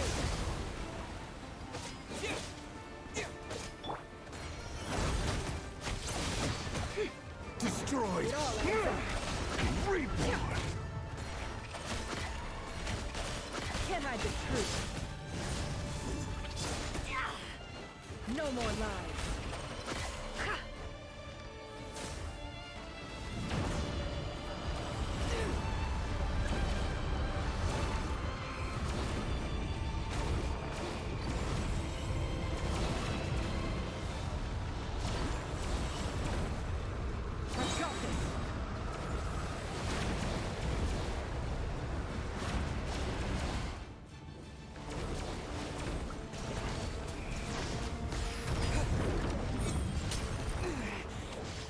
shield's broken.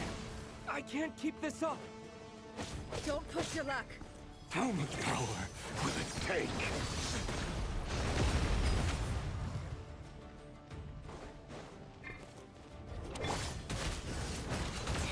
Destroyed and reborn. The deception ends here. Can't hide the truth. It all falls into place.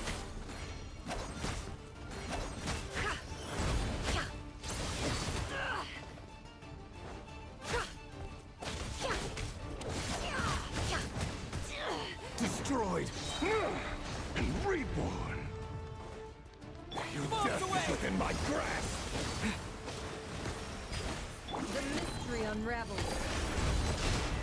No more lies.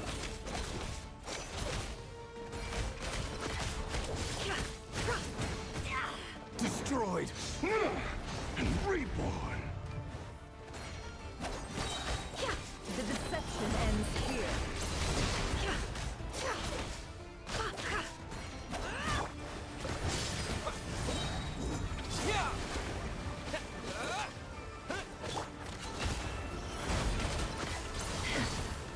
Destroyed and reborn. It all adds up. It all falls into place. Seek within.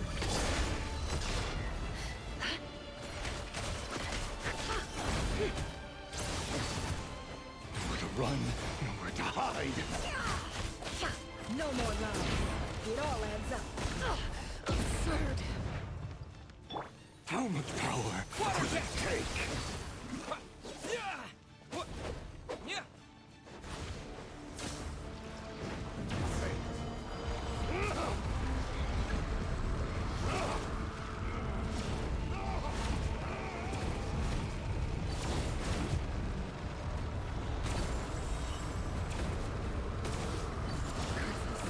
There's no other way.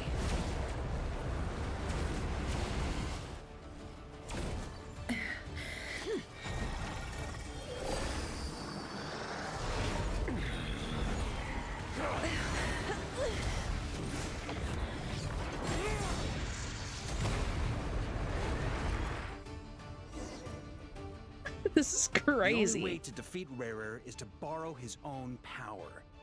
That means Columbina will have to disappear while you two bear the brunt of his attacks. You have to hold on. Find a way to keep him focused on killing the two of you.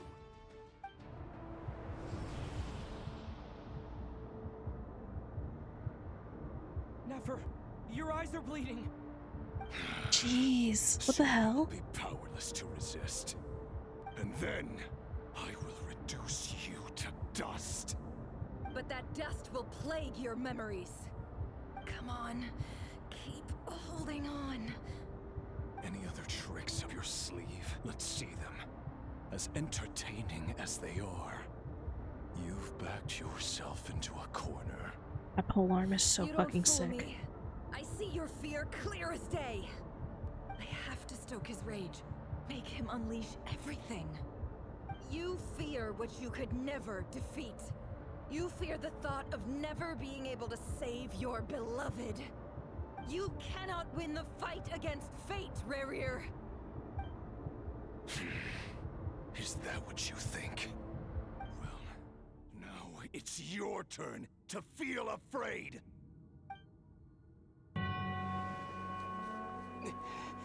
You fear the sound of your own name?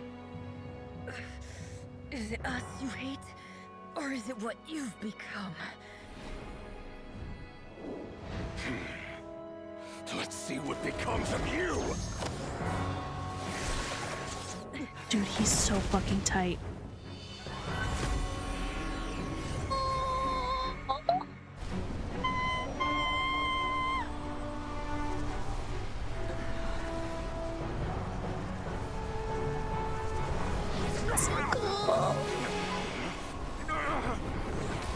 What's happening? That power. I've seen it before.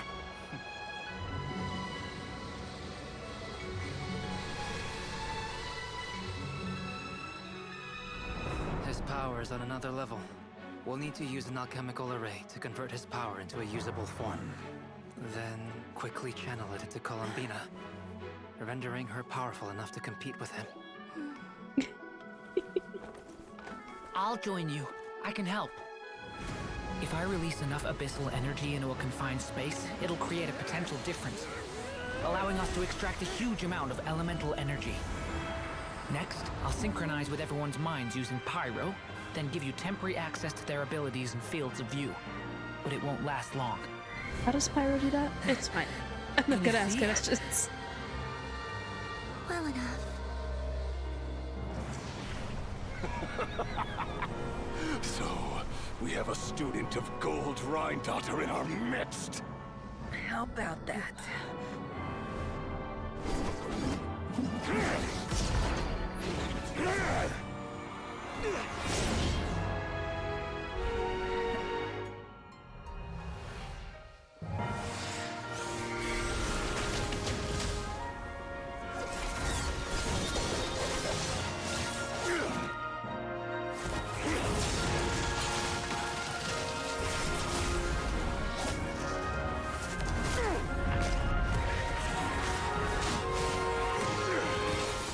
Yo. You used my own power against me? Just like how you stole Kuvaki. Look familiar?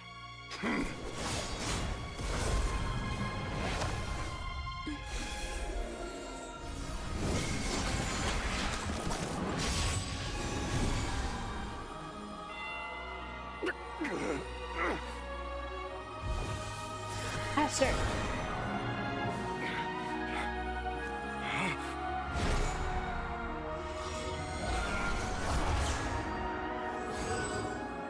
Don't you realize?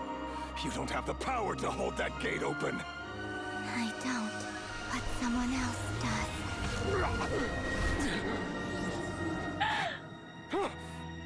Goodbye, Rerir.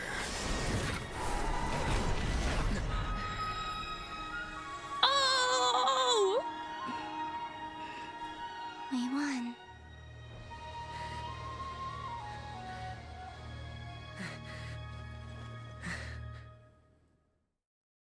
Oh my god! That was so cool!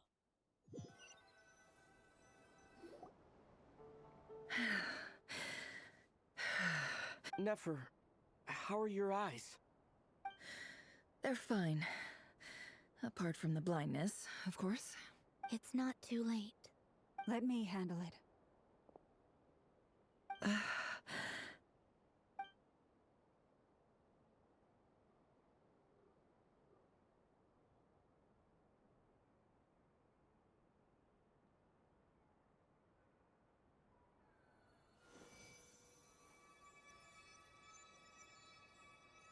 Miss Nefer, it's not like you to lose your composure. That was the most reckless thing I've ever seen you do. Reckless how? The situation was critical. Our lives were at stake. We had to do something. Even so. Okay. I guess you're right. Under the circumstances, it was a wise decision. You traded your eyes for an incredible victory. In business terms, I suppose that's a huge return on investment. I'd be hard-pressed to argue otherwise. Still, I don't like this outcome, and I don't want you to lose your sight for good. People suffer when they make sacrifices they shouldn't have to make. Whether that means faith, strength, Hi, or in Hala. this case, your ability to even We just see. sent Rerir to the I Shadow hoped you Realm. could win without sacrificing so much as a single hair on your head. Thank you. Really. All done. Don't try and open your eyes just yet. We'll see how you're doing in a couple of days. Until then, please follow your recovery plan to the letter. I'll send full details through Yehoda. For now, just get yourself home, relax, and rest. My dear friends, we have fought bravely and achieved a spectacular victory. A dark cloud has been lifted from the skies of Nodcry. All I know, in this land will be same. grateful for what you have done. The moon will remember this day. Thank you both.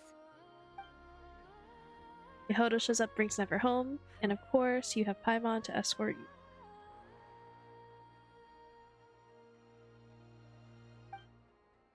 Sight of Nefer navigating the road with her eyes closed is a new one for you. She proceeds cautiously, but as her silhouette disappears into the distance, you notice she seems almost smug. There's something I want to let you know. What is it? When Durin connected everyone's minds so I could access their powers, I also felt everything they felt. And since Nefer's eyes were injured, my eyes are hurting now too. Huh. Hold on. Let me try. I only feel the pain. There's no actual damage. I just thought I should tell you. You're right. There's no damage. That's a relief. But I must say, I'm surprised to hear the Kutar share something like this with me. In the past, you never used to open up about yourself. Things are a little different now from how they were. I'm learning to share how I truly feel with my friends. Friends? You have no idea how glad I am to hear that. Can't help but break into a smile at the word friends as a warm, fuzzy feeling fills your chest. One by one, your fellow teammates report in to inform you that everything is under control. At Lama's insistence, you lie down. You fought the front line against Rerir, and now you need rest. ...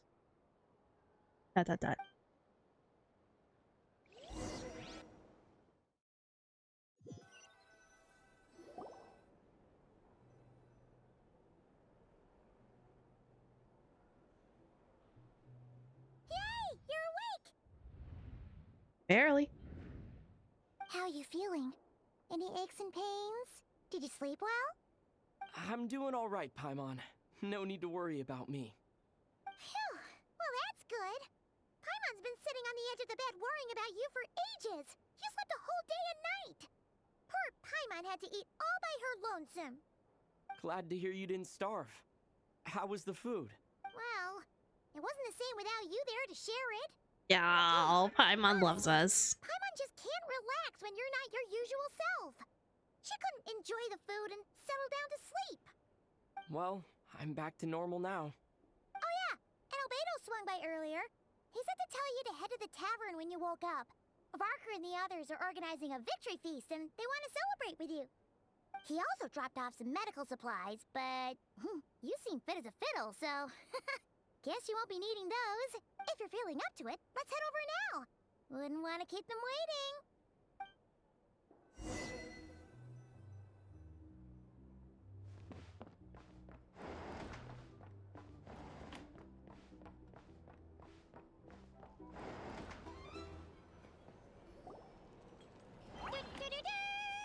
We're here!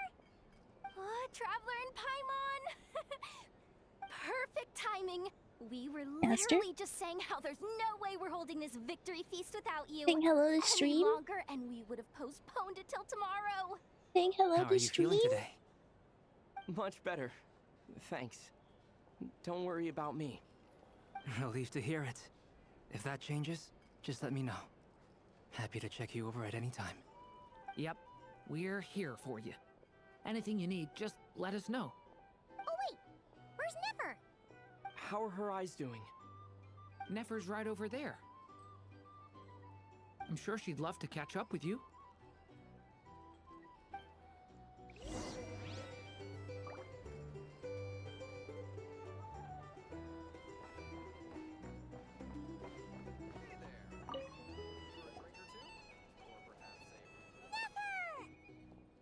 Traveler, Paimon, are you recovering well? Whoops. Is it talk to Nefer? And I said say less. That's okay. I'll look up what I missed. Thank you, thank you, Capybara. Sorry. Turns out that moon chanter has some real talent after all.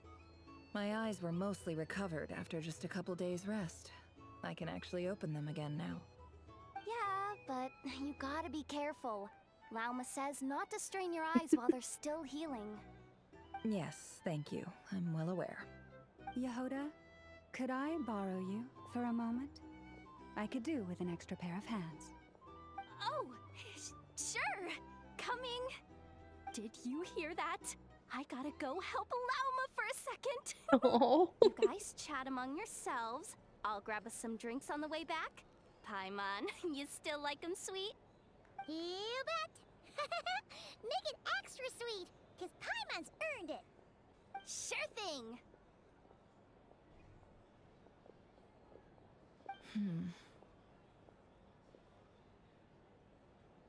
What's on your mind, Queen? The Rerir of Solnari. Kind of a snake, don't you think? Wolf in mind. No, definitely a snake. A poisonous one who spewed his venomous hatred everywhere. Anyone who seeks revenge out of hatred for other people has become a snake. That's something my dad used to say. Guess he didn't like seeing people go down the path of vengeance. Perhaps. I'm sure it sounds like a very wise and open-hearted perspective to your ears. But me? I think hatred is a perfectly justifiable emotion. What else is left when everything you depended on in life gets stripped away? Something's gotta fuel that drive to keep on living. I look at your life, I see a lot of things. If you're worried about me, you can nip that in the bud. I'm not someone who gets stuck in the past. It's just... I suddenly feel like I was wrong to call my father a liar. He was just a fool. That's why the academia turned their back on him, and why the other tribes ganged up on him. Oh, Father. How much better things could have been if you were a skilled liar. Look at the Ibis King. Thoth is a fiendishly cunning liar. And yet, strangely, he feels more like a father to me than my real dad ever was. He's never brought it up. Of course she but I has bet daddy he feels the issues. same way. She's so Why hot, else would and he she give has me the daddy power issues. to perceive the truth, while at the same time training me in the art of deception? What's he actually like? Well, King Deshret banished him to Aru, which is essentially a prison, and posed 3 questions to him. He promised that he'd have his freedom if he could find the answers. His response was to take on a physical form and approach me, hoping that I could become his envoy and search for one of the answers on his behalf. Did he really think I'd fall for that? He's stuck there. He can't make me return what he gave to me. Sounds like he was nice enough to you. So that's enough for you to decide he's nice, is it? He's a prisoner, and he was scared. So he decided to perform some good deeds to win people's approval. He lives in fear because he's a deceiver. How is Rerir any different? You can't work as a spy your whole life and expect a happy ending. It's preposterous. That's fair. Yet I can't say I don't understand it. Liars live in the darkness of their own making, but it's still human nature to want to go on living. They say that a liar's soul is the most worthless thing in the world. What do you think? Oh, really?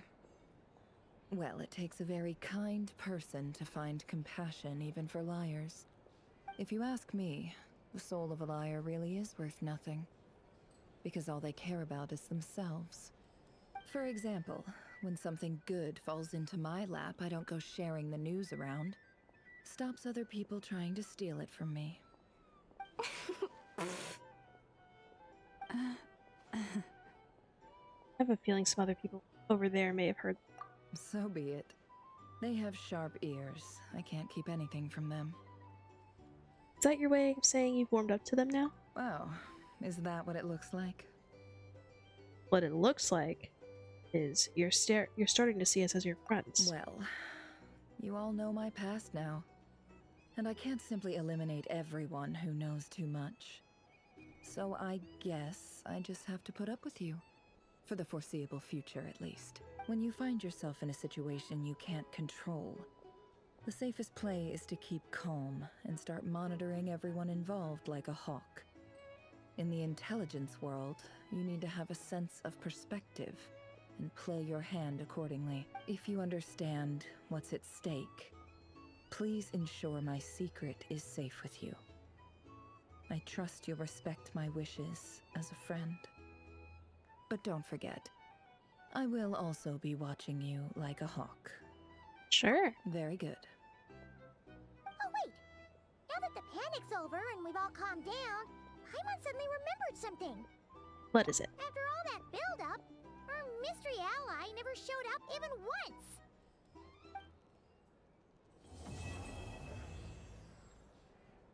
Quest completed. A noise coming from indoors. Huh? Am I imagining things?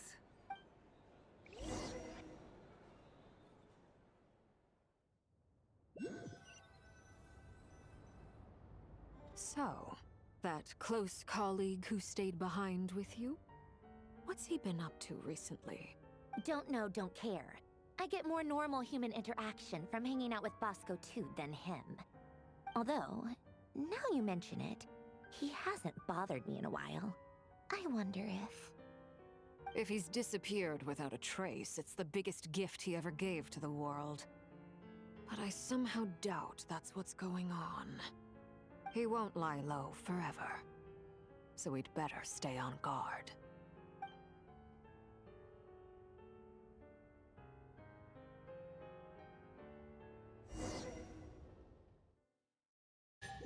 Suspicious.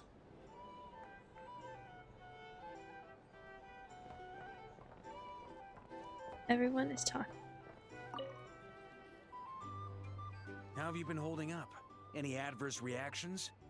If you start to take a turn for the worse, make sure you tell me right away. You don't need to worry about me, Grandmaster. I'm fine. I mean, I barely did anything, so... I really did not expect him to be this shy. You're too humble, He's so young cute. man. You played an indispensable role in the battle for Nodcry. We can't thank you enough for your support. Sometimes, when people praise you, it's because you deserve it. The best thing is to accept it calmly and with grace. It's important to learn how to respond to words of admiration. Let's do a quick demonstration. Albedo, that was an incredible feat of alchemy. The pressure was on, but you worked flawlessly at lightning speed to get the job done. Thank you. I can't take all the credit, though. Durin played a big part in forming the alchemical array. See? Did you catch that? A masterclass in how to take a compliment. Okay, yeah. I did work pretty hard to help prepare for the battle. No point denying that. Hey, you guys! Seriously, great work, everyone. You all outdid yourselves. Hey, look who's bounced back. Looking good, Traveler. Seems like you've recovered. You won't need to take any more medication. Can I get you a drink? Huh? You know how to order at a bar now? You've sure learned a lot recently. Handling a drinks order is ridiculously simple compared to alchemy. Don't worry, I'll blend into society yet. Paimon believes it. You're clearly a fast learner, just like your brother. To be totally honest, though, Paimon didn't quite follow all the details when you first explained the plan to us. Don't worry, that's completely understandable. Unless you're a student of alchemy, it's hard to grasp the principle and how the process works. To put it in the simplest terms, we saw how our enemy stole the power of Kuvaki. And that gave us the idea of stealing his power to turn it against him. When facing an enemy you have no hope of defeating, it's best not to engage them in battle. So, instead of looking for a way to overpower him, we decided to help Columbina get strong enough to at least stand up to him in a fight. For this to work, we had to analyze his modes of attack, confirm who his main target was, and make sure that he wouldn't go beyond the range of the alchemical array. For added security, we prepared a total of 4 arrays. But to mitigate the impact of the battle, we identified one location in particular as the ideal spot, which is where the confrontation took place. The alchemical array absorbed his abyssal power. Then Durin processed it to render it usable by Columbina. That power enabled her to do what would otherwise have been nigh on impossible. What surprised me was that Dainsleif actually agreed to join us. Given his history with Rerir, he had every right to sit this one out. But we're extremely grateful for the decision he made. confronting a former battle, kind of beneath. It must have been a painful choice to make. But I'm sure that making a decision was far better for him than staying in limbo. Absolutely. He was torn between two paths, but in the end, he made his choice and stuck to it resolutely. He doesn't strike me as the sort of person who'd stay trapped in limbo for long. Anyway, however you cut it, everyone gave a stellar performance. Now I get to kick back and sell it. Moving on.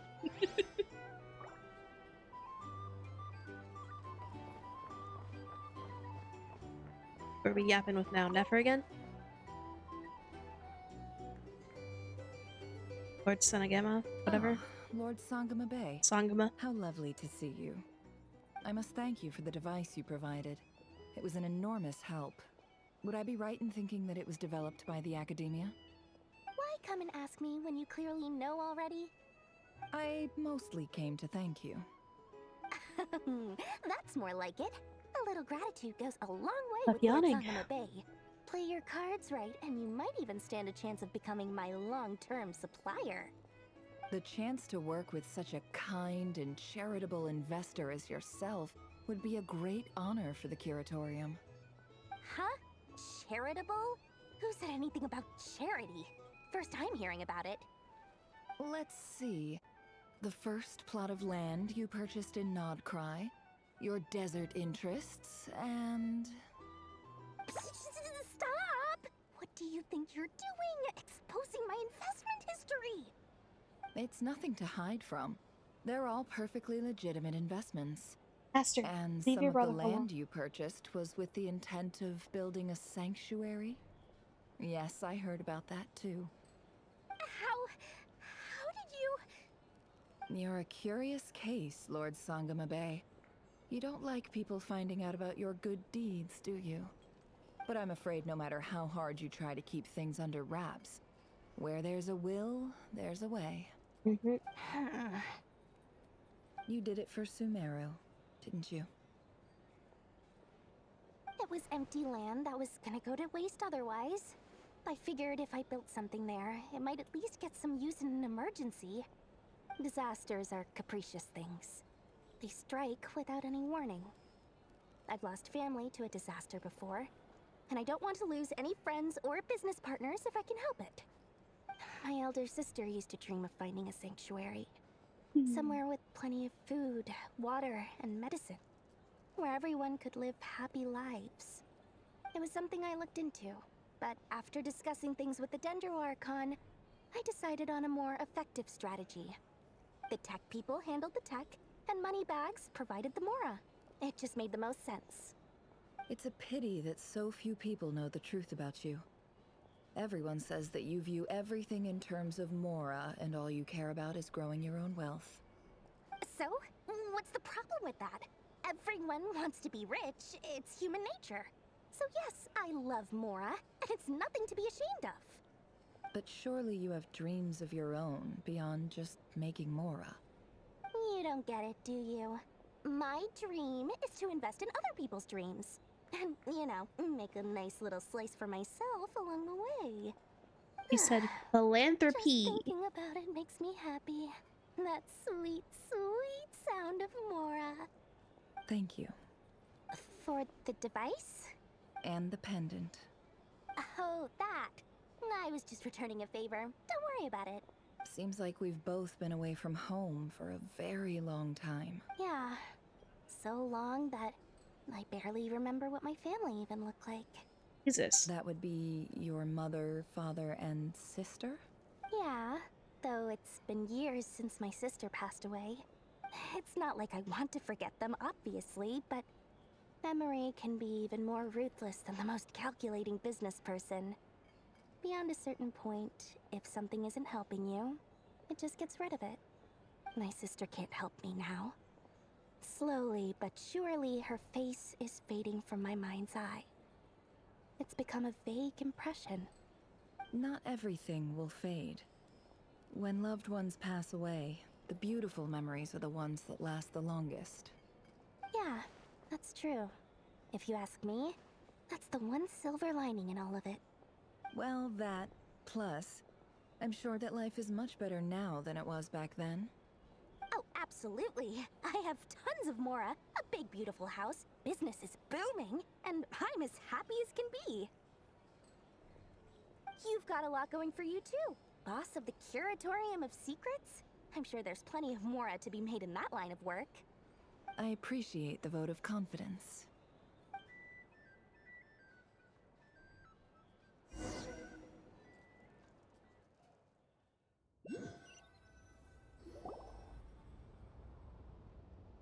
That's the only reason you're here. Yes. I've thought a lot about it. And I've realized that you, me, and Arlecchino should be friends. I think this is very important. So I felt I had to come and tell you. Well, this is a new one. I'm so moved. I can't even hold my teacup. If that's all, you can leave now. Do you not want to be friends with me? Or is it that you prefer being co-workers? What is this, Columbina? Are you deliberately testing my patience threshold? Right now, my politeness module is active. But if you say another word, I swear I'll shut it down. If your politeness module was active, wouldn't you say the word please at some point? Polonia, please see Lady Columbina to the door. Will you still invite me to your next tea party? What? Yes, I think you will. Bye-bye, dear Sandrone.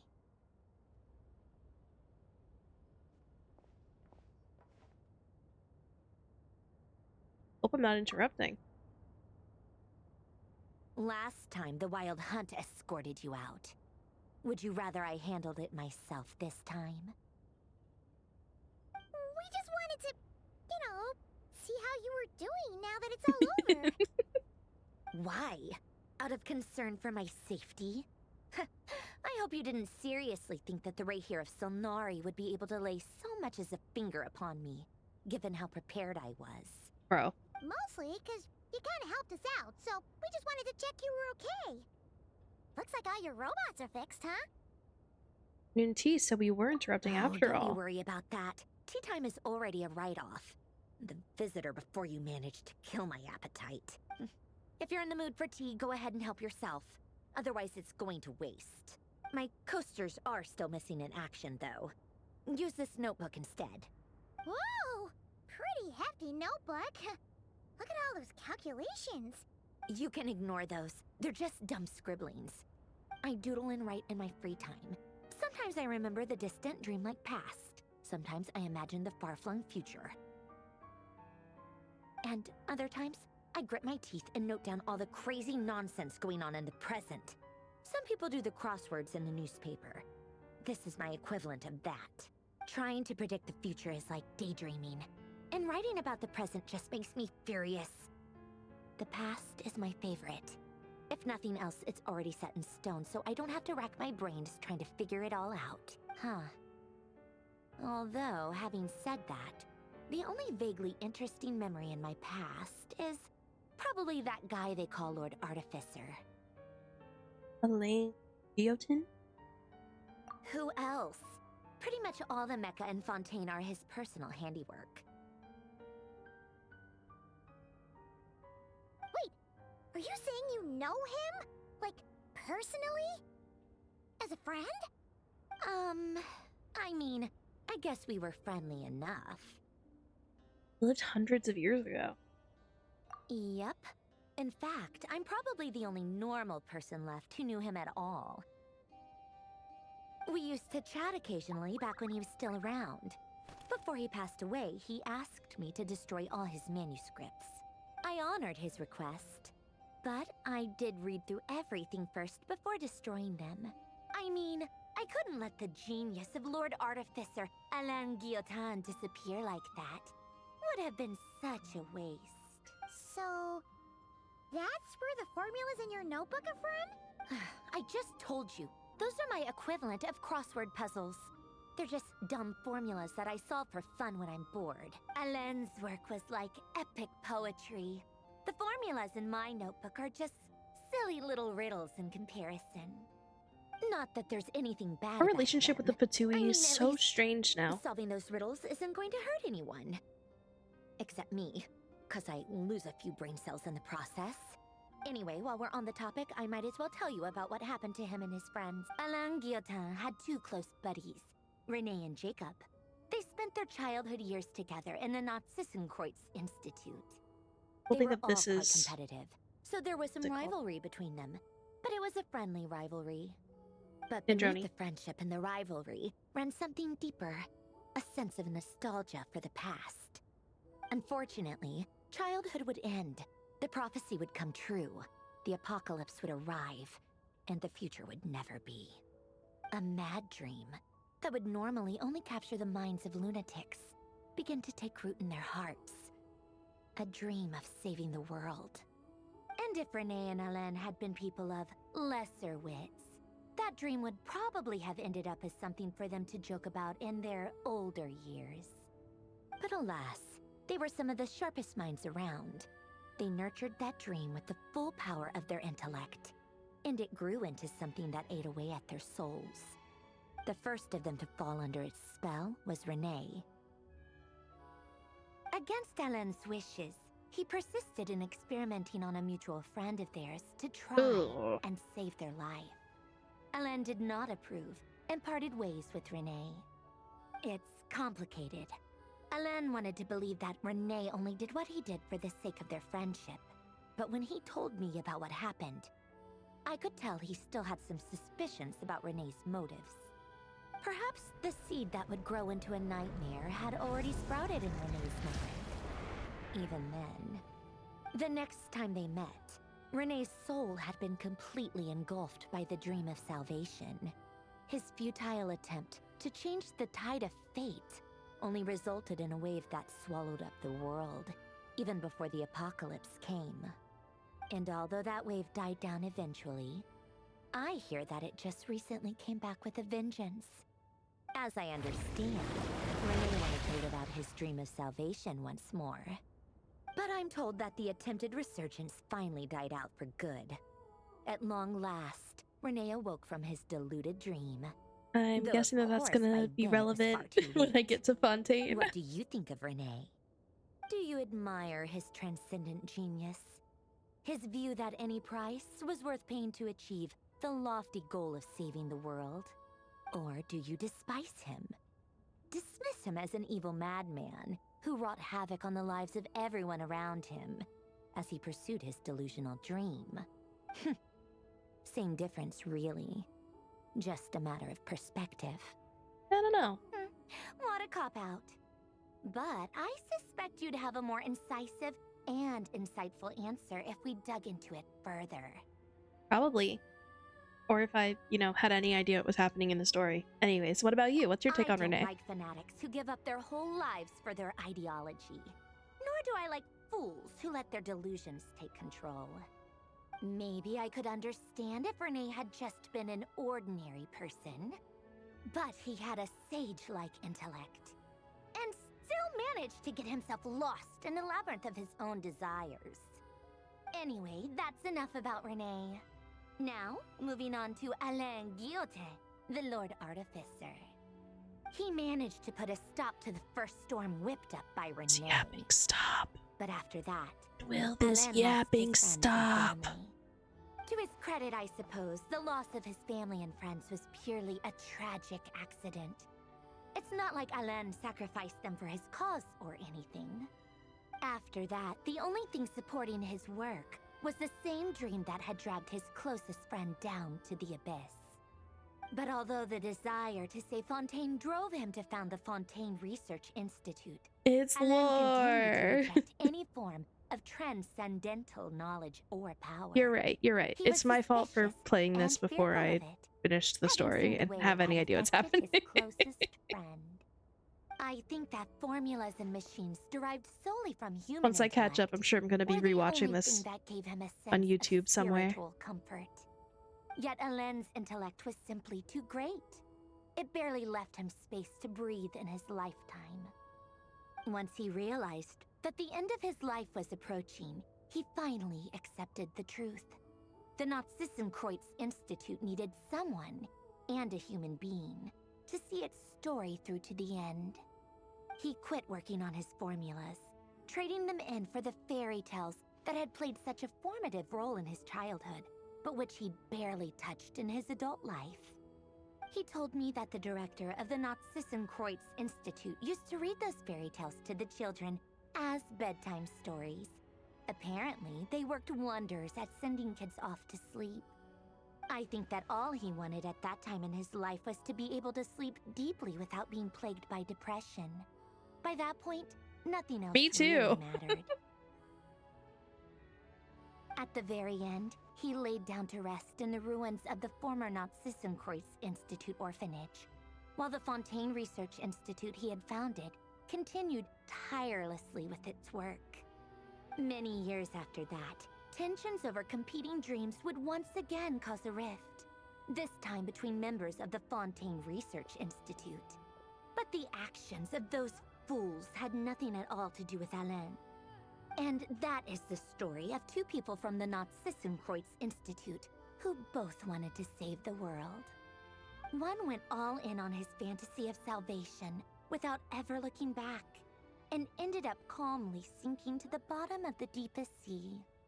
The other sought desperately to burn bright in his life, even though he wasn't sure where he was going.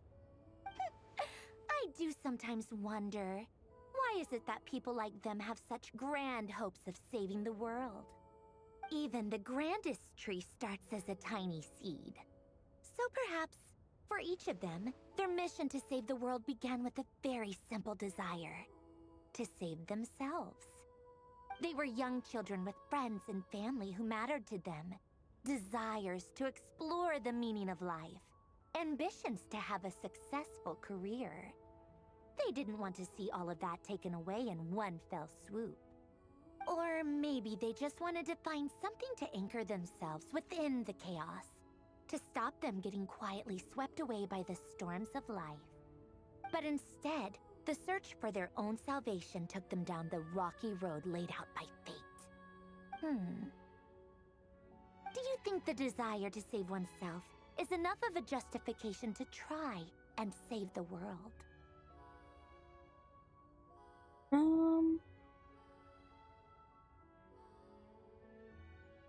Yeah, sure, why not? The way you said that sounded just like Alain. I asked him the same question back when he was in his prime, putting all of his energy into his work. He gave the exact same answer as you did. No elaboration, just a quick short answer before getting right back to his work. He was always that way. All right, tea time's over. I owe Arlecchino a favor for telling me these stories. I'll have to bring a whole sack of gifts the next time I visit the House of the Hearth. I'm gonna go tinker with Polonia now.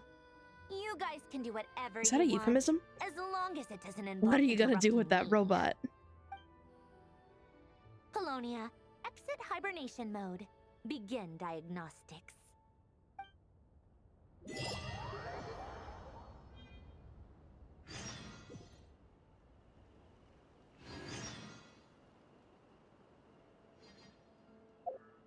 He did it! Let's get all of our rewards.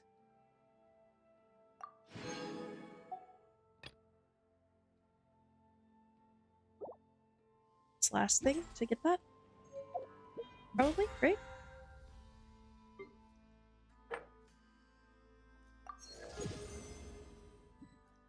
Some more sweet, sweet rewards.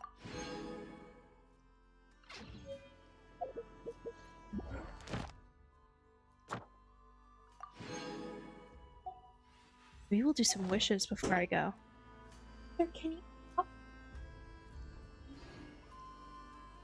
He's just chasing her little brother around. Aster is my German Shepherd. He's chasing around the cat. Oh, done. Oh no, I can just claim it. Okay, great. Let's see. Okay. I go ahead and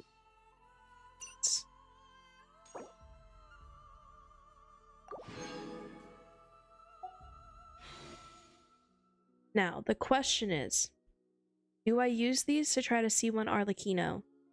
Or do I save them for the next drop?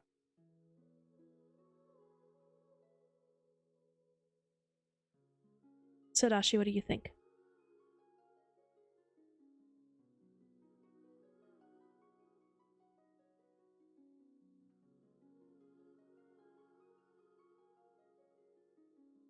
Best option would be to save for Durin. Alright, I trust your judgment. I will save these. So that is where I will leave it for today. Let me get these Chivos, since I don't have... Yeah. True.